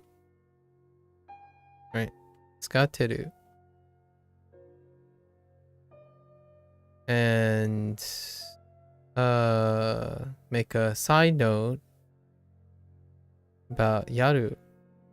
Yaru is actually not being used as give. It's being used as play. There's one example of give. So give and play, right? That's kind of rare for getting definitions or translations. And then we also have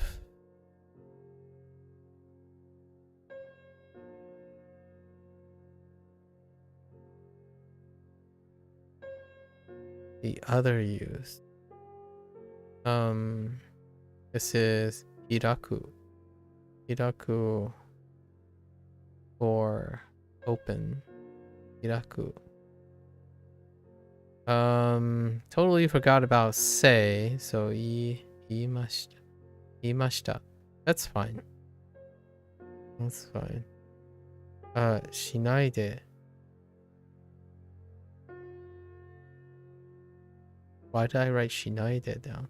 Oh, because which I will lump it with shite, right? Shite and shinai de.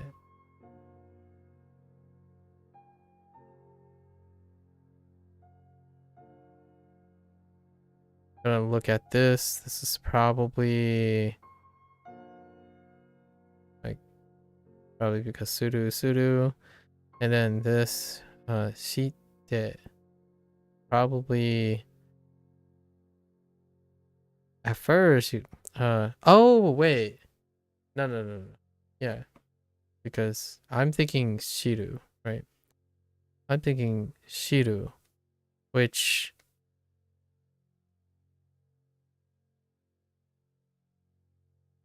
would look like a Godan. Would look like a Ichidan, but this is a Godan question mark or an irregular, so we gotta look that up.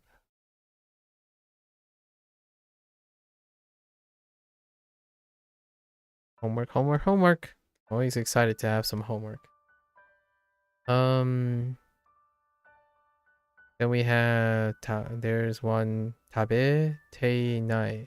Oh, we're gonna do, and then there's te, and then iru, right? Iru, but iru into nai. So just as a confirmation of that. What do we have this? Oh, that interesting one. For Ekie no Michi. No, that's fine. It kind of makes sense after you see it.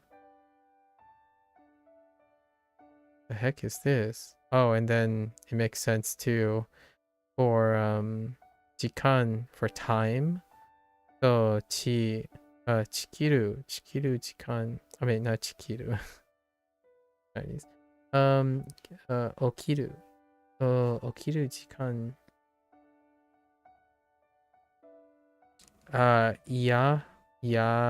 Yeah, it's kind of hard. Yeah. Oops.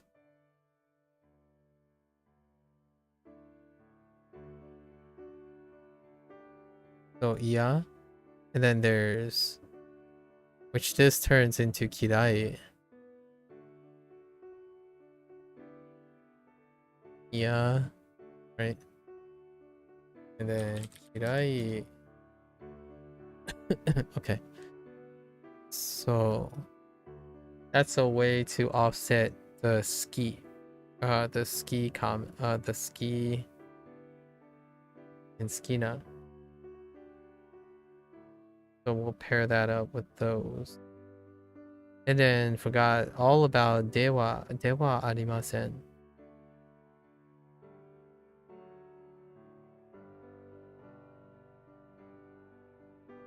Arimasen.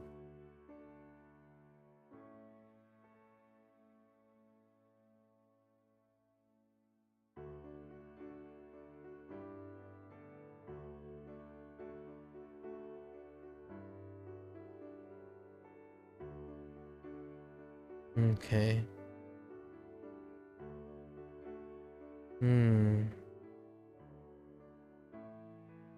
Alright, that's not too bad. And this was specifically the shiteru was attached to I, but the I shite, I mean, that's still a suru. Okay. Not bad, not bad. What is that? Like 3, 4, 5, 6, 7, 8, 9? 9 points. I gotta go and do a little bit of homework for tomorrow. The other ones checked out though. The other stuff checked out. The no was the no at the end of a thing was exclusively used as an alternative to ka. Alright. Well, that's a wrap for Japanese today. Tomorrow's review day. Hopefully the review goes well. Alright folks, thanks for hanging out, for listening to the Japanese portion.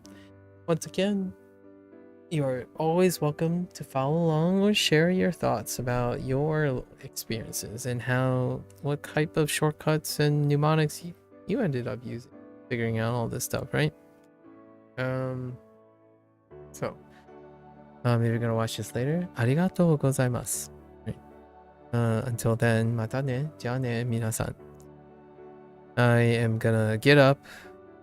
Really gotta go to the bathroom. I'm gonna take a quick bathroom break, get some glucose, and come back for my Chinese lesson. Alright, folks. Thank you.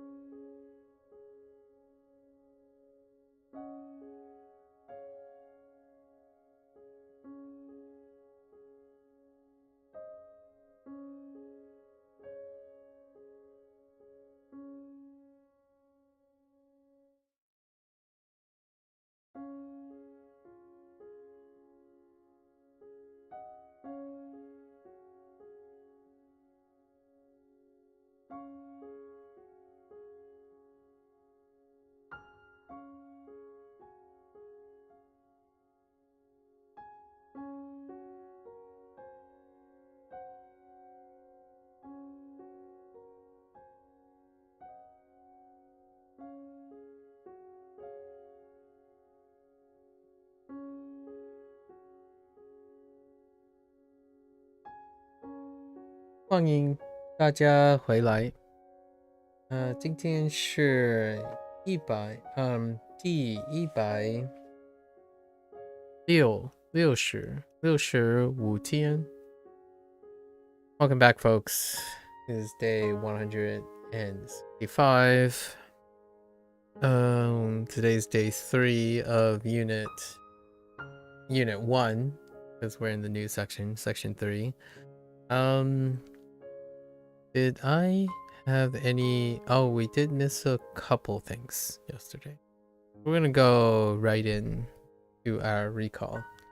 Right, 让我们开始吧。Unit 1. Okay, I have to write section 3 for another day. Okay. Chat with colleagues. It's kind of a weird chat, really. I kind of find it humorous because it's more like an argument about what's the best. Okay.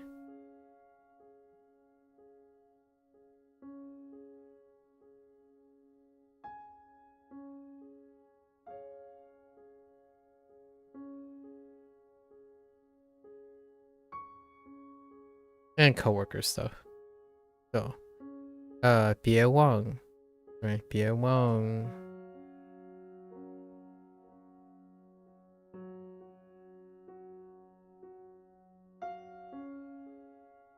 相信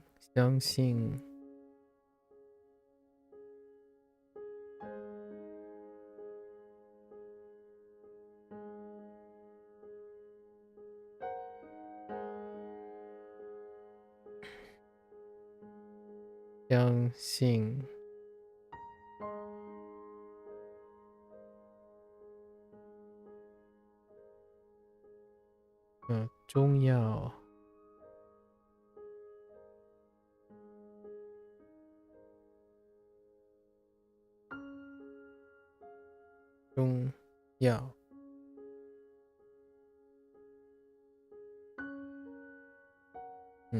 重要的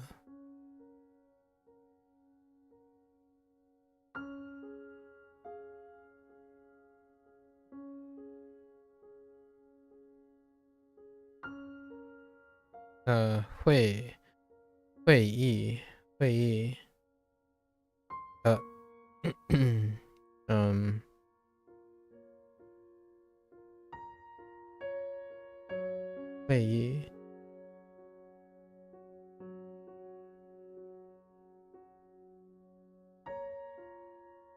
问题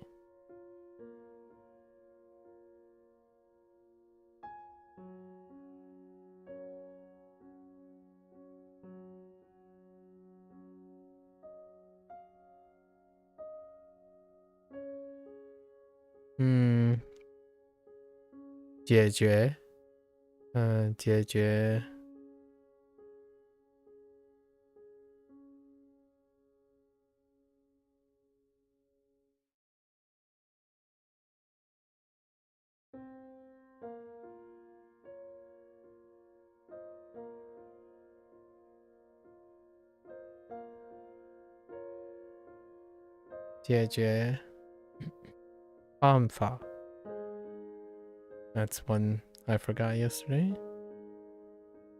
办法 4 3办法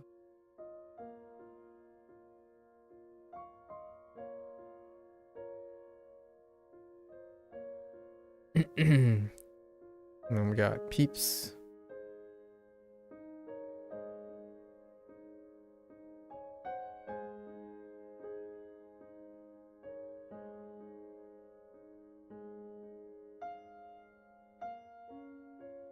Xiao Jie.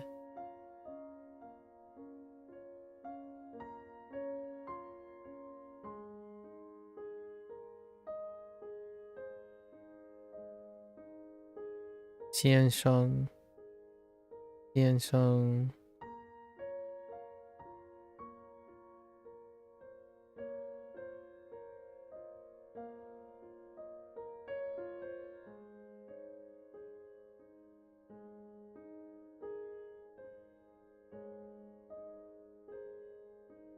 Oh, that's kind of gross looking. Try that again.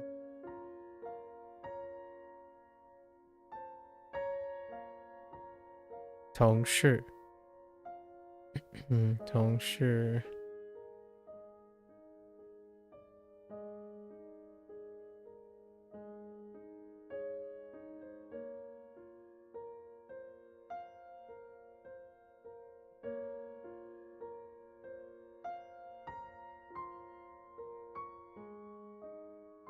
经理 经理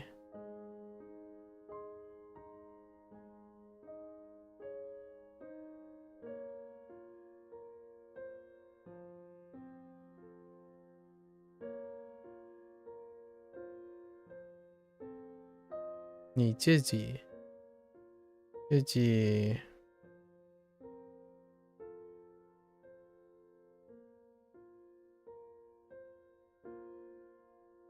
很好很好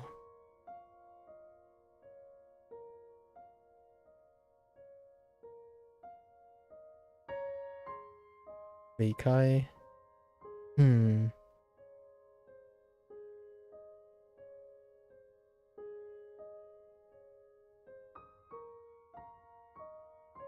离开下雨 It's random stuff that can randomly happen. Suddenly. I forgot this one yesterday. 투랑. 투랑.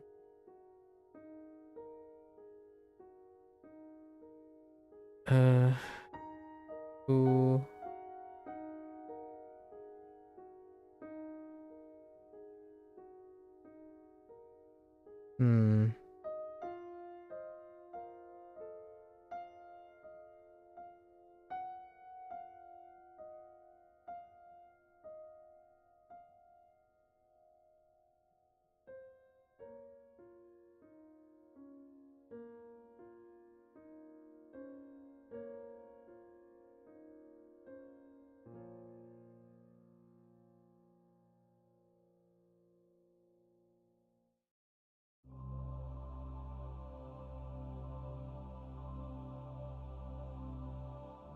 Oh, I got it.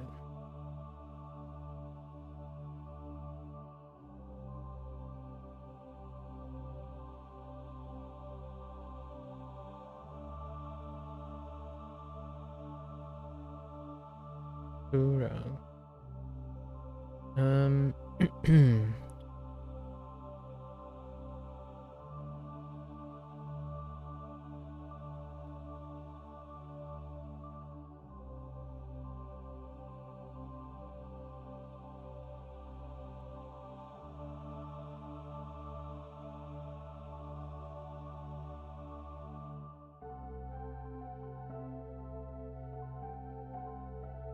对，有钱 riches. Imagine being the richest. 多么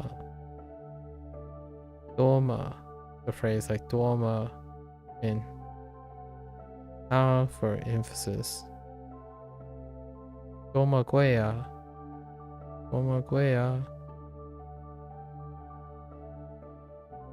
I feel like I go down instead of up when you do that.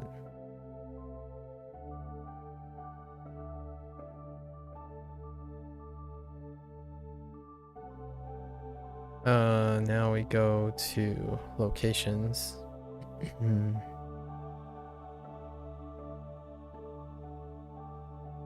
Go Chang. Go Yoming.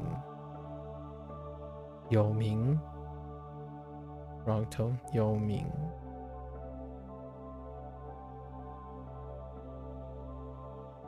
Alright, let's rattle them off. Locations.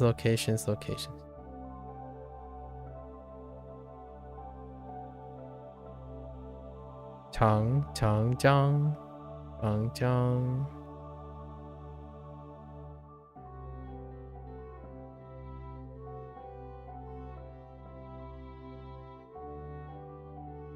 缓和缓和缓和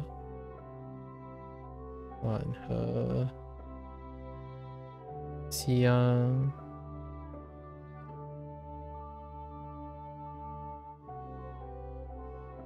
香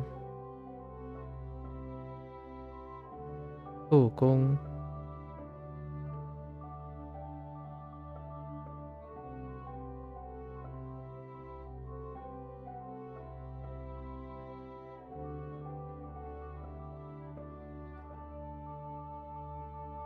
长长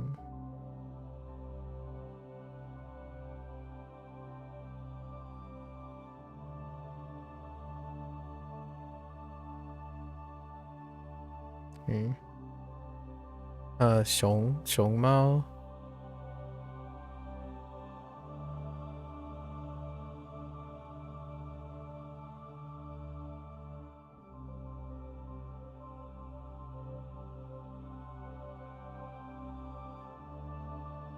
That was kind of terrible.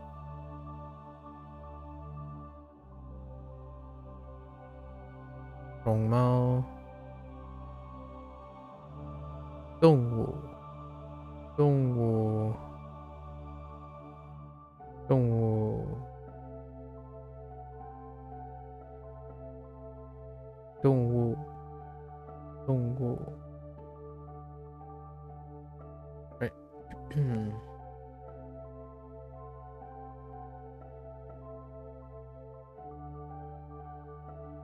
Got the Yangtze River, Yellow River, Young.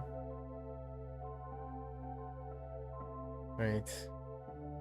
Forbidden, the Great Wall and the Forbidden City.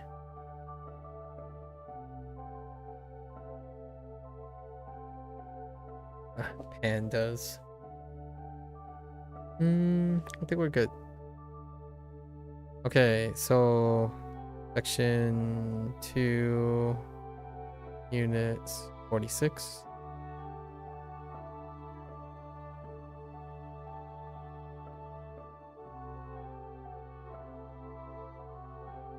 Not that one.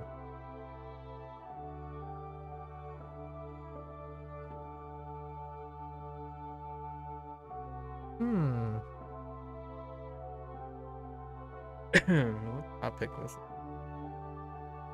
Not decision making. Talking about clothing. Talking about classes. No. Talking about classes.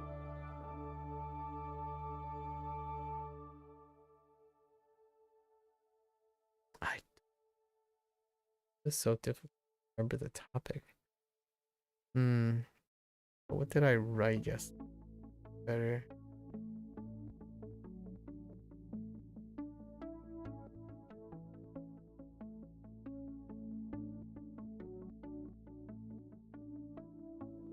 Oh, it's describing environment, right? Whoa.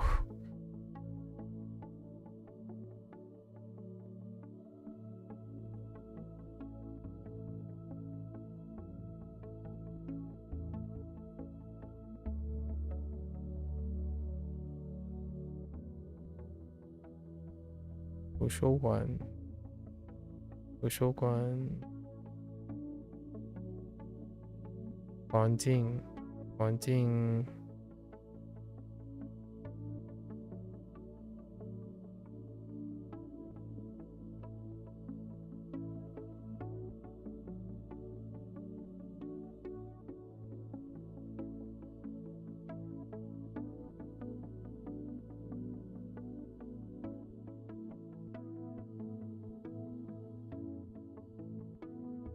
Haunting.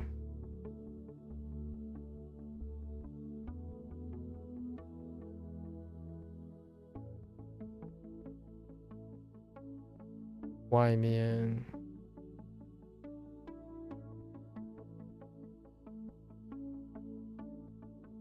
Tian Xiang.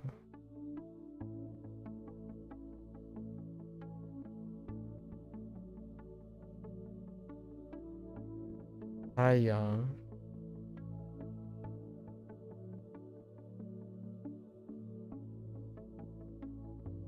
Oof, my last stroke.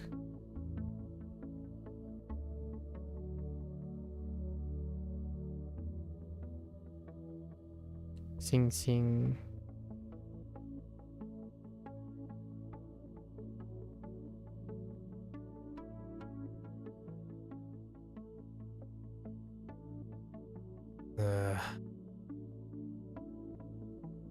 It's gross.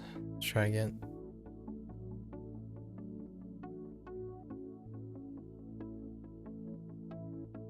Tall. Tall.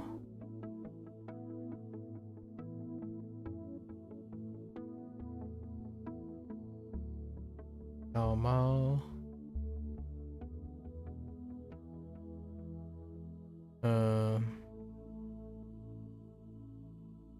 Yeah, no, that's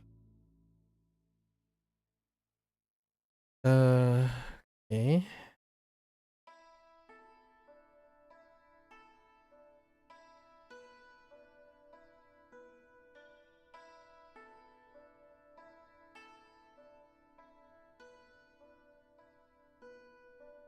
Lati.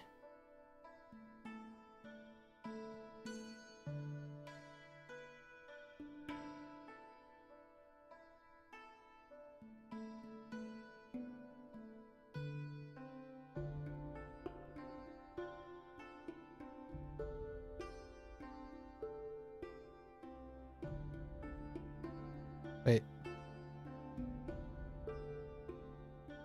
Uh-oh. No. It's one. What's wrong? 垃圾桶. Wait. 水桶.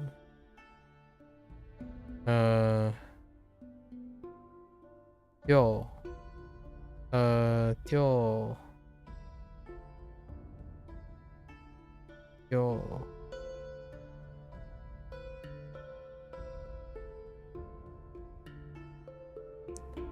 丢.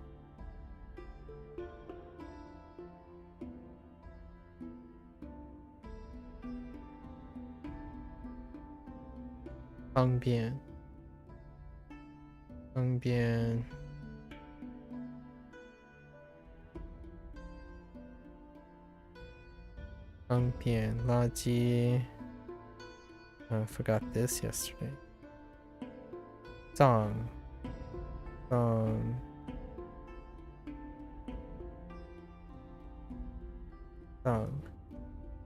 eh okay.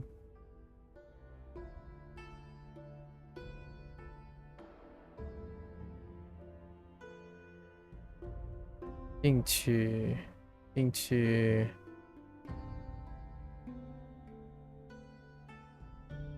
安静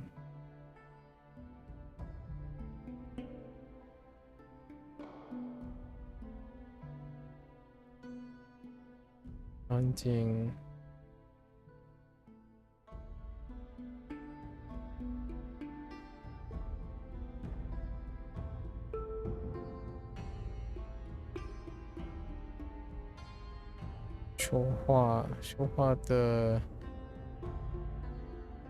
说话的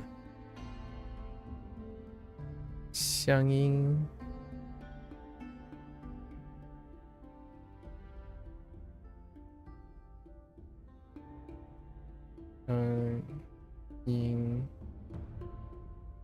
乡音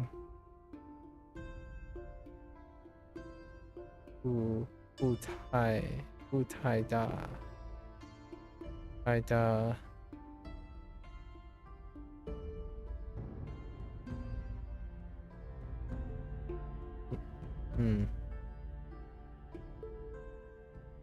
影响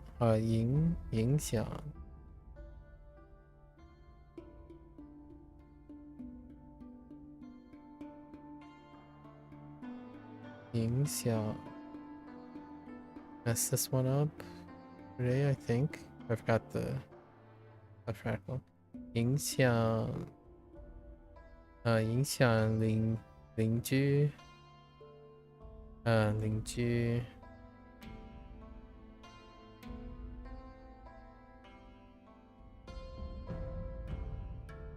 邻居，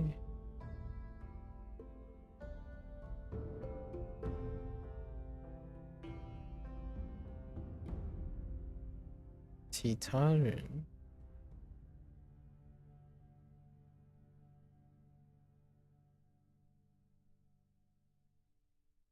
他人从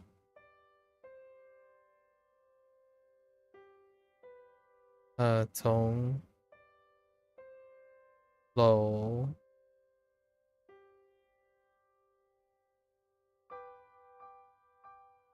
楼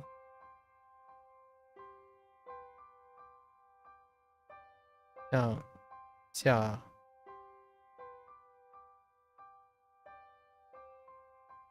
上去上来下去下来，I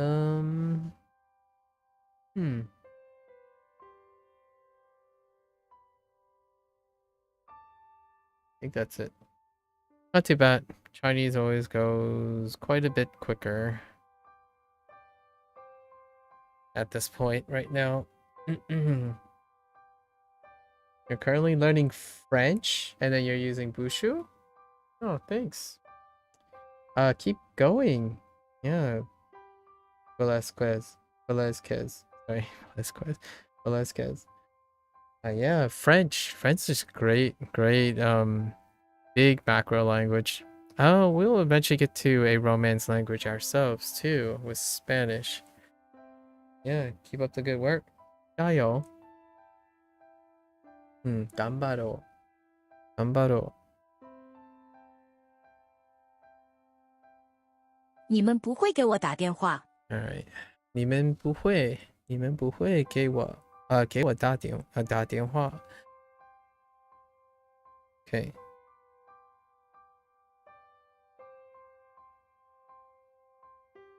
Okay, you won't call me, fine. I was like, you didn't call me. Okay. 你我会给你打电话。打电话。打电话。我每天开车去公司。我每天开车去公司。对。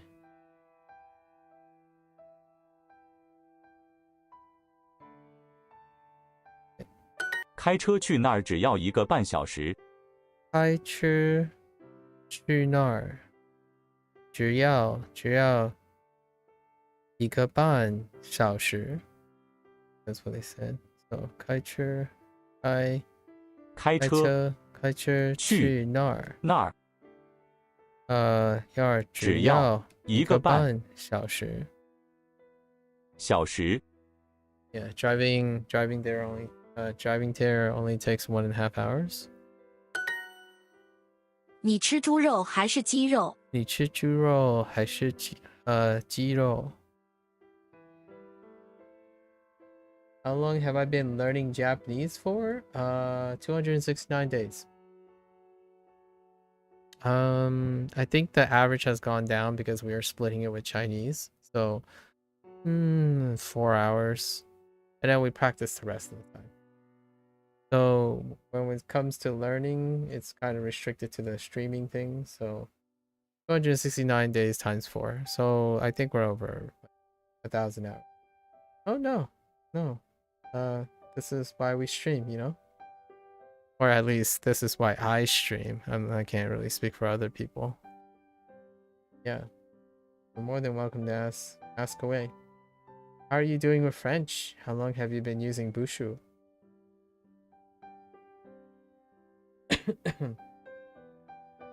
Are you a language learner by profession? Is this a hobby? What interests you about language learning? And French, for that matter, you know? I'm kind of like going from general to more specific here with the questions. 你吃鸡肉还是你吃猪肉还是鸡肉？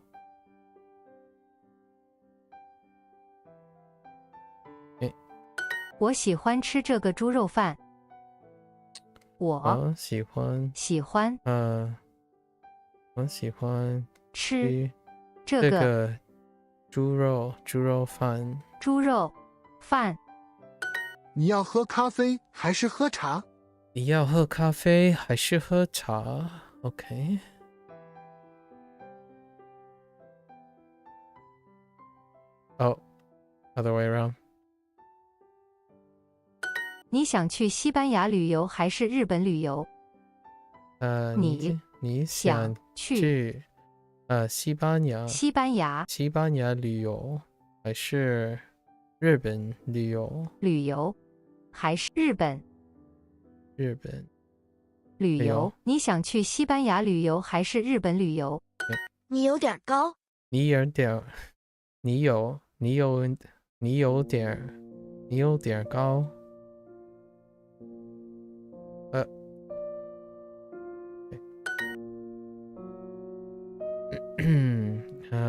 房间。猪肉。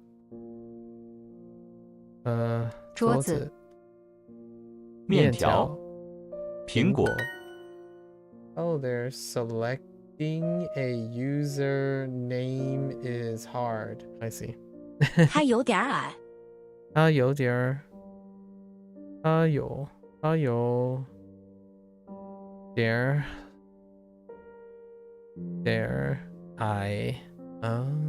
对，矮。Thanks.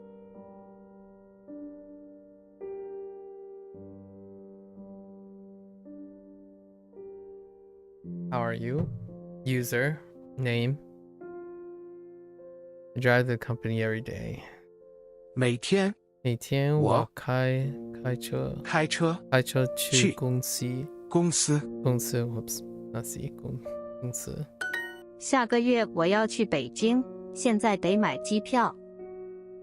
You've been using Bushu for like 3 months? Okay, solid. So beginner. There's a thing, yeah, comprehensible input. Have I heard of it? I have. You're learning French mainly because you want to land a better job. Oh, that's interesting.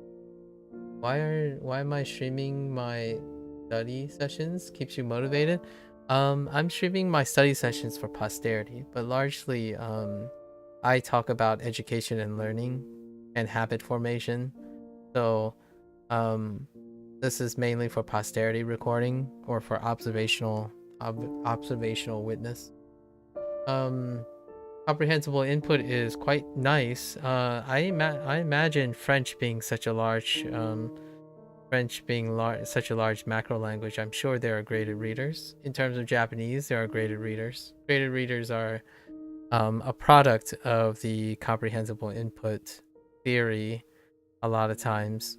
In fact, the person who really champions comprehensible input has their own line of graded readers, but they're specifically dealing with English, like acquiring English as a second language. In terms of Chinese, there are graded readers. It's a paid service, and that's okay. I'm not really interested in it at the moment. And yeah, and of course, I'm sure you and I are both on the same page that Bushu and Duolingo are using SRS, which is the other collective component, right? You mix a bit of SRS, maybe some immersion-based practice along with your comprehensible input. There are obviously easy listening stuff that kind of apply the comprehensible input method, where you try to listen to someone who speaks at a certain level, like they deliberately speak at a certain level. So those, most of the times, comprehensible input kind of feels more like practicing than active exposure through SRS. So what you will see me streaming is usually just exposure. So Duolingo for now. There are plans for alternative ways, but generally speaking, developing your skills using a tool is why I record these and stream these things. And then the major motivation for streaming the study sessions is to exchange ideas and approaches, not necessarily for for learning or help. It's more the intellectual exchange of methods or intellectual discussions regarding people's experiences with language learning. I don't usually stream. This is the first time we're streaming something that's involved directly in what people constitute as learning. However, my video game sessions and whatnot, I've been like I'm already past like 6 years. When I'm playing video games, this is the very same approach. You're recording the activity for legacy, and then using the public forum as a way to exchange ideas. I like observing and interacting with behavior as opposed to the language learning itself. The language learning itself is a hobby for the most part. Learning education, like behavioral executive function stuff, is probably what I do most often. In terms of motivation, that's an interesting question. I would say the act of learning is motivation enough, so I don't usually have to concern myself with any outside source of motivation. What kind of video games am I into? Most of the time, it's interest-based based on whatever's topical at the moment. However, when there's nothing that fills the void, we typically pick up an indie game, a tracking indie game of some sort. Like, for example, the current project that is on hold at the moment, and I have to get back into it, is Cobalt Core. It's a roguelike deck builder game with a one-access movement system. And that's kind of the theme right now. The next game is probably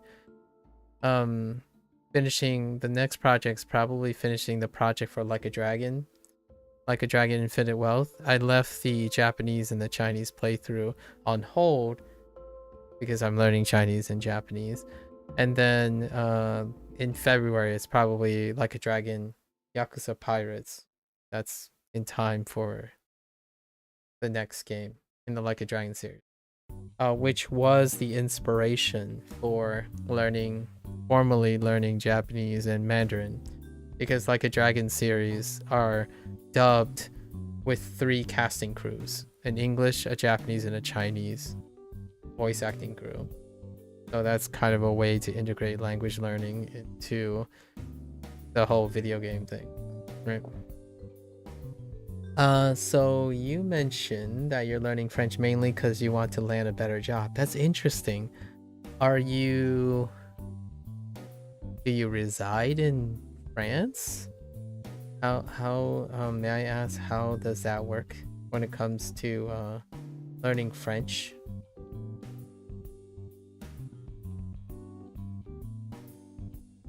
I don't do anything professionally at the moment, so most of my experience comes from vicarious story collection from other people.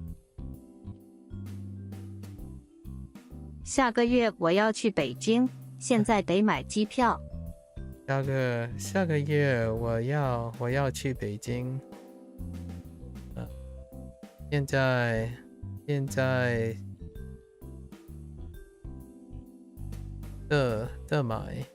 现在的买机票。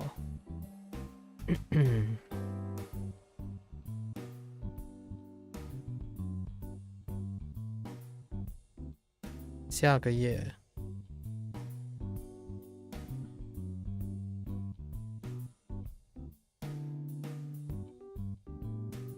现在得买。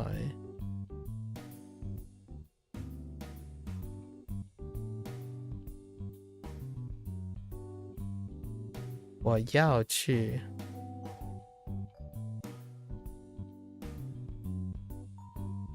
That's fine.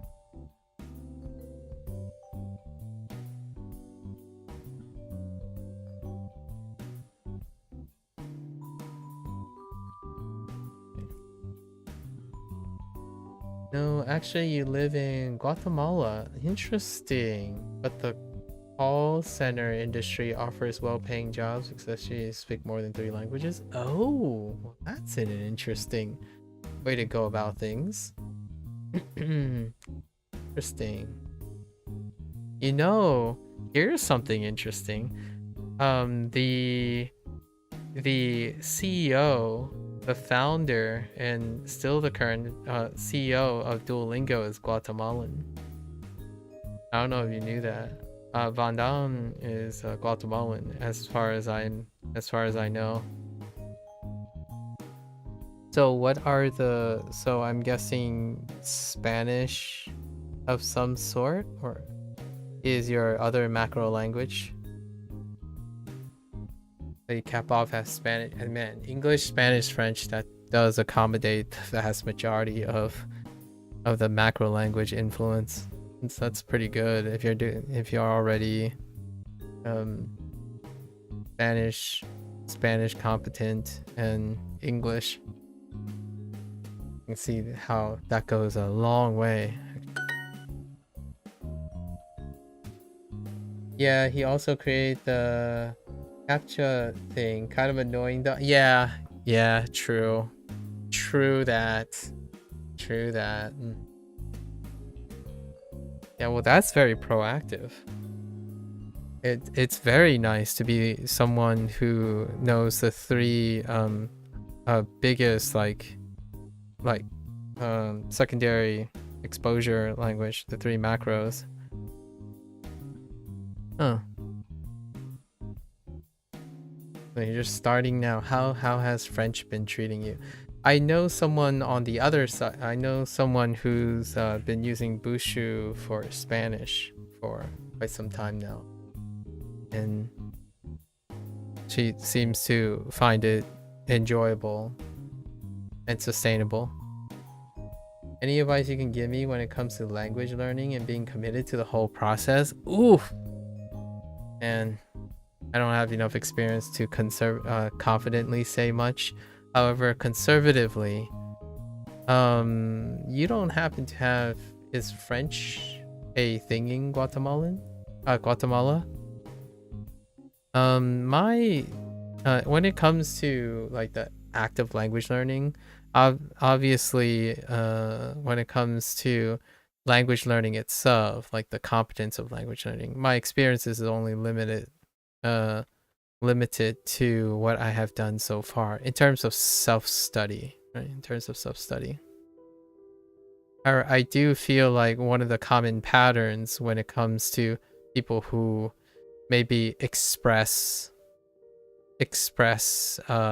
burnout per se, right? Burnout is, when it comes to self-study, I feel like maximizing sources of motivation is without a doubt easier said than done. Of course, easier said than done.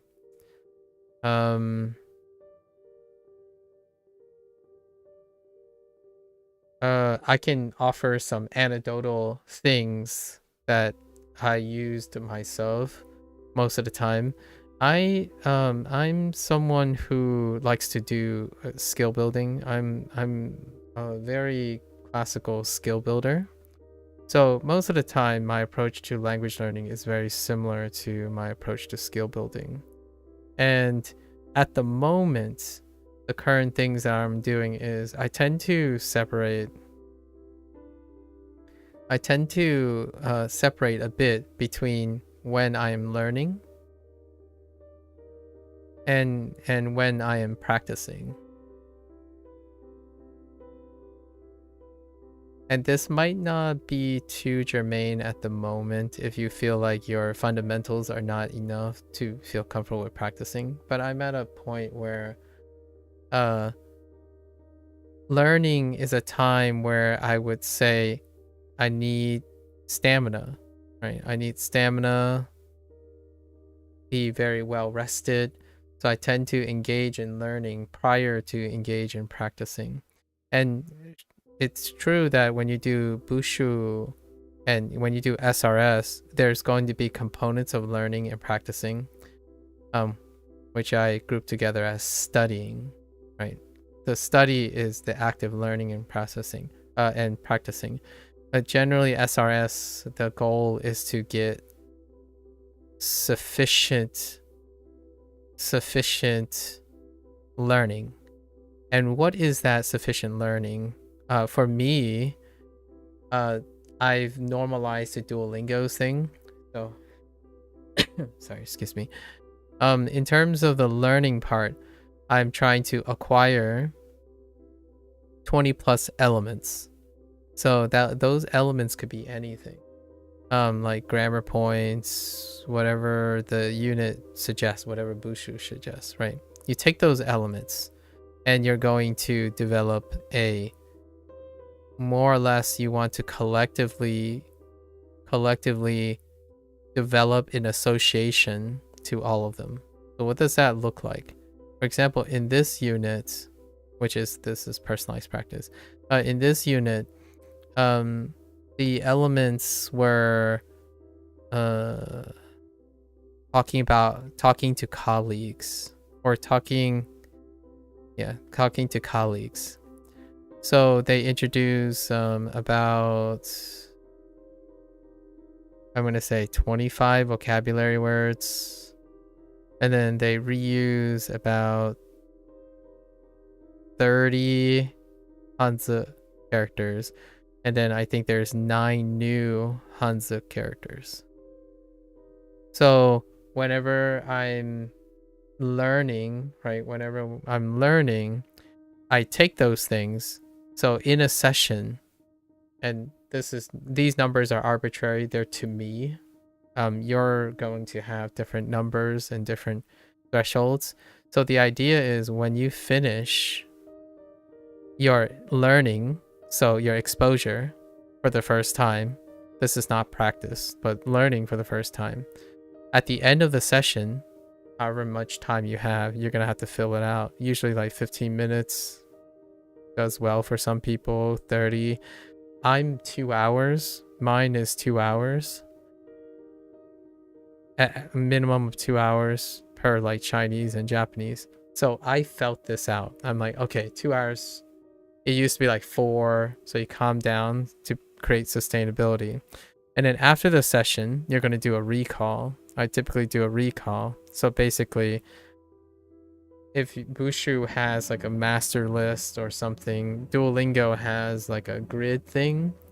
And what I do is I create a story or create a stencil, whichever stencil is up to you. Like outline, like note taking back in school, outline, connect the dots, do categorization, make a makeshift story where it's incomplete, but you can connect all the dots. Like, for example, if there's a vocabulary that says Mrs., like 小, right? 小姐, right? 小姐.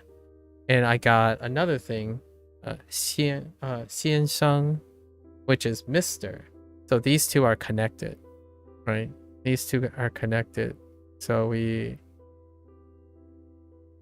and I will remember it connected like that.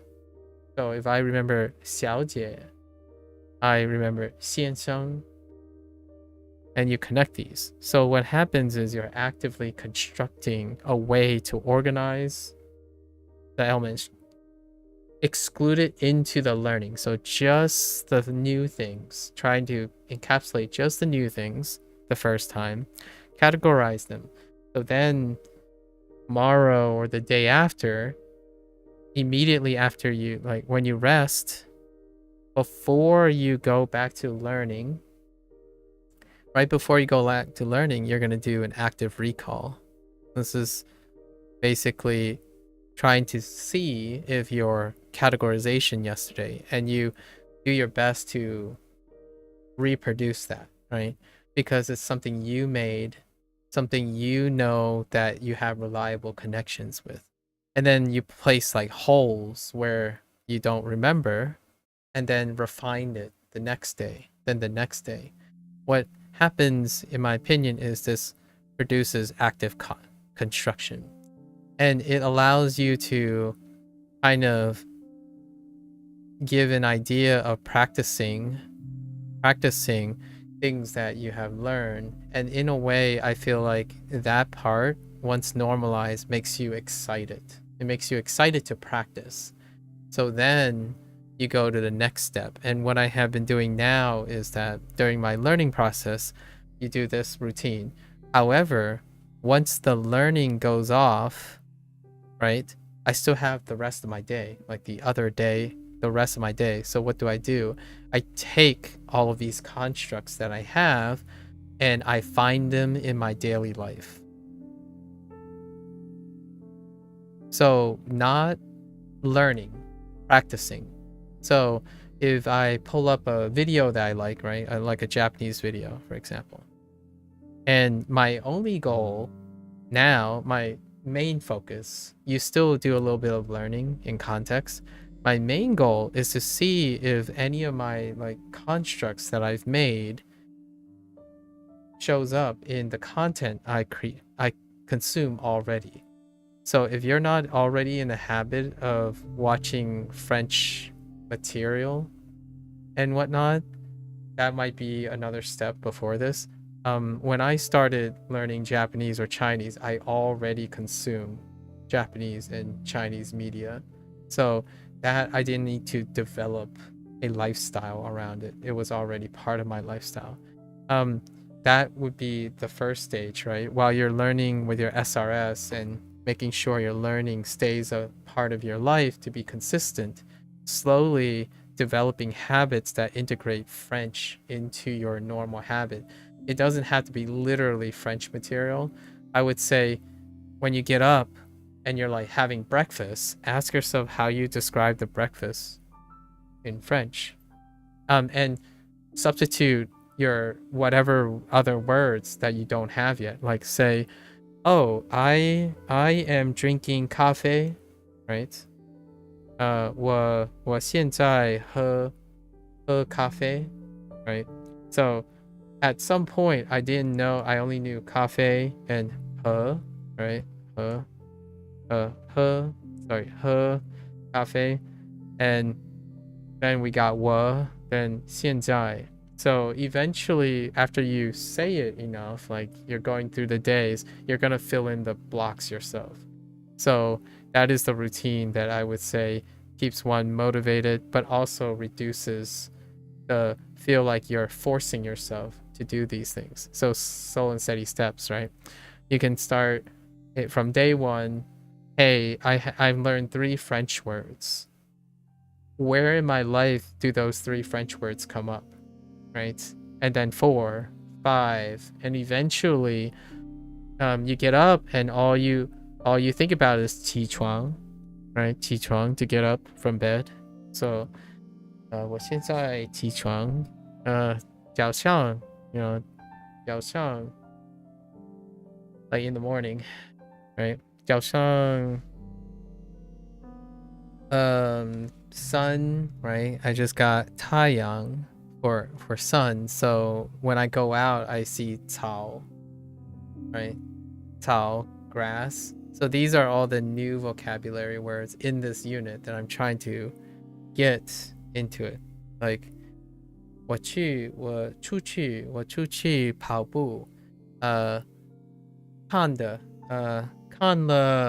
了草, 还是 or 和太阳在天里, right?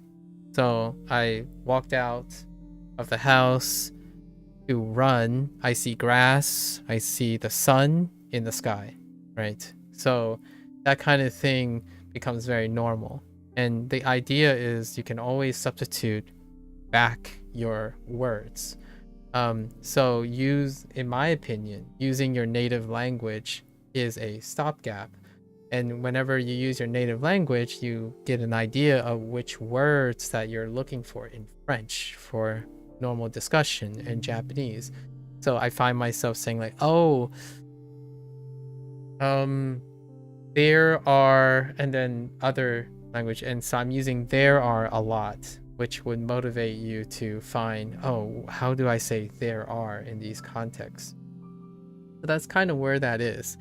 And the practicing gives you an idea of what you want to know, what you want to know.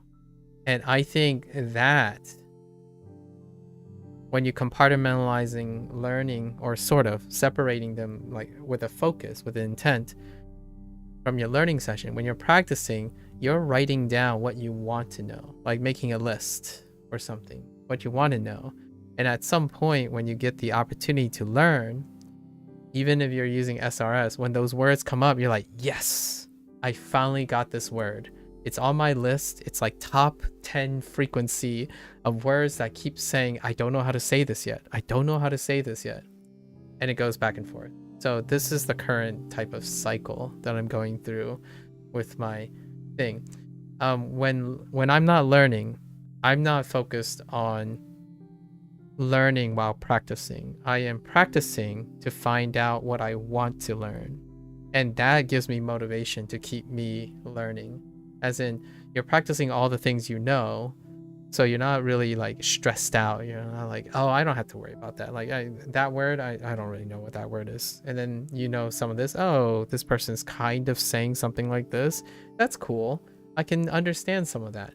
Now the question is, what else do you want to learn? It's like, I really want to know why this situation kind of thing. And you make a mental note of it, or you literally write it down somewhere, right?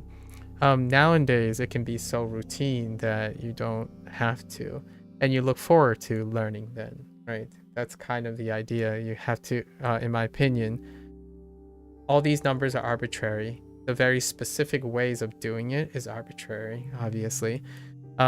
What this does is, and I want to emphasize this, when you're doing learning, like in a study session, like comprehensible input, be it SRS, combined with immersion, I think a lot of times these are treated as they are going to be unnatural way of learning. I know this might contrast with a lot of other people that say, well, immersion is natural. We're not, so I can't spell natural. Natural, I'm talking about from the perspective of your lifestyle. So more of an executive function perspective. When you're learning, most people are learning in an unnatural way. As in, when you go on Bushu or Duolingo, it is unnatural for you to do that. You are making specific time out of your schedule, out of your lifestyle to do that. And some people take immersion as a generalization too, like, oh, they're forcing themselves to watch specific content appropriate for their language learning. That is still outside their lifestyle. It's closer to their lifestyle. And then, you know, the story you hear all the time, if you move to a country and you're forced to learn that, that's developing a new lifestyle with your target language. So it's efficacious and really great because it becomes your lifestyle because you're obligated to. So now, if you don't want to move to France, or I don't want to move to Japan, what is the closest way to develop a lifestyle? Separate your learning process, in my opinion, or attempt to reserve knowing that you need energy, right? You need energy, you need all the motivation to go into learning.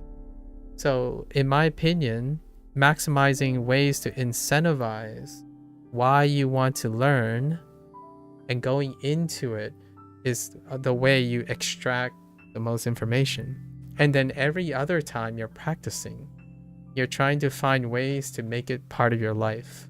So for me, people ask, actually someone that I know asks me all the time, like, did I get a chance to speak Japanese or Chinese? I do it every day.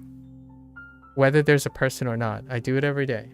Do you think in Chinese or Japanese? I do it every day. And then, you know, someone might be a little bit more specific, saying, do you only think in Japanese or Chinese? The answer is no. I think in my target language and I think in my native language.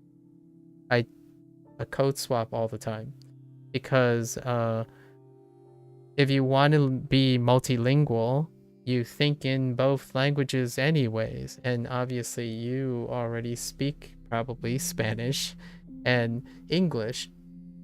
I speak a different dialect at home with my folks. It's Fujianese, and it's kind of resembling Mandarin. However, it's unintelligible. And the reason why I'm saying this is that's my social norm. So for other people who are multilingual, I feel like it's a social norm and very relatable to know that it takes a lot of effort to force yourself to segregate the languages. So instead, I take this approach where I tend to meld the language. Whatever I learn in Chinese and Japanese, I'm thinking in English. If I'm learning Japanese, I'm thinking in Chinese and English now. When I'm learning Chinese right now, I'm thinking in Japanese and English. Actually, it's a little bit more convenient to think in Japanese while learning Chinese and vice versa because of their writing system. So when I'm trying to gather these like radicals in writing, I cannot defer to my Germanic language, right, to English.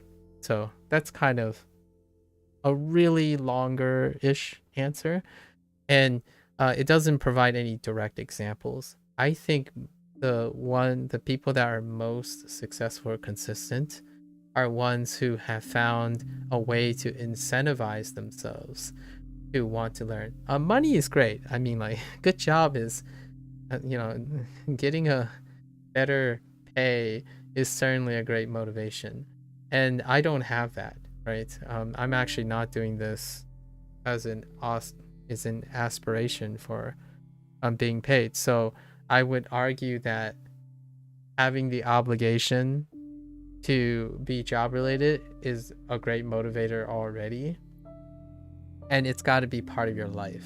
So finding really weird ways to make it a part of your life is fantastic. If you play video games like I do, bumbling through a video game with French UI sounds like a hoot and a half, right? When you're not concerned with completing a game, but more concerned with seeing how to practice using a game in a target language, at least in my opinion. So that's where I am now. I think a lot of times most people start by making the unnatural part of their routine be most of their time. So like the time you're trying to form a new habit.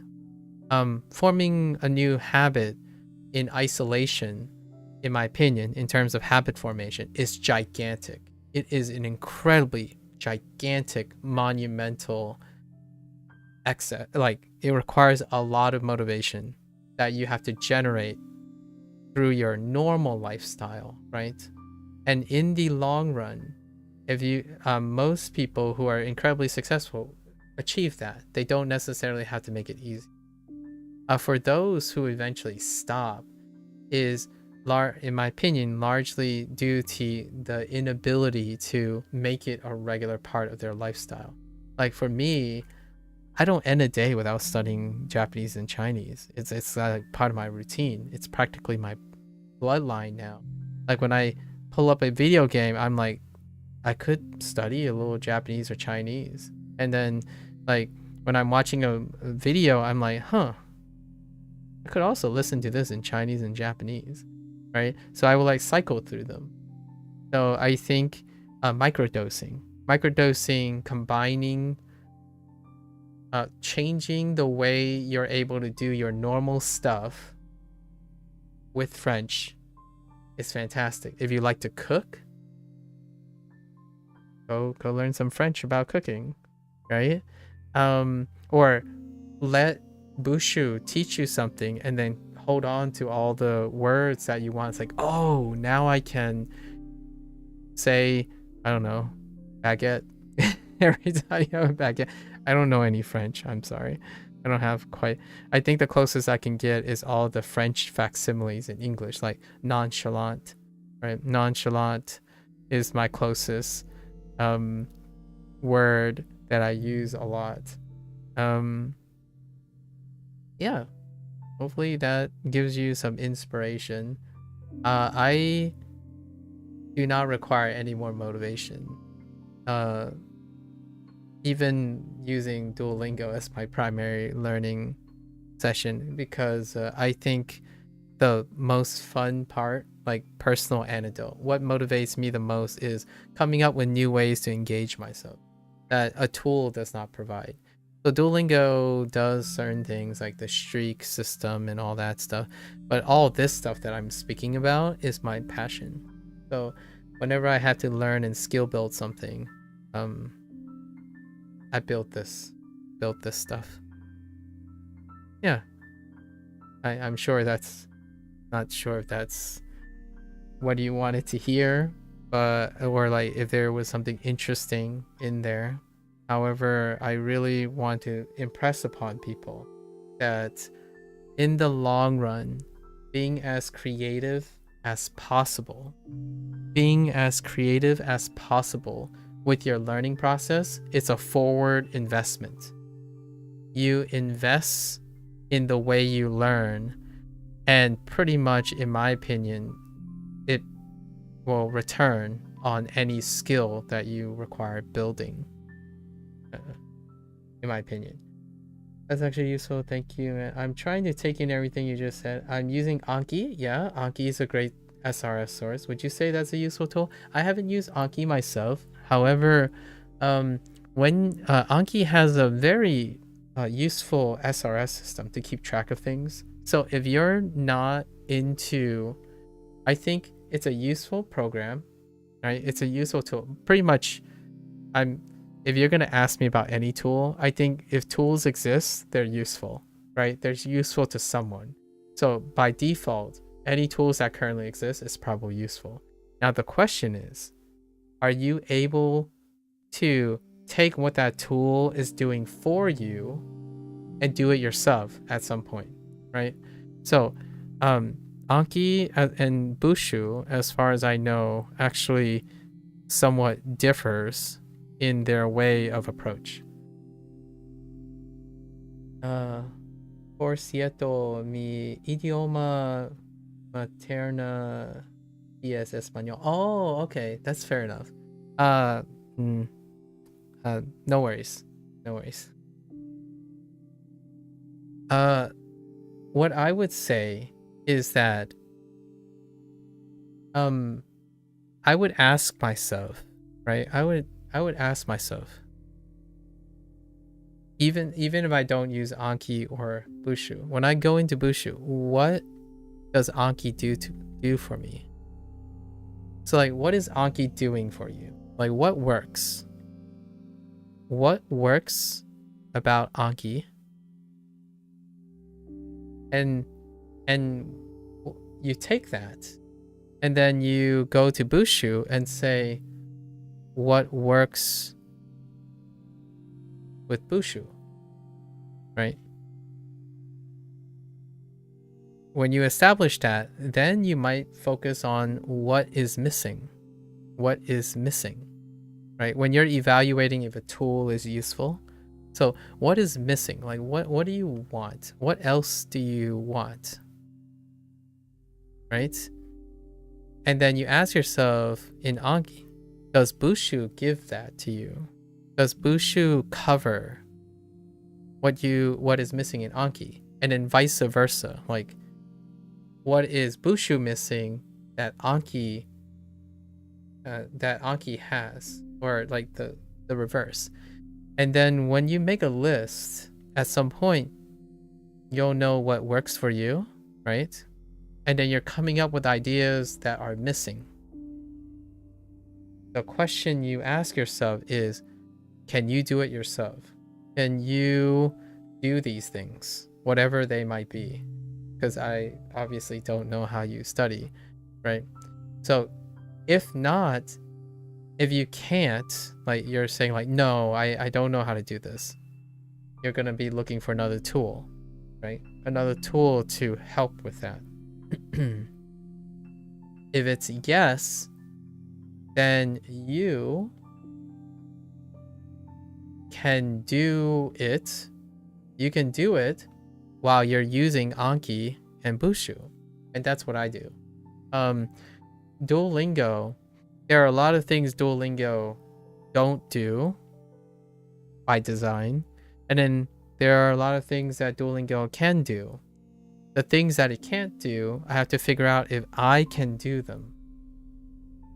Like, for example, Duolingo has not the greatest SRS layout, right? So how do I remind myself of how much I remember, how much I practice? So I do that myself. And also another, once you're gather all this, right? You got all that you need while you're doing this, there's an alternative. Then that you know what all of these tools can do, what all of these tools can do, can you start to do it yourself? Can you start to do it yourself? Now, the answer is you also have to ask yourself, do you want to, right? Do you want to do it? If the answer is no, then continue using Anki, Bushu, and whatever to cover up all the things you want. For me, I tend to try to find tools that say I need three things. I need three things, like 1, 2, and 3. I need these three things to keep on learning, to keep on doing well, right? And it can change. It can increase to 4 things and 5 things, because I'm always thinking about what I need and what I can do. When I get those tools, if A does 1 and B does 2, right? And then C does 3, then I have all the tools that I need to gather all the things I currently think I need, right? Or want. Now the question is, can I learn from A how to do 1 and 3 at the same time with tool C? And when I'm using tool C, can I also be doing it during tool B? So the things that I'm doing in Duolingo are things that I'm taking from other tools. And then when I'm doing something else, I'm learning the skills the tools are supposed to be replacing. So in the future, right? In the future, like for Anki, for example, it's a flashcard system, which I haven't ever seen myself. I saw people using Anki, so it's kind of like a flashcard system. What I do is when I have a new word, I make the flashcards myself. So at the end of Duolingo, the thing I was describing about, you get to a new unit, they're going to introduce like 20 new things. Those 20 new things are going to be arranged in a way that I can remember them. And that's the same as having multiple flashcards related to each other.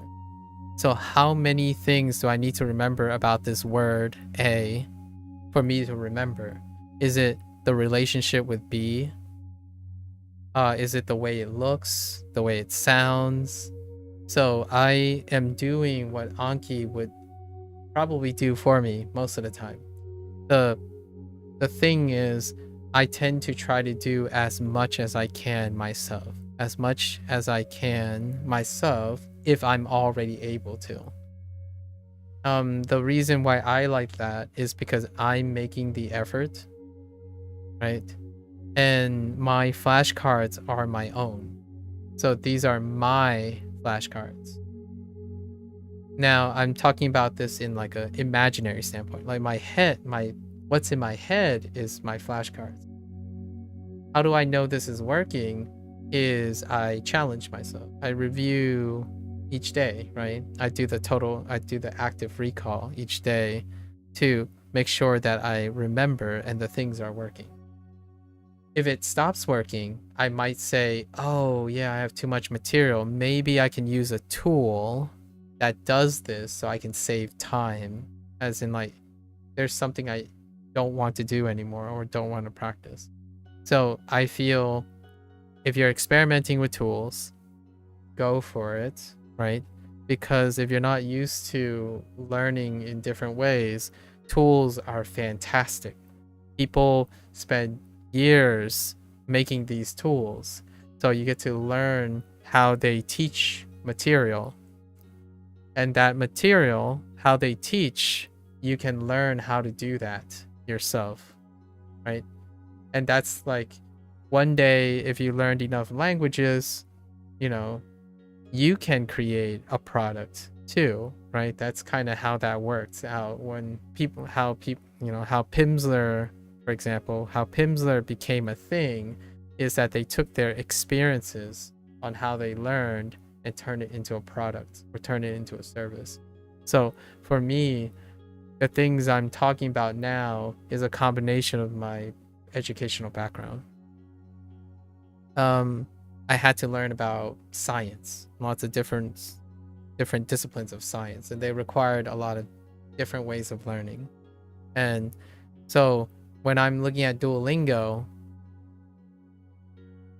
I look at what it does, but it's like half the time, like half of the, or even less, half of the things I'm gathering, I brought in myself.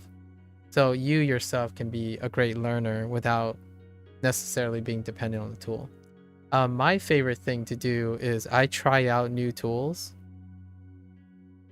when I have time and see if I can learn how they teach it, right? So then one day when you go to learn how to, I don't know, learn another language, for example, if you go and learn another language, then you can do whatever you want. Pick up a book, however you want to do it. You'll probably be able to do it, right? I think feeling like you can, that comfort, you know, being comfortable about saying, oh yeah, I'll just pick up, let's just pick up German tomorrow. Like, okay, so what tools do I have available? Okay, I'll pick 1, 2, 3. That covers what I need, right? That covers what I need. And then using that as a starting point, let's see if we develop new things. So over time, in my opinion, over time, your learning improves. It doesn't have to be language learning. It can be learning science, learning physics, learning math. What happens now is you spend most of your time figuring out what you need to be motivated, what you need to continuously making sure that you are having progress, and then how you can keep developing your learning strategies. So being interested in the way you learn and how other people teach you, I think is incredibly rewarding. So definitely go out and continue looking at different other people's ideas, and then, like, you know, basically like stealing them and taking the best part of the ideas, and then eventually you'll come up with your own study program, in my opinion. And that study program will keep you consistent, or will likely keep you consistent, because it's your study program. It's not just anyone's study program. Definitely, it all starts with finding tools that keep you consistent, and then working with the idea that, why do these tools work? Why do you like Anki so much? Why do you like Bushu so much, right? Could you pick up a textbook and make the textbook use what Anki and Bushu does well, right? That to me is the best part of knowing how you learn, because one day, at least in my opinion, when someone gives me a tool and they ask me, do you think this is useful? I'm going to tell you, well, regardless of the results, I think the tool will probably be useful because I'll make it useful. I'll make something of the tool. You give me a hammer, I'll make something with the hammer. You give me, you know, Anki, I'll make it useful. Whether it's like the best thing or the worst thing or what not, it'll be interesting, it'll be fun, it'll be engaging, that kind of thing. So I think that is a necessary mindset to learning a language or learning a life skill, right? Keeping yourself healthy, like being, going to sleep better. Every day you're going to work on how to get sleep better. Like if you're sleeping poorly now, every single day, you're looking at how other people sleep. Be invested in improving your sleep little by little. Your diet, for example. Be interested in improving your diet over time, as opposed to like dropping your life and creating an unnatural environment, right? One last thing I would probably say is one of the biggest, maybe I'll say it in quotes, one of the biggest traps, or maybe like perhaps pitfalls in terms of developing a life skill, or a skill that will be probably there for the rest of your life, right? For the rest of your life, is starting by abandoning everything you've already done.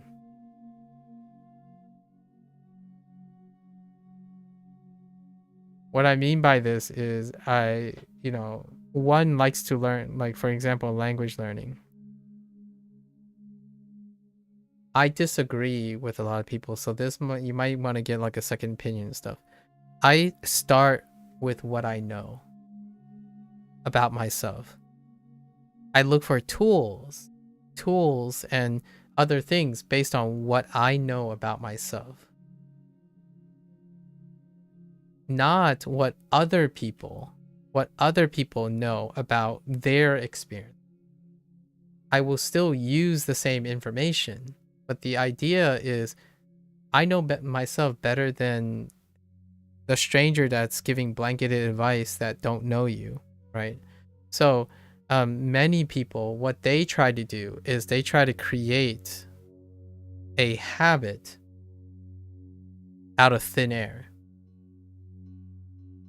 And oftentimes, this habit is using the initial motivation that they have, right? Which is great, because some people have so much motivation in the beginning, eventually this becomes a habit. Whether that, like, they willed the habit into being. Like, I know, this is so tiring. Like, all right, let's get back to studying. I have to do 30 minutes a day. Eventually, they have enough motivation to keep going. Like, they go to a point where it's no longer a natural event in their life. It becomes a natural event, which is a habit. So now every day is like 30 minutes. Like, oh, I don't remember the last time I didn't look forward to it. Like, why did I think 30 minutes was a long time to study? And then they start studying for 40 minutes, for 50 minutes. That's great, right? That's hard, though. That's really hard. Personally, what I did, what oftentimes habit people, habit formation. Now we're talking about like therapy, right? Habit formation, like therapy.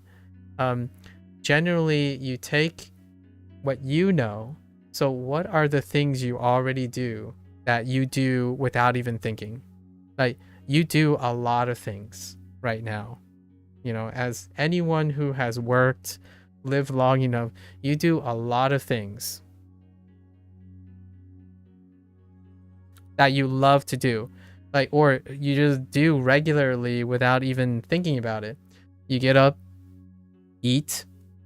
So what if you can understand or be creative in a way that you can make the stuff that you already do, that you love to do, like playing video games? How do you convert playing video games into, how do you make like learning French like you're playing a video game? Or maybe your job is your major concern. How do you make French feel like speaking English in your job? How do you make French feel like Spanish whenever you speak? I don't know what that is.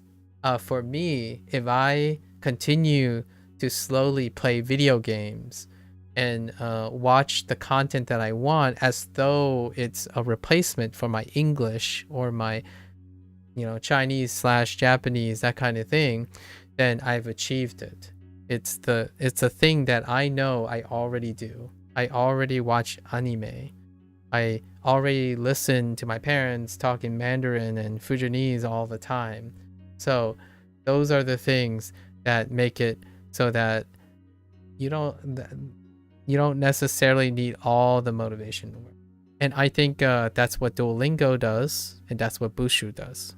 Bushu and Duolingo provides some sort of semblance of reward. And that reward is often the actions that you take, like eating that tub of ice cream, for example. It's effortless to eat a tub of ice cream because you're rewarded with the sensation of eating ice cream. Sorry if you don't like ice cream. I just pick ice cream as a blanketed statement. And not concerned, like not necessarily concerned about performance first, right? I know people will get on my case about it. Thanks, Zevlo. If you're concerned about performance, right, that comes later, in my opinion. Performance, in my opinion, comes later. I can't spell performance, but you know what I mean. First is to establish the habit, and slow, steady, small steps, right? You're not going to run a marathon in one day. You're going to run maybe 1 mile a day. And then tomorrow, like in another month, you might run 1 mile and 1.1 miles. So you're building on things that isn't going to push you through an unnatural state, at least in my opinion. Unnaturally pushing yourself really hard, you can do that. I've seen, there are a lot of people who are successful in that way. I think it has a lower chance of succeeding for everyone. Like, slow progress is very sustainable, provided you base it on things you already know. So whenever I talk to people about establishing like a study habit or routine, I start by asking them, so what do you do already? How do you study now? Anything. If you had to learn how to fix your television set, how do you go about doing it? Can that be used? Are you able to capture whatever way you're doing it now and then work on making it different, work on building it up, right? So when it comes to this stuff, Duolingo works because gamification. It's something that most of the audience is already familiar with it. So it makes that consistent. Bushu is very similar. The gamification thing is a very universally liked internet-related behavioral response. For me, gamification is great. I think I have far more other ways that entertains myself. Like, I like being goofy and speaking half Japanese, half Chinese, and English. So I do it all the time. So I don't have a problem practicing Chinese or Japanese, since I have already developed the habit of doing so. If you wanted to end up speaking French or, Spanish or English, coming up with clever ways of getting yourself to speak, great. Like singing. Lots of people choose music a lot of times. Like translating French songs, or in my case, the examples would be translating Japanese songs or translating Chinese songs. And I dabbled in that too. Like one song I really like, you can learn so much from one song that you really like, right? And there's no shortage of Spanish music. I'm going to be revisiting my Spanish in the near future. So that's probably a good place to stop. about that. Yeah. No direct answers, obviously. And since you're going to be using French for work, it'll be for the rest of your life. It's worth slowly making it a regular part of your life. Having a friend is great, you know, having a friend that speaks French. I'm not sure if Guatemala has a lot of French speakers. My Japanese and Mandarin, my family is Chinese, and Japanese, pretty much anything I do entertainment wise is in Japanese. So one day I'm just gonna flip. My games are gonna be in Japanese, they're gonna be in Chinese, they're gonna be in English. It's a normal day. Everything's a normal day. Yep. Also, form of encouragement, right? If no one's telling you you're doing a great job, I think finding some way to get that interaction is great. Like, I think is really impressive. I think it's very impressive that you're going to speak 3 languages. It's fantastic. I think sometimes having someone tell you that is sufficient. Whether it's like meaningful or not, like as a stranger to a stranger, I think also having positive feedback is great. And that's awesome that even with 2 languages, you're willing to learn a 3rd language. For me, it's the same feeling. Honestly, you hadn't thought of that. I might have to change your approach to learning French. Fair enough. I don't know anyone who's learning French right now, but finding other people who connect you with other people who are willing to like be goofballs and stuff, that's a great way if you don't have access to like someone who knows French and English. Although I do have to admit, French and English kind of goes hand in hand a lot of times.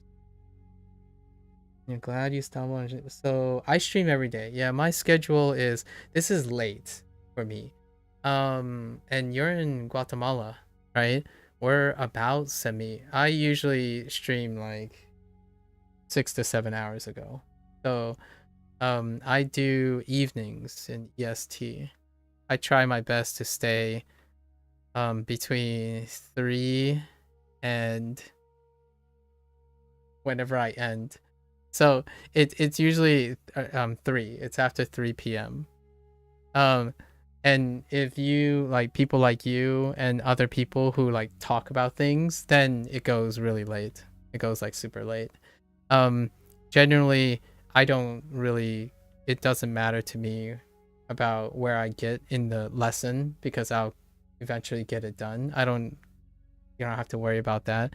I stream because I like to talk to people about their like motivations and stuff. If you ever get like demotivated, I would love to hear about it. Like what's causing your demotivation or what's causing your burnout. That's kind of the thing.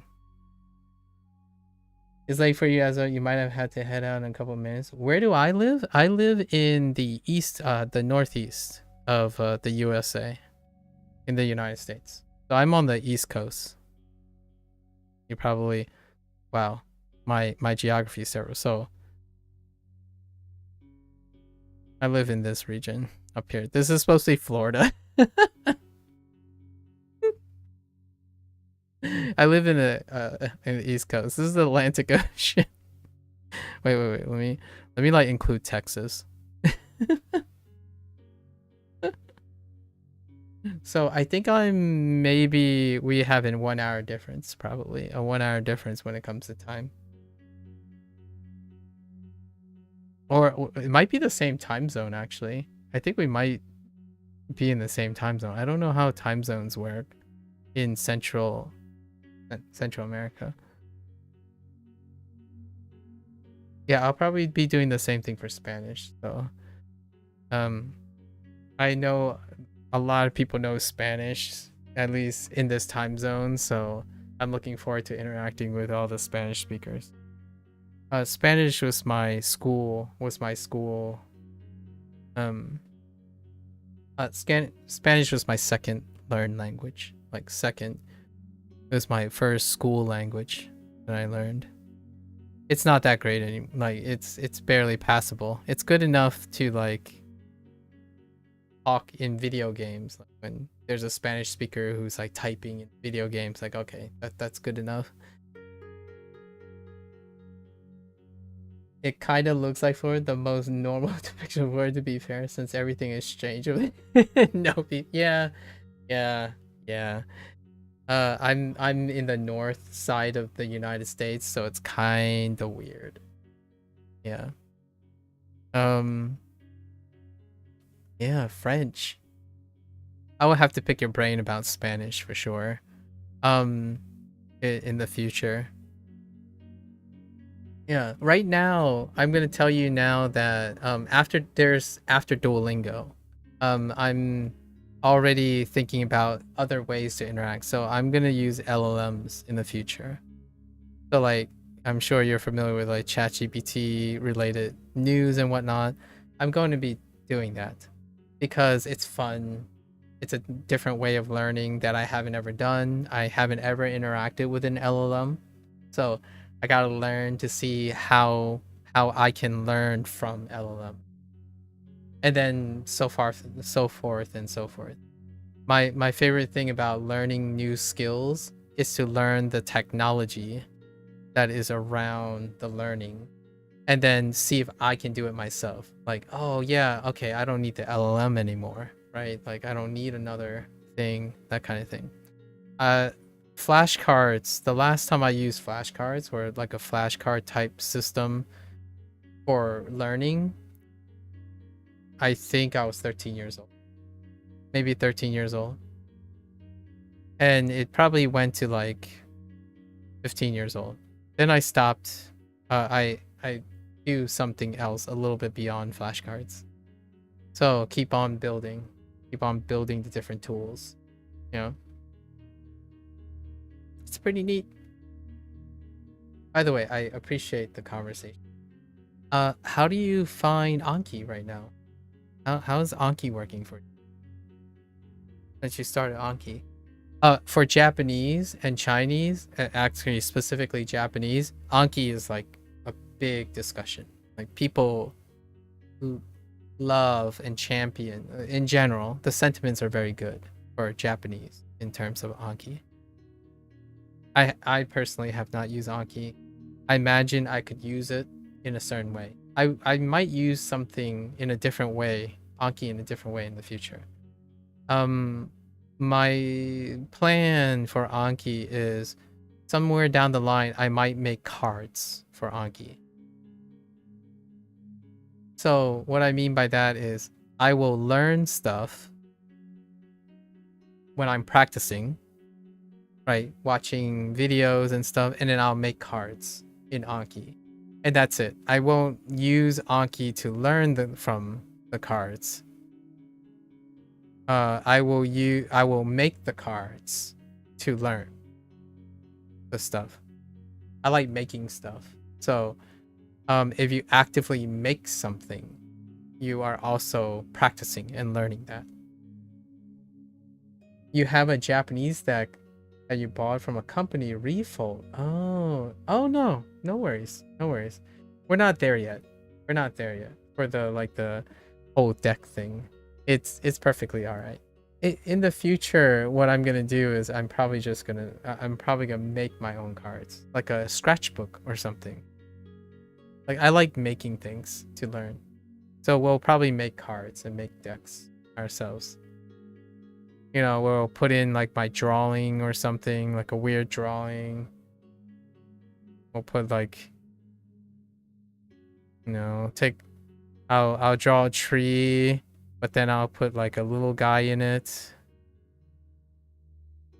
hiding among the trees, you know, right?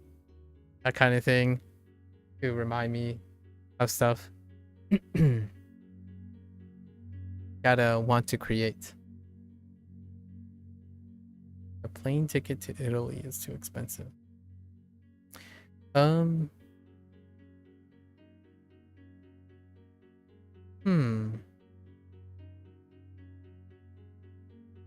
去意大利。去意大利的的机票机票太贵了。了。 Okay. I mean, Anki's been useful. You've learned plenty of stuff, but you definitely try to do more things like reading, writing, and a little bit of shadowing. Yeah. That sounds like you got a idea of how you're gonna go about things. I like that. How are you gonna go and do reading? I think when you mentioned CI, comprehensible input, when doing reading, graded readers are a great thing. So if you already read about it, I'm sure graded readers have come to your list. I write everything already. So by default, I write. I write before I start my Duolingo session, and I write after.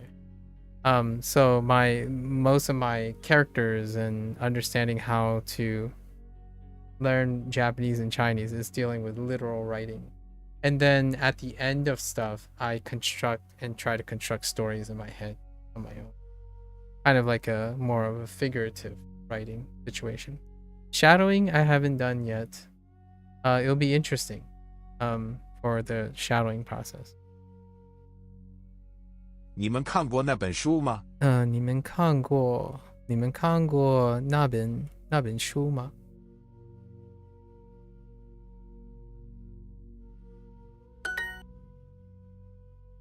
French is kind of similar to Spanish and English in a way, so it's easier to read. I'm still a noob, obviously. Nah, you got this. No need to worry about being a beginner or anything. If you're motivated, you're already past the hump, in my opinion. If you're excited now and you never lose that excitement, it's irrelevant whether you're new or old. That spirit, in my opinion, that spirit will take you a long way, along for the ride. It's a journey, right? So keeping your spirits up, that's what, in my opinion, will pave the road.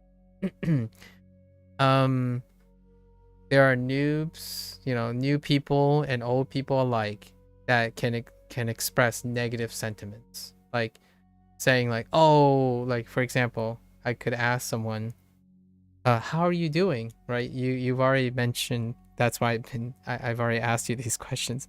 How are you doing? And then the person, depending on what the person says, I don't want to be a little bit presumptuous, but I tend to try to turn the person's perspective or like encourage the person, because oftentimes the person's like, oh, I've been studying for 3 months, but I need to learn this much before this much, and I haven't gotten this much. And I'm like, all right, breathe.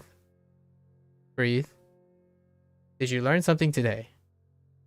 Okay, right? And then they would say something. It's like, oh, hey, that's interesting. Can you tell me a little bit about it? Like, that's great. Now do that tomorrow and the day after. I know it's not your ideal pace and you can't get to a certain place, but worrying about that will kind of burn you out and bring you down so much quickly that you've already set in stone that it's going to fail. Right? So no need to talk about noobish stuff. More or less, I mean, obviously you can say these things. It doesn't demotivate you. More like you're looking forward, you're an excited and passionate language learner. And that's great. At least it sounds like you are looking and exploring language learning. There are definitely people who I've met that they're like, oh, just do this for the next 3 years and you're good to go. I'm like, I don't know what that thing is that you're gonna do for 3 years, but man, do I not do the same thing for 3 years straight. I think it's the weirdest aspect that I've encountered so far, that people expect that the way they learn when they start out is the way they're gonna stay learning when they finish, or whatever they reach their goal. You can go back to day 1 in my video with Duolingo, and it's not the same. Actually, it's a light years difference between how I go about my business in day one than I do now.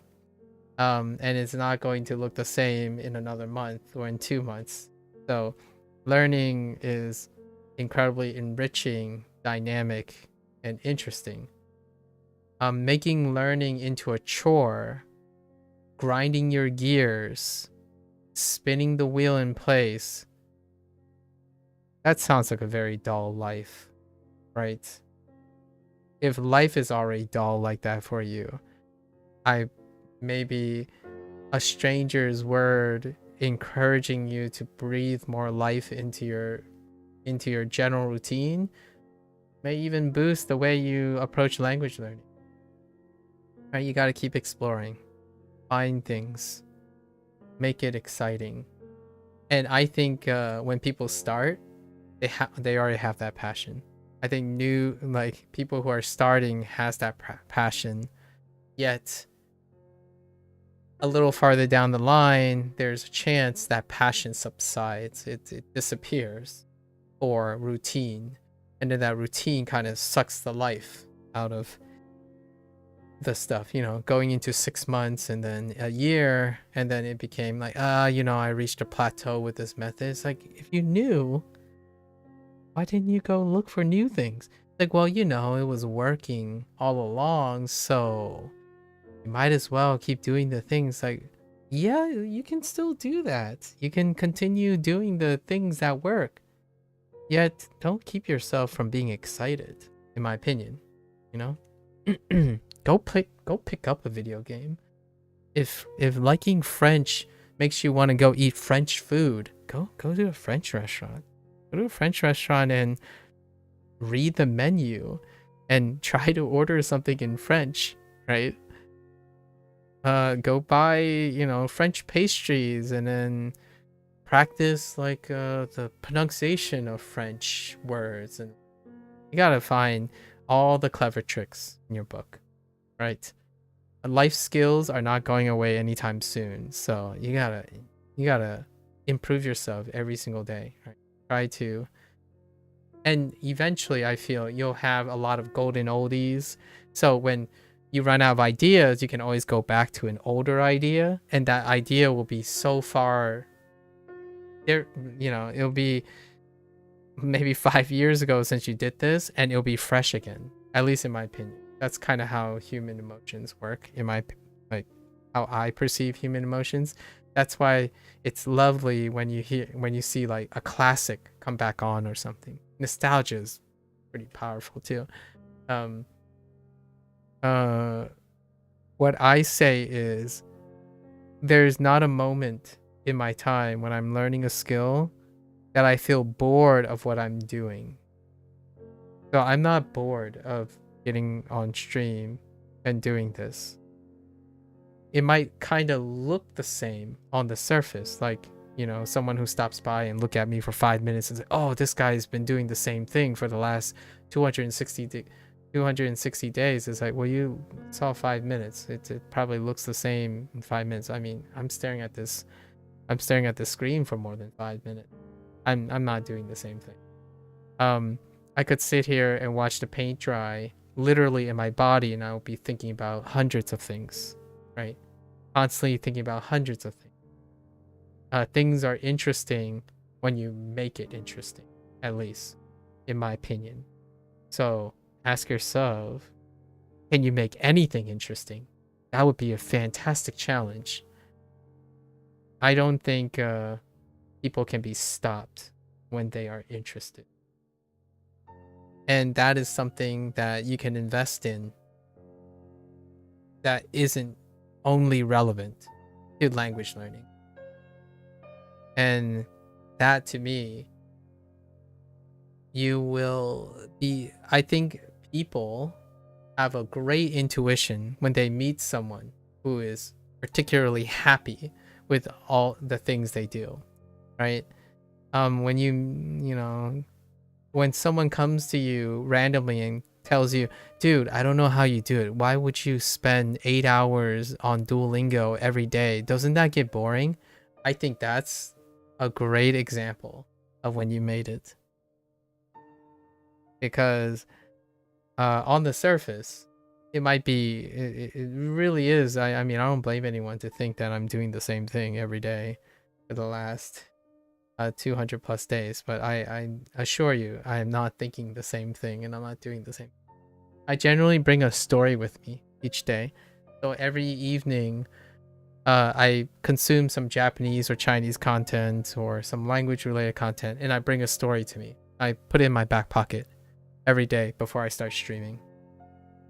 And whenever the one stranger or two comes by, I'll break out that story, or I'll break out my tangent or my thought on it. And that's kind of where all my extra runtime comes from. So over time, I have hundreds, maybe even thousands of rants and stories that I can share. And it'll be interesting, right? And lots of people may argue like, oh, but what if you have to answer the same question every single day? It's because streamers answer the same question every day. It's like, you bet I'll give you a different answer every single time. Like, what I mean by that is the essence of the answer will be the same. However, the way I deliver it, the examples I use will be different. Because I know I met enough people in my life, consumed enough YouTube and whatnot, actively taking in that information. So one day when someone says, yeah, you know, I really love knitting, I got a story for that too.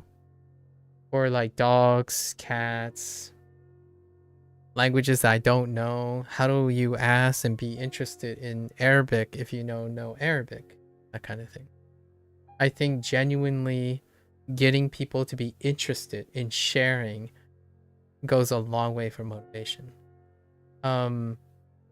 If you are happy and excited to share what you learn in French every single day, and you have someone who encourages you to want to share and talk about the things you learn every day, learning becomes effortless, in my opinion.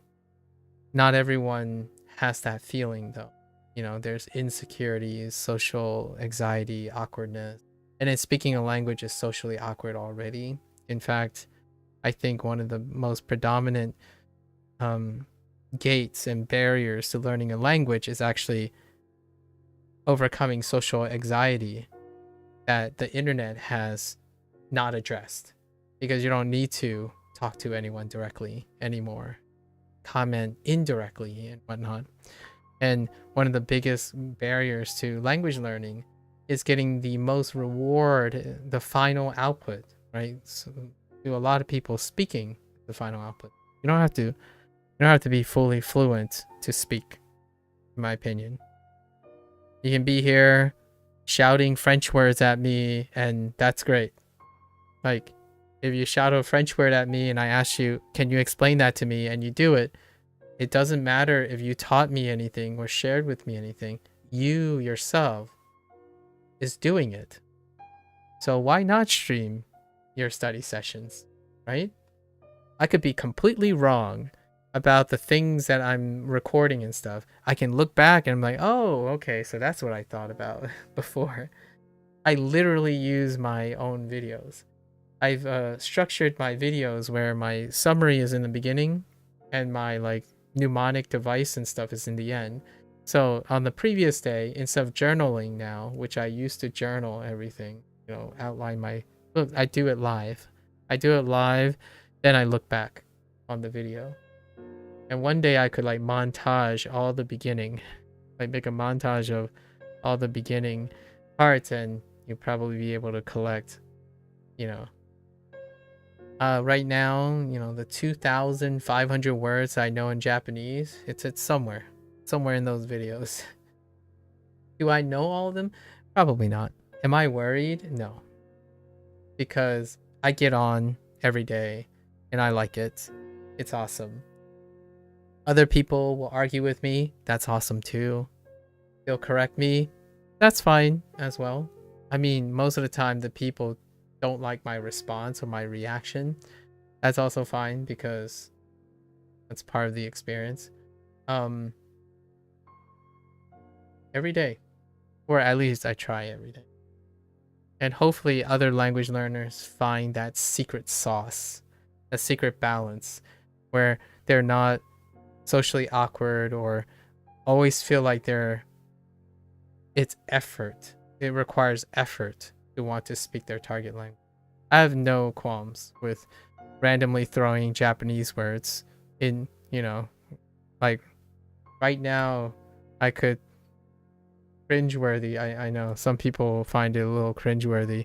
If you're not cringing, it's not a problem, right? Throw in some Japanese, throw in some Chinese here and there. Like, oh, you're going to the mise. Okay. What did you kao? I see. So you got cupcake and steaky. Oh, that's really good. Are you gonna yakimasu? Or, maybe some sauce. What kind of dressingu are you going to suru? That kind of thing, right? It's just throwing it in. Whichever word can come up while you're using your native language, or whichever, right? 你那不知道说什么 just use the language that you already have, and then you 勉強する more, and you might eventually get to the point where you're just throwing in words where you think the words are, and then at some point you can fill it all in if you want, right? 多分 perhaps, right? Probably.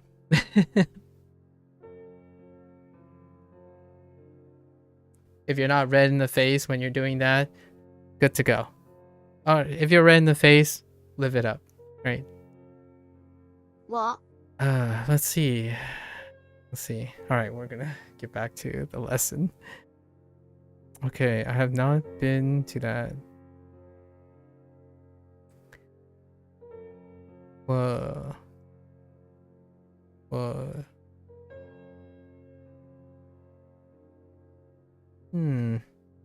去过，我去过那家中国饭馆 ，right？ 我还没有，我没去过那家中国饭馆。机场离这里远吗？机场离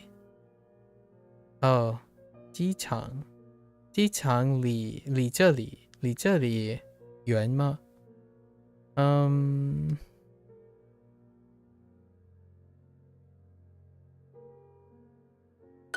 不远，你可以走路去那里。Oh yeah, good night. Thanks for sharing. I need to head out. Hope to see you soon. I hope to see you soon. No obligations, right? No obligations. Just catch up anytime. Do me a favor. If it's a month down the road, 2 months, a year, keep a story or two for me and explain it to me. I want to be I'm excited to hear what you're excited about.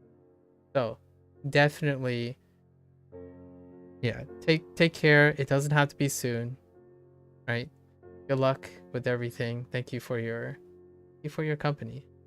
Have a great one. 不远，你可以走路去那里。不远。不远。你可以去路 what？ 不远，你可以走路去那里。你可以走路去那里。那里。Not far. You can walk there. 医院离这里远吗？医院离这里吗？记得 wait, didn't we do this one? Oh no, we swapped it up. 医院离这里远吗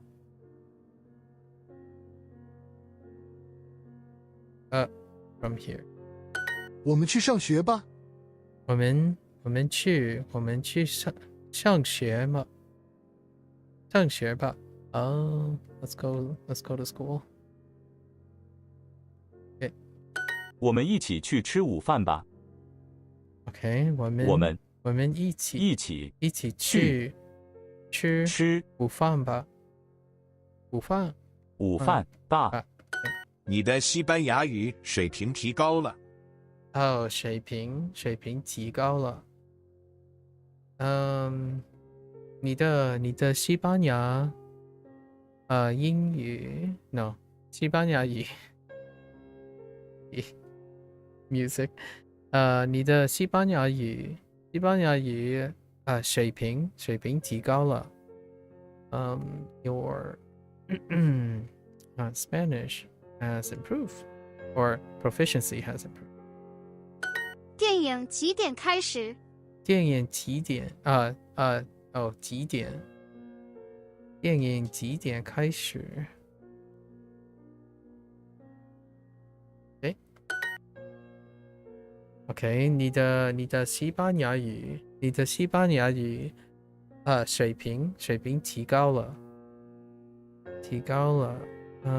你的西班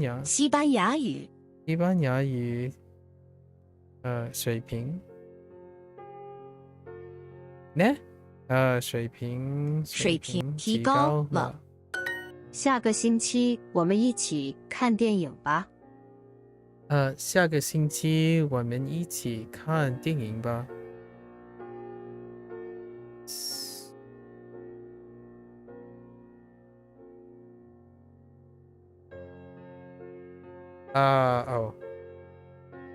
Contraction.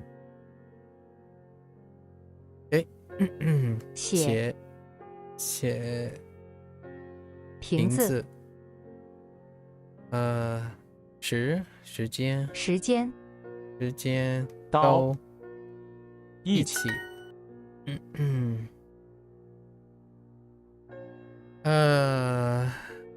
电影。I start with 电影 maybe like 5点 no 电影5点开始。电影5点wrong tone 电影5点开始。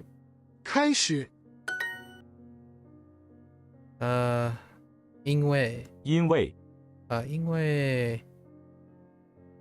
新鲜为什么？开始爱好。酒店离饭馆太远了。酒店里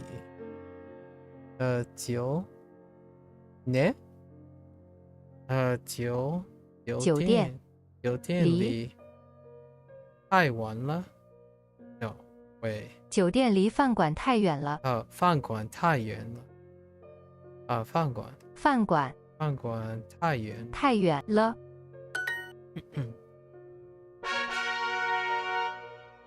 All right. 准备好了吗？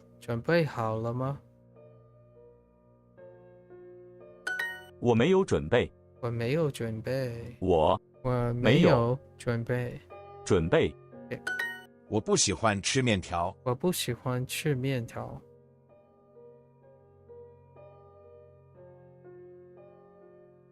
面条。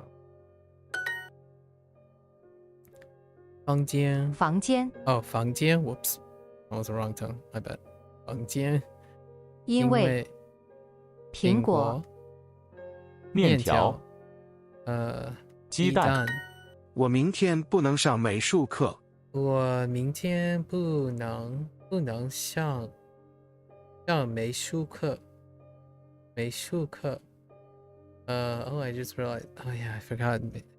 Who has that little dot?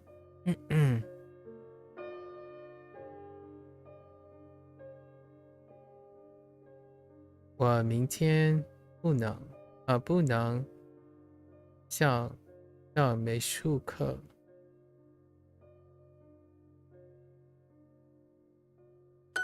我不想要请他们去骑马。我不想要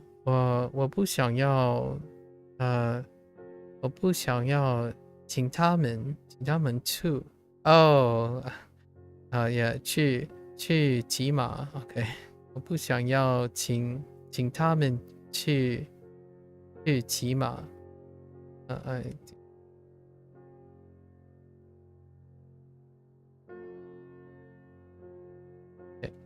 我想请你们来我的家吃午饭。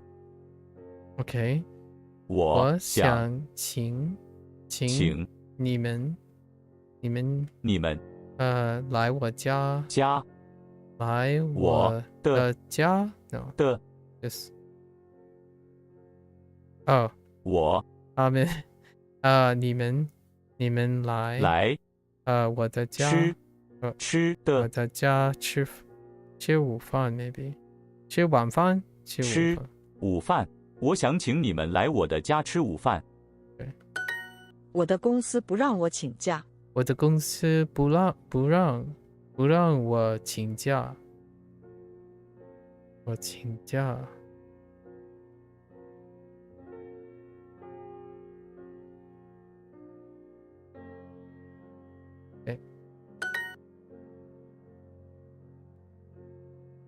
我不能，我不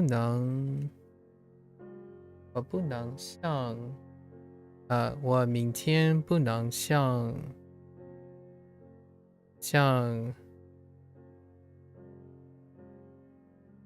不能像美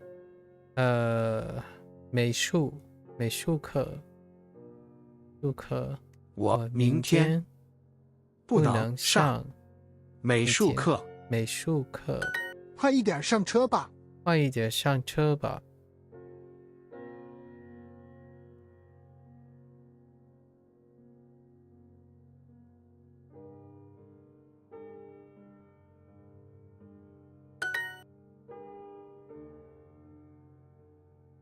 我们现在要像火车。我们现在要上火车。我们什么时候出去吃饭？我们什么时候出去吃饭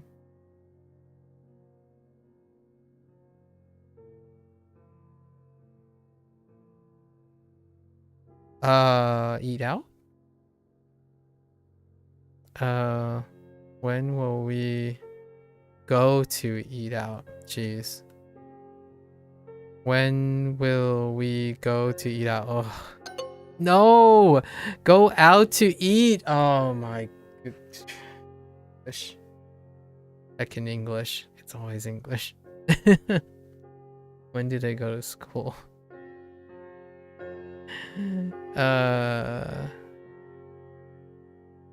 什么时候他们去学校 ？No? That kind of sounds right. 什么时候？他们什么时候去学校？放学。That's 放学。上学。上学。Okay. That's go to school as in getting to school, not going to a school. Fair enough. 昨天晚上他请了我跳舞。昨天晚上他请了我跳舞。嗨，他。昨天晚上他请了我跳舞。我们什么时候出去吃饭？ When will we?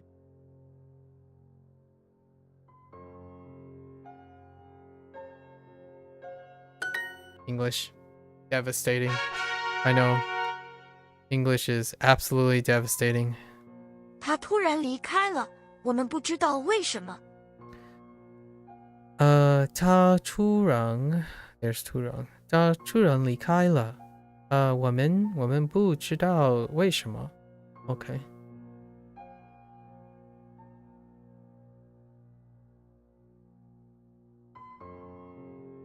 新经理下个月来吗？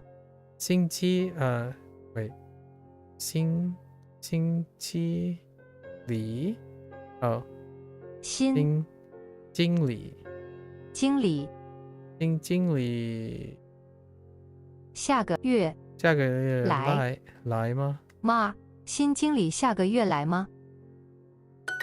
他忘了今天有重要的会议。他忘了今天有重要的会议，wrong tone 的会。诶，他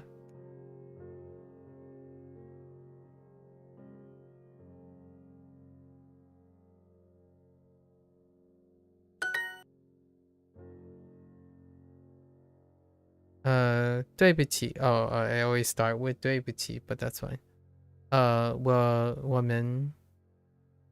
我们没有我们没有办法我们没有办法对不起 right 我们没有办法对不起。李先生，这是王小姐。李先生，这是王小姐。李先生，这是王小姐。中，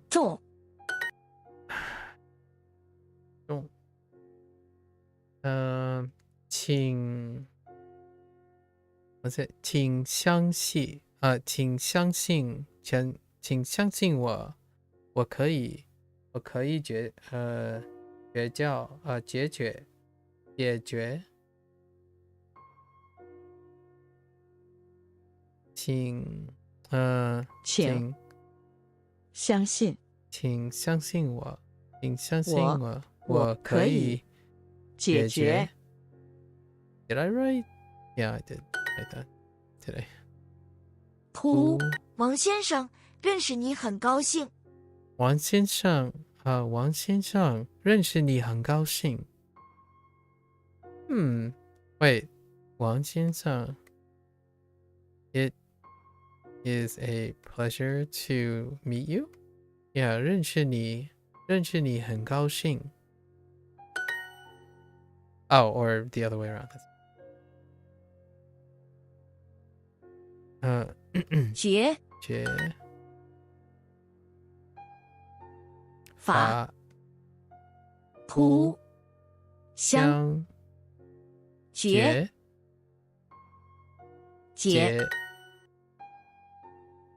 法结法结相。This problem be solved. 这个问题，能，这个问题，喂，这个问题，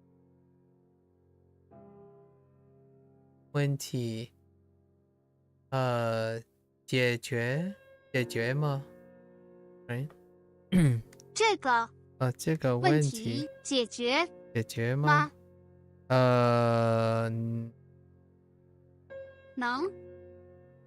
能解决吗 ？Can solve?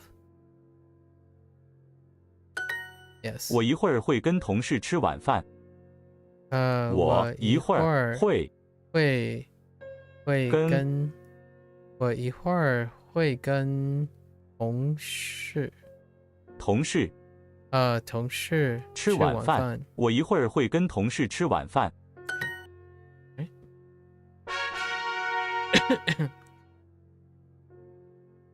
Next one. 长城很长，故宫很大。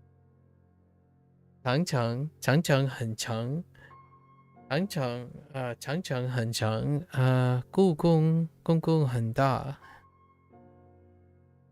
长城长城很长，故宫很大，很大。长城很长，故宫很大。长城很长。Okay. Oh, this was a weird one. 中国中国的 Oh no, not this one actually. This one's fine. 中国的黄河很有名有名黄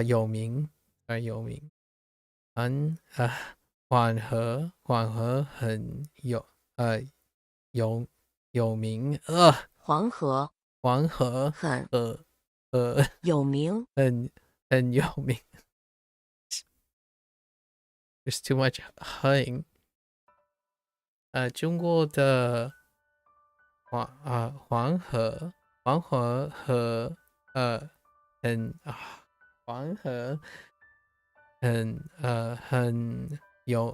有名Oh no, screwing up my tone. Okay, hold on. 很有名。中国的黄河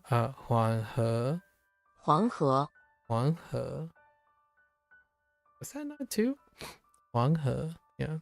中国的黄河很有名。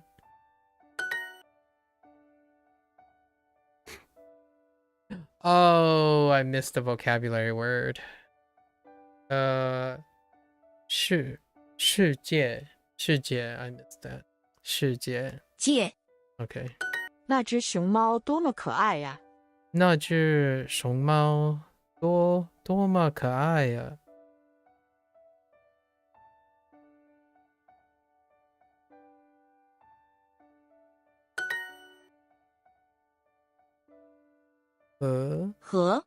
他下个月去西安工作。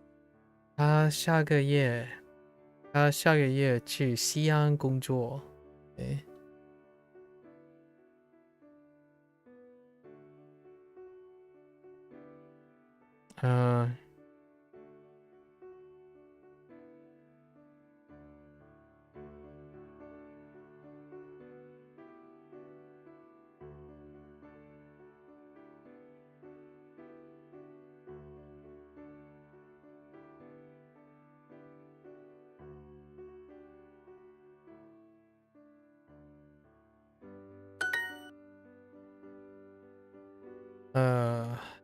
江长城像什么动物？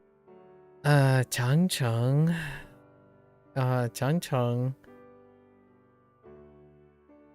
像什么动物？长城像什么动物？Oh, I forgot about 像。长城像什么动物？长城像什么动物？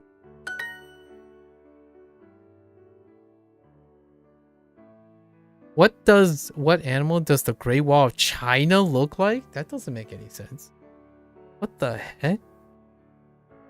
Alright, we're just gonna go along here. 公这个游戏多么贵呀！这个游戏多么贵呀！多么贵呀！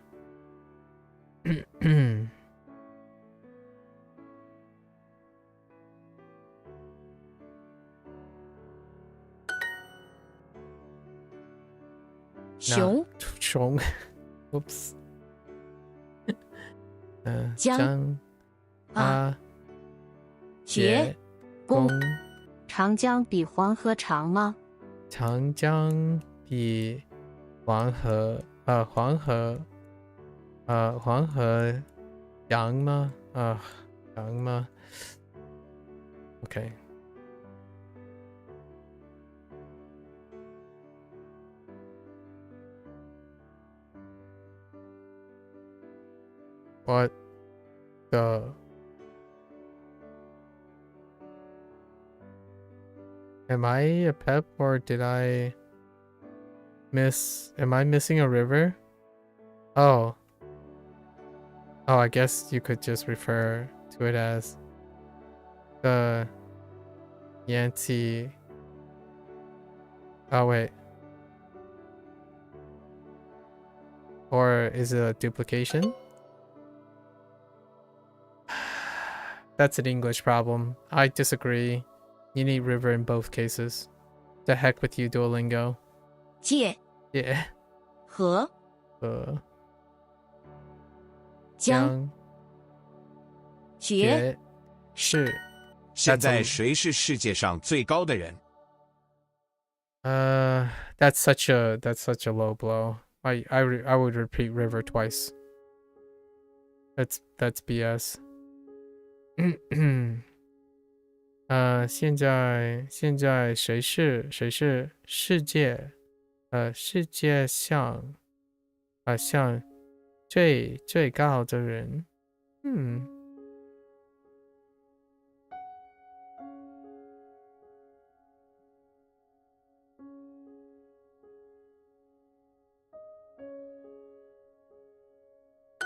长江比黄河长吗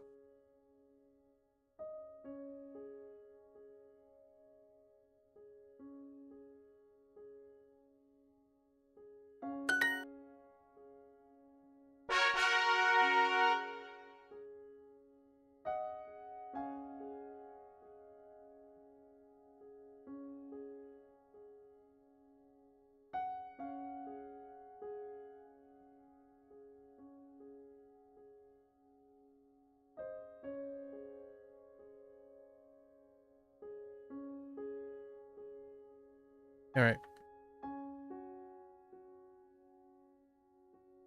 Okay. 新经理下个月来吗？来。来。新经理下个月来吗？下个月来吗？重。今天多么冷啊！OK。今天多么冷啊！多么冷啊！多么冷啊 ！And that sounds weird. 长江比黄河长吗？长江比黄河长吗？Can't escape it.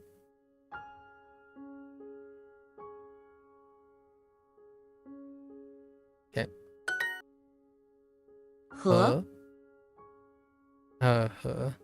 界乡市我一会儿会跟同事吃晚饭。我一会儿会跟我一会儿会跟同事吃晚饭。Right. 决法乡重星星熊猫藏相信可怕。世界有名的地方有什么？世界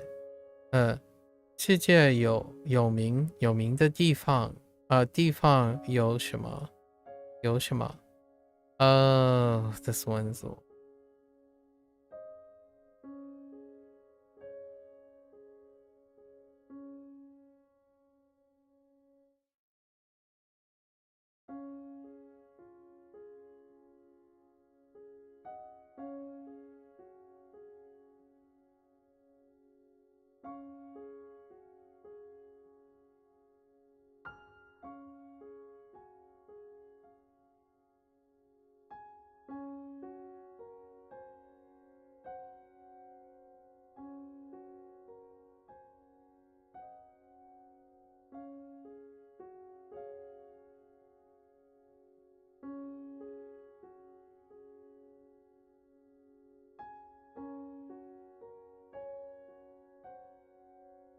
有名的。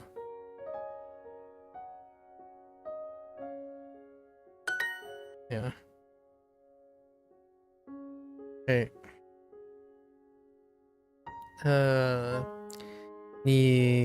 你最爱的，你最爱的动物是什么？或者你最爱什么？你最爱什么动物 ？Maybe 你最爱什么动物？动物。你知道长江在哪儿吗？你知道长江在哪儿吗？错了。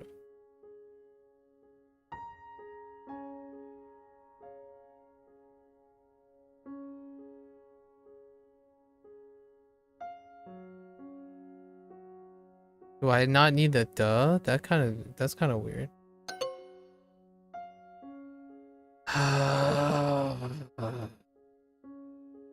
It's the Yangtze River, man. I totally disagree. 你要你要你要相信我，你要相信你自己，相信你自己。都 Just kidding. 他是世界上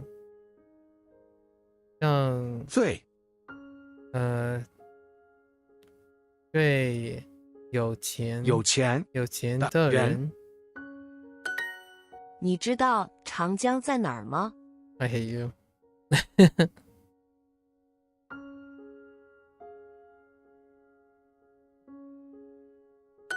Okay.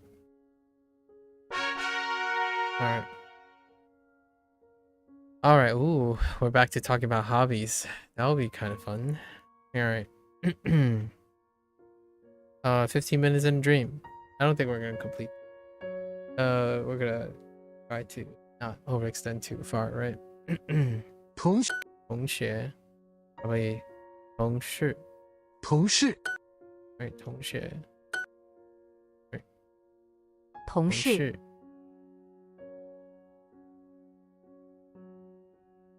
学了故事同学 Uh-oh.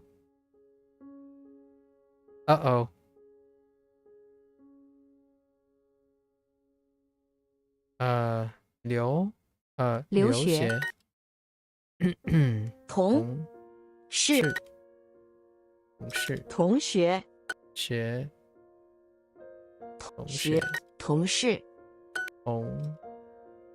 同学事情同事学校学生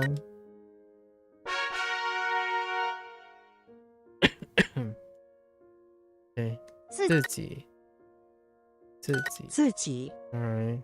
Oh, right. 自己 Yes. 自己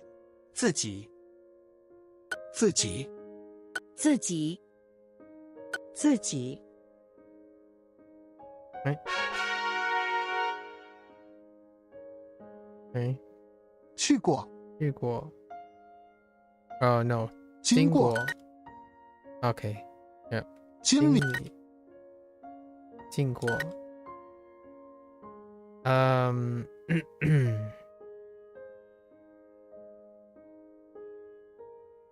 已经去过经常经理经过。经理 Didn't realize I had so many 经 of 过 them. 经过。经过经理经常已经经过地理经理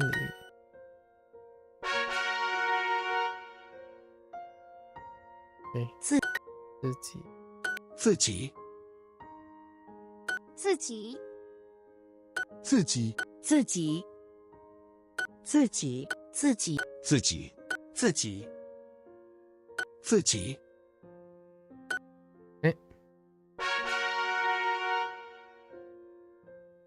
地理经理地理经常地理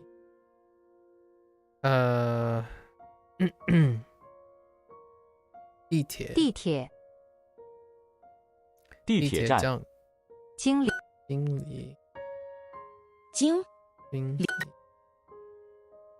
地理地理地经理理地理地理课经理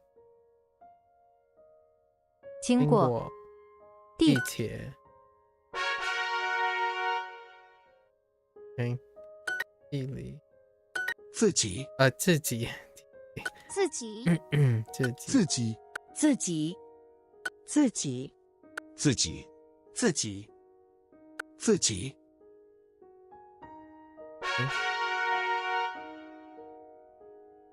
地理课地理课经理地理课经常美术课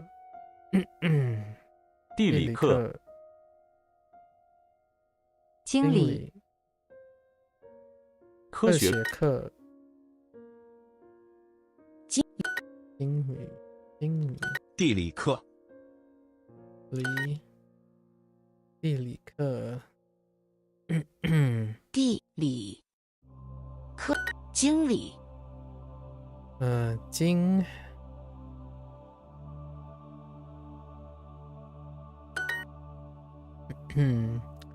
科学课经过地铁站经理地理课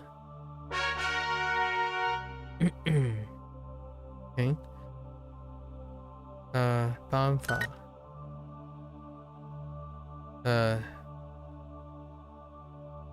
解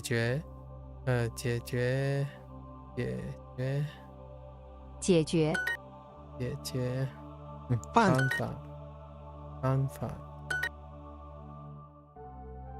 解决最想到了解决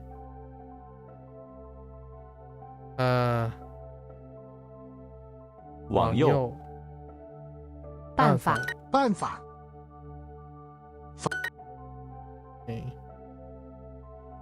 办法办法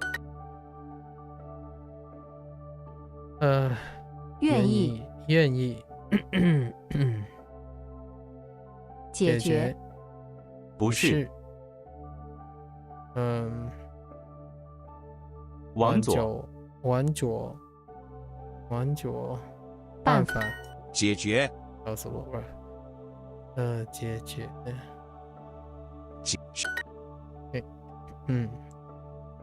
吃过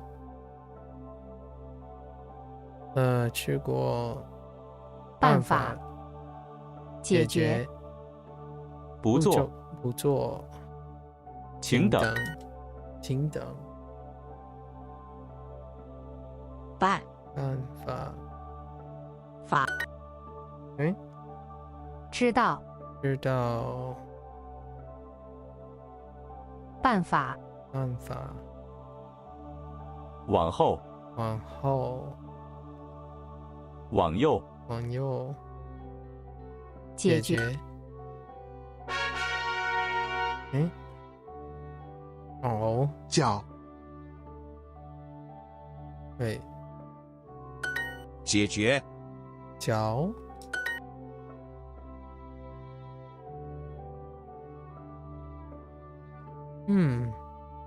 解，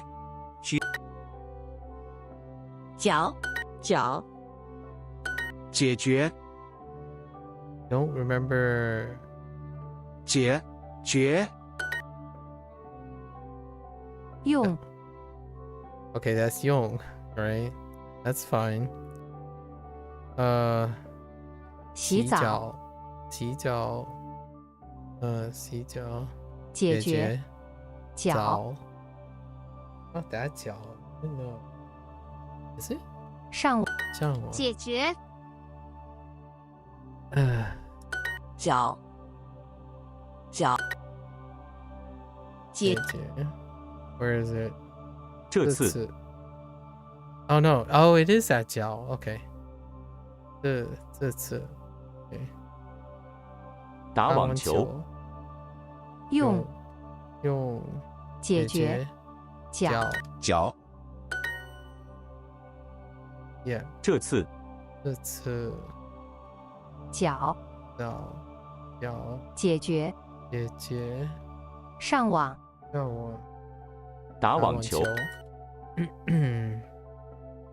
解决，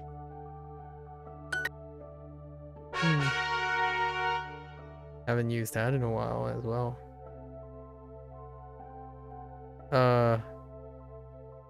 法国，法国，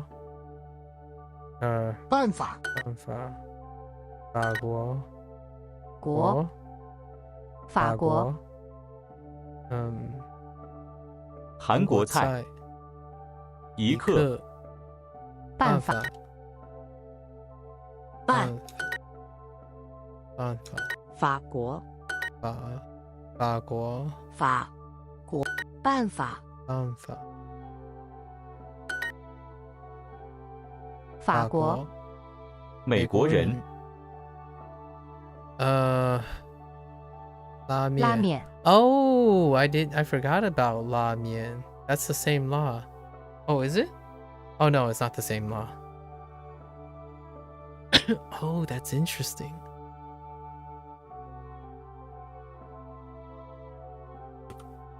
Wait, did I use the wrong? I think I might have. I'll double check that. 韩国菜，办法， I think I might have written the incorrect la in la ji. 办公室，室 Yeah, 办法，办公室，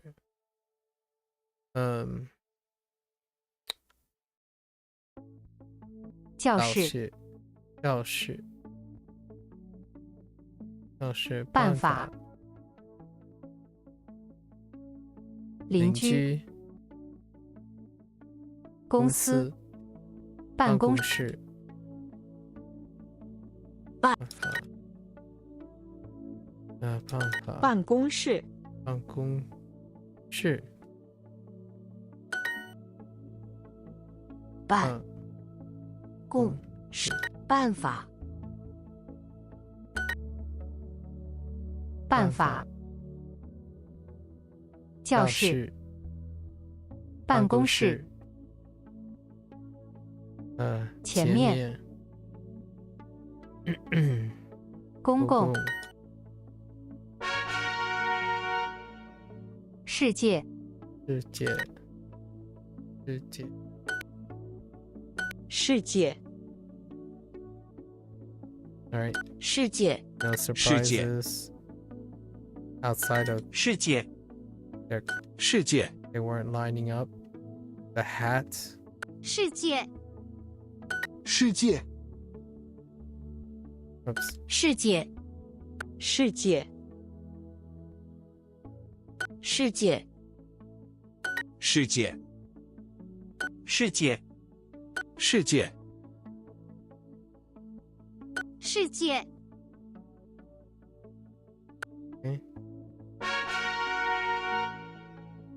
Okay. 世界， Oops. 世界， No 世界 surprises.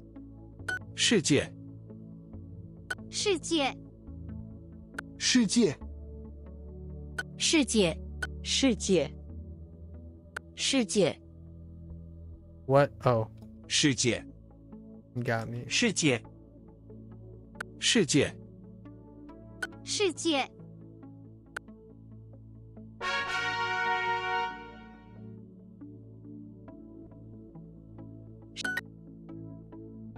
世界，世界，世界，世界，世界，世界，世界，世界，世界，世界，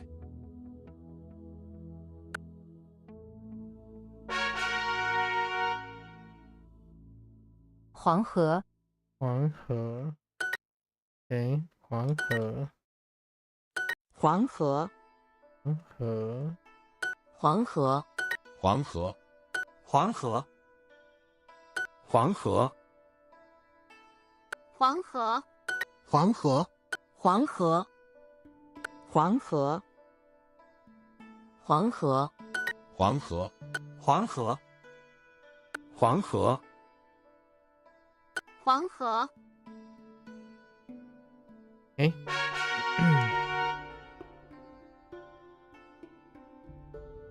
世世界世界，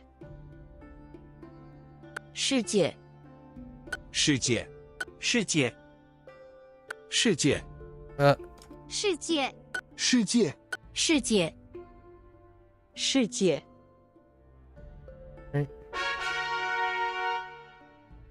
Hey there, Charms. Ooh, that's a late 长 day. 江 How are you doing? 长江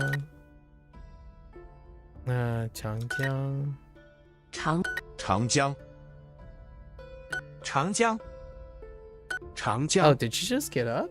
长江， Or are you still up? 长江，长江，长江，长江，长江， Oh, 8-hour Neverwinter stream. 长江， How was it? 长江， I'm doing pretty well. 长江， I'm burning the midnight oil right now. We got some good discussions today, so I'm a little bit behind, but we're like 10 minutes away from the end here. Wait, how are you? How was the Neverwinter stream? 相信相信，会议，会议相信会议，公司，明白，相信，同事，会议，会议，相信，会议，会议相信，一定，机会，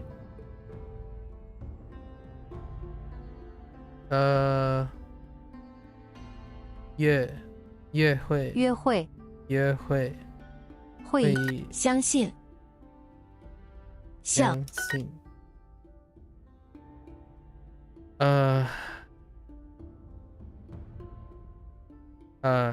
校长，会议，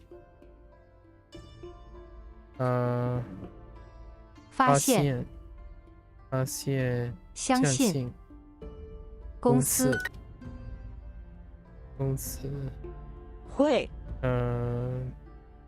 议，经理，同事，上来，相信，会议 Wait, you made it to level 27? Well, that's solid. 8 hours. You must have had some great conversations, Charms. Oh, since Jorwell got invited back to your old guild and your best friend May gave you a bunch of gears? Yeah, that's nice. Awesome. And you have an old mate who still plays. What a way to welcome back.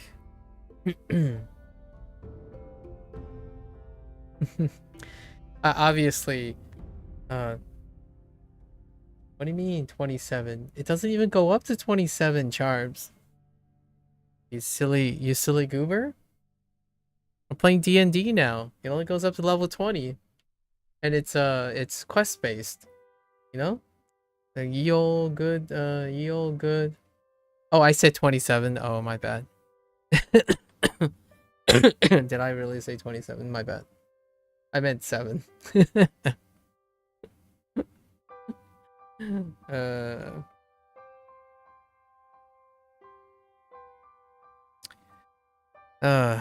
Imagine being level 27 in a level 20 game. Man, broken.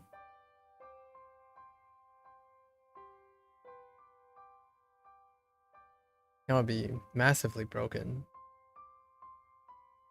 That's I don't know much about D&D, but I know that each level is incredibly like a big leap in like the paper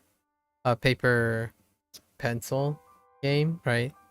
And when you get to like, if you ever even get to level 20, it's like you start being able to mold the entire universe or something, because it escalates really high in like the paper pencil thing.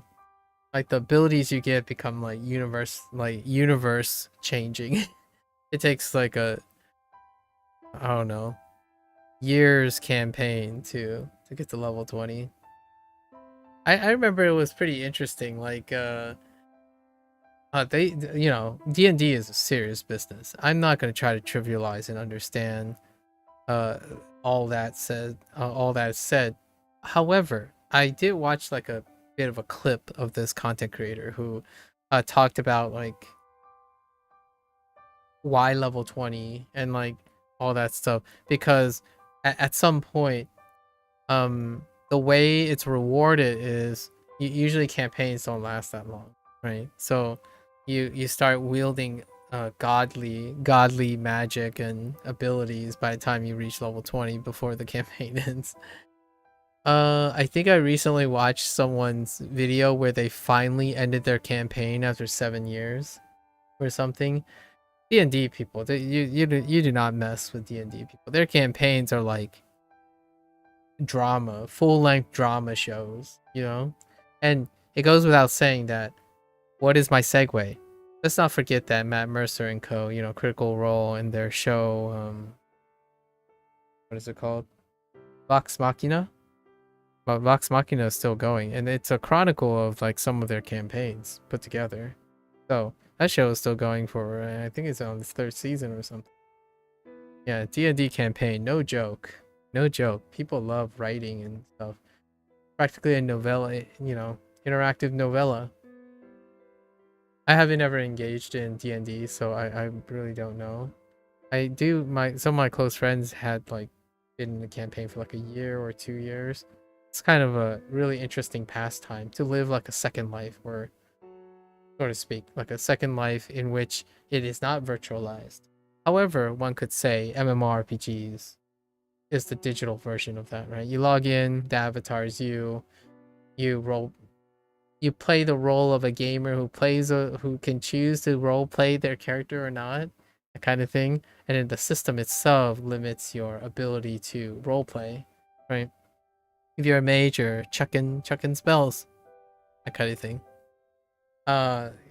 You know, coming from the idea that I say it's no joke, and yet I played Neverwinter for over 10 years.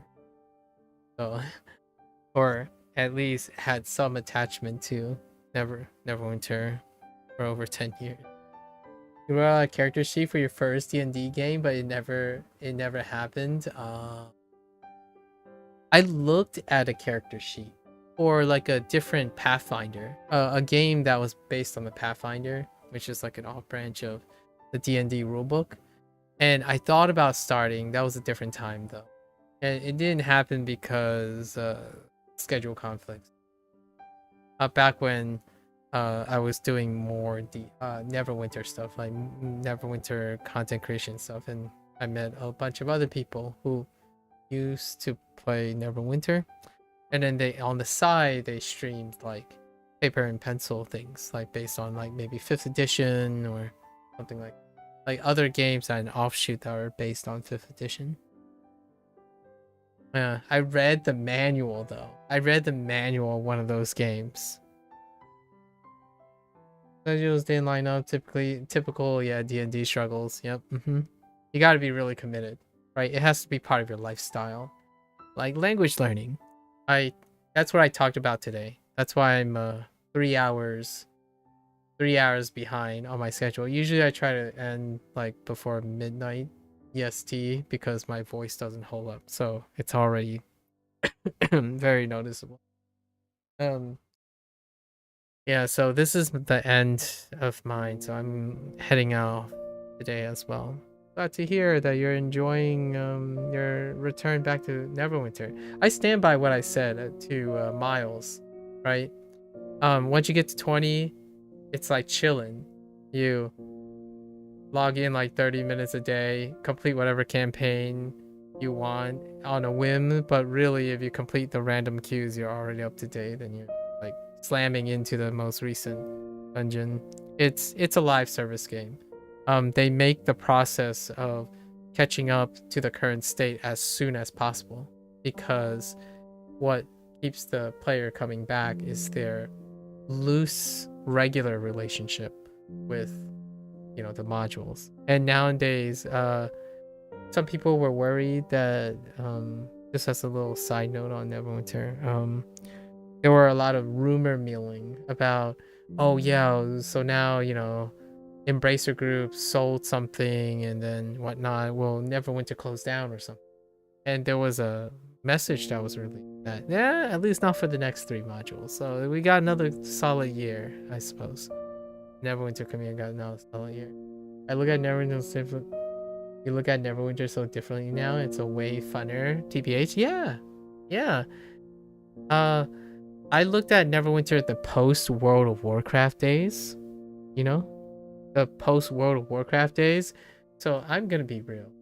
There isn't much chiller than that. Okay, there was this time when after World of Warcraft, there was this time that I played a game called Atlantica Online, and I legitimately was basically, my laptop was a crypto generator. What I mean by that is I left my laptop on because it was one of the first Korean MMOs where you had auto crafting as a normal combat, like a normal game mechanic. So it encouraged you to leave your laptop and your computer on non-stop. Like, oh, okay, I'm gonna go to bed now. You just command the auto crafting and you leave you leave your avatar on making progress, making XP. It was ridiculous. So it's like World of Warcraft was at a 9. And then I was introduced to the first Korean MMO, right? One of my first Korean MMOs. And then like it got cranked up, you know? It got cranked up to 10. And then I played my first gacha game on my phone. And sure enough, I'm that guy who wants to like free play it, right? The free to play guys. And it was easily one of the most time-consuming things I've done. It's to the point where I made it a lifestyle. Here's what I do. Like when I'm sleeping or reading something, I would remember my right hand and sometimes my left hand will remember the button presses on how to farm. So it would be like I'm doing work, but I would be tapping the sequence of my hand even when I'm like taking a nap, I would be tapping the sequence of my hand to farm more things. Like, I didn't spend anything on the gacha game. The idea was, oh, can this be done where you can be competitive with the pay to win, right? Because it's gacha. So gacha back in the early days, nowadays gacha is kind of blended in with live service games. So you either spend 30 days and a day to keep up with the content, or you fork over the money, right? Constantly fork over the money. So it's kind of like a balance nowadays. The early days of gacha games, they were aggressive, like incredibly aggressive. So I was playing this particular game, which I mentioned before, and oh man, I just think back, there were I even like I was even tapping it while I was in the meeting and like at a seminar. Like, it was automatic. Like, my hand was, I don't know. That was some intense times. That was cranked up to 12. That phone was latched to my hand, right? My phone was constantly plugged in and for battery. And then, you know, then Neverwinter happened, and I'm like, oh, okay. Rarely do things get that bad, right? WoW was pretty cranked up though. It was during college, and really cranked, over cranked. These days, I see, coming from my little perspective, I feel live service models, I'm good with live service models. The way other kids are approaching live service models is pretty much how I expect my younger self doing. Oh, you'll have that same muscle memory with Rocket League and Siege. I could leave it for 100 years and come back and still remember how to play it. Yeah, but listen. Now imagine if it's attached to your phone, and no matter what, you're always carrying your phone, so your hand is always actively fidgeting for that. So it's gotten to the point where when I was studying, I deliberately had my hand fidget in that pattern, because, you know, if I'm gonna fidget anyways, you know, I bounce a lot and like move my feet a lot when I'm seated. But if I'm gonna do that, I might as well just tap and farm on. That's what happened. That's the worst of the worst gacha. So I've had one instance bouts of all the different transitions of like effectively behavior dopamine blast. And nowadays, you know, carbing, all of that is still there. I can assure you, relapse is very strong. Discipline, lots of discipline and quality of life, executive function things. Like right now, the least I can do is focus on language learning. Technology, what have you done? Yeah, now I resist. So a lot of times I learn from the technology and try to discipline myself, understanding my relationship with technology. You mentioned about collecting goes a long way too. Before all of that, even before WoW, it was Magic the Gathering, MTG, right?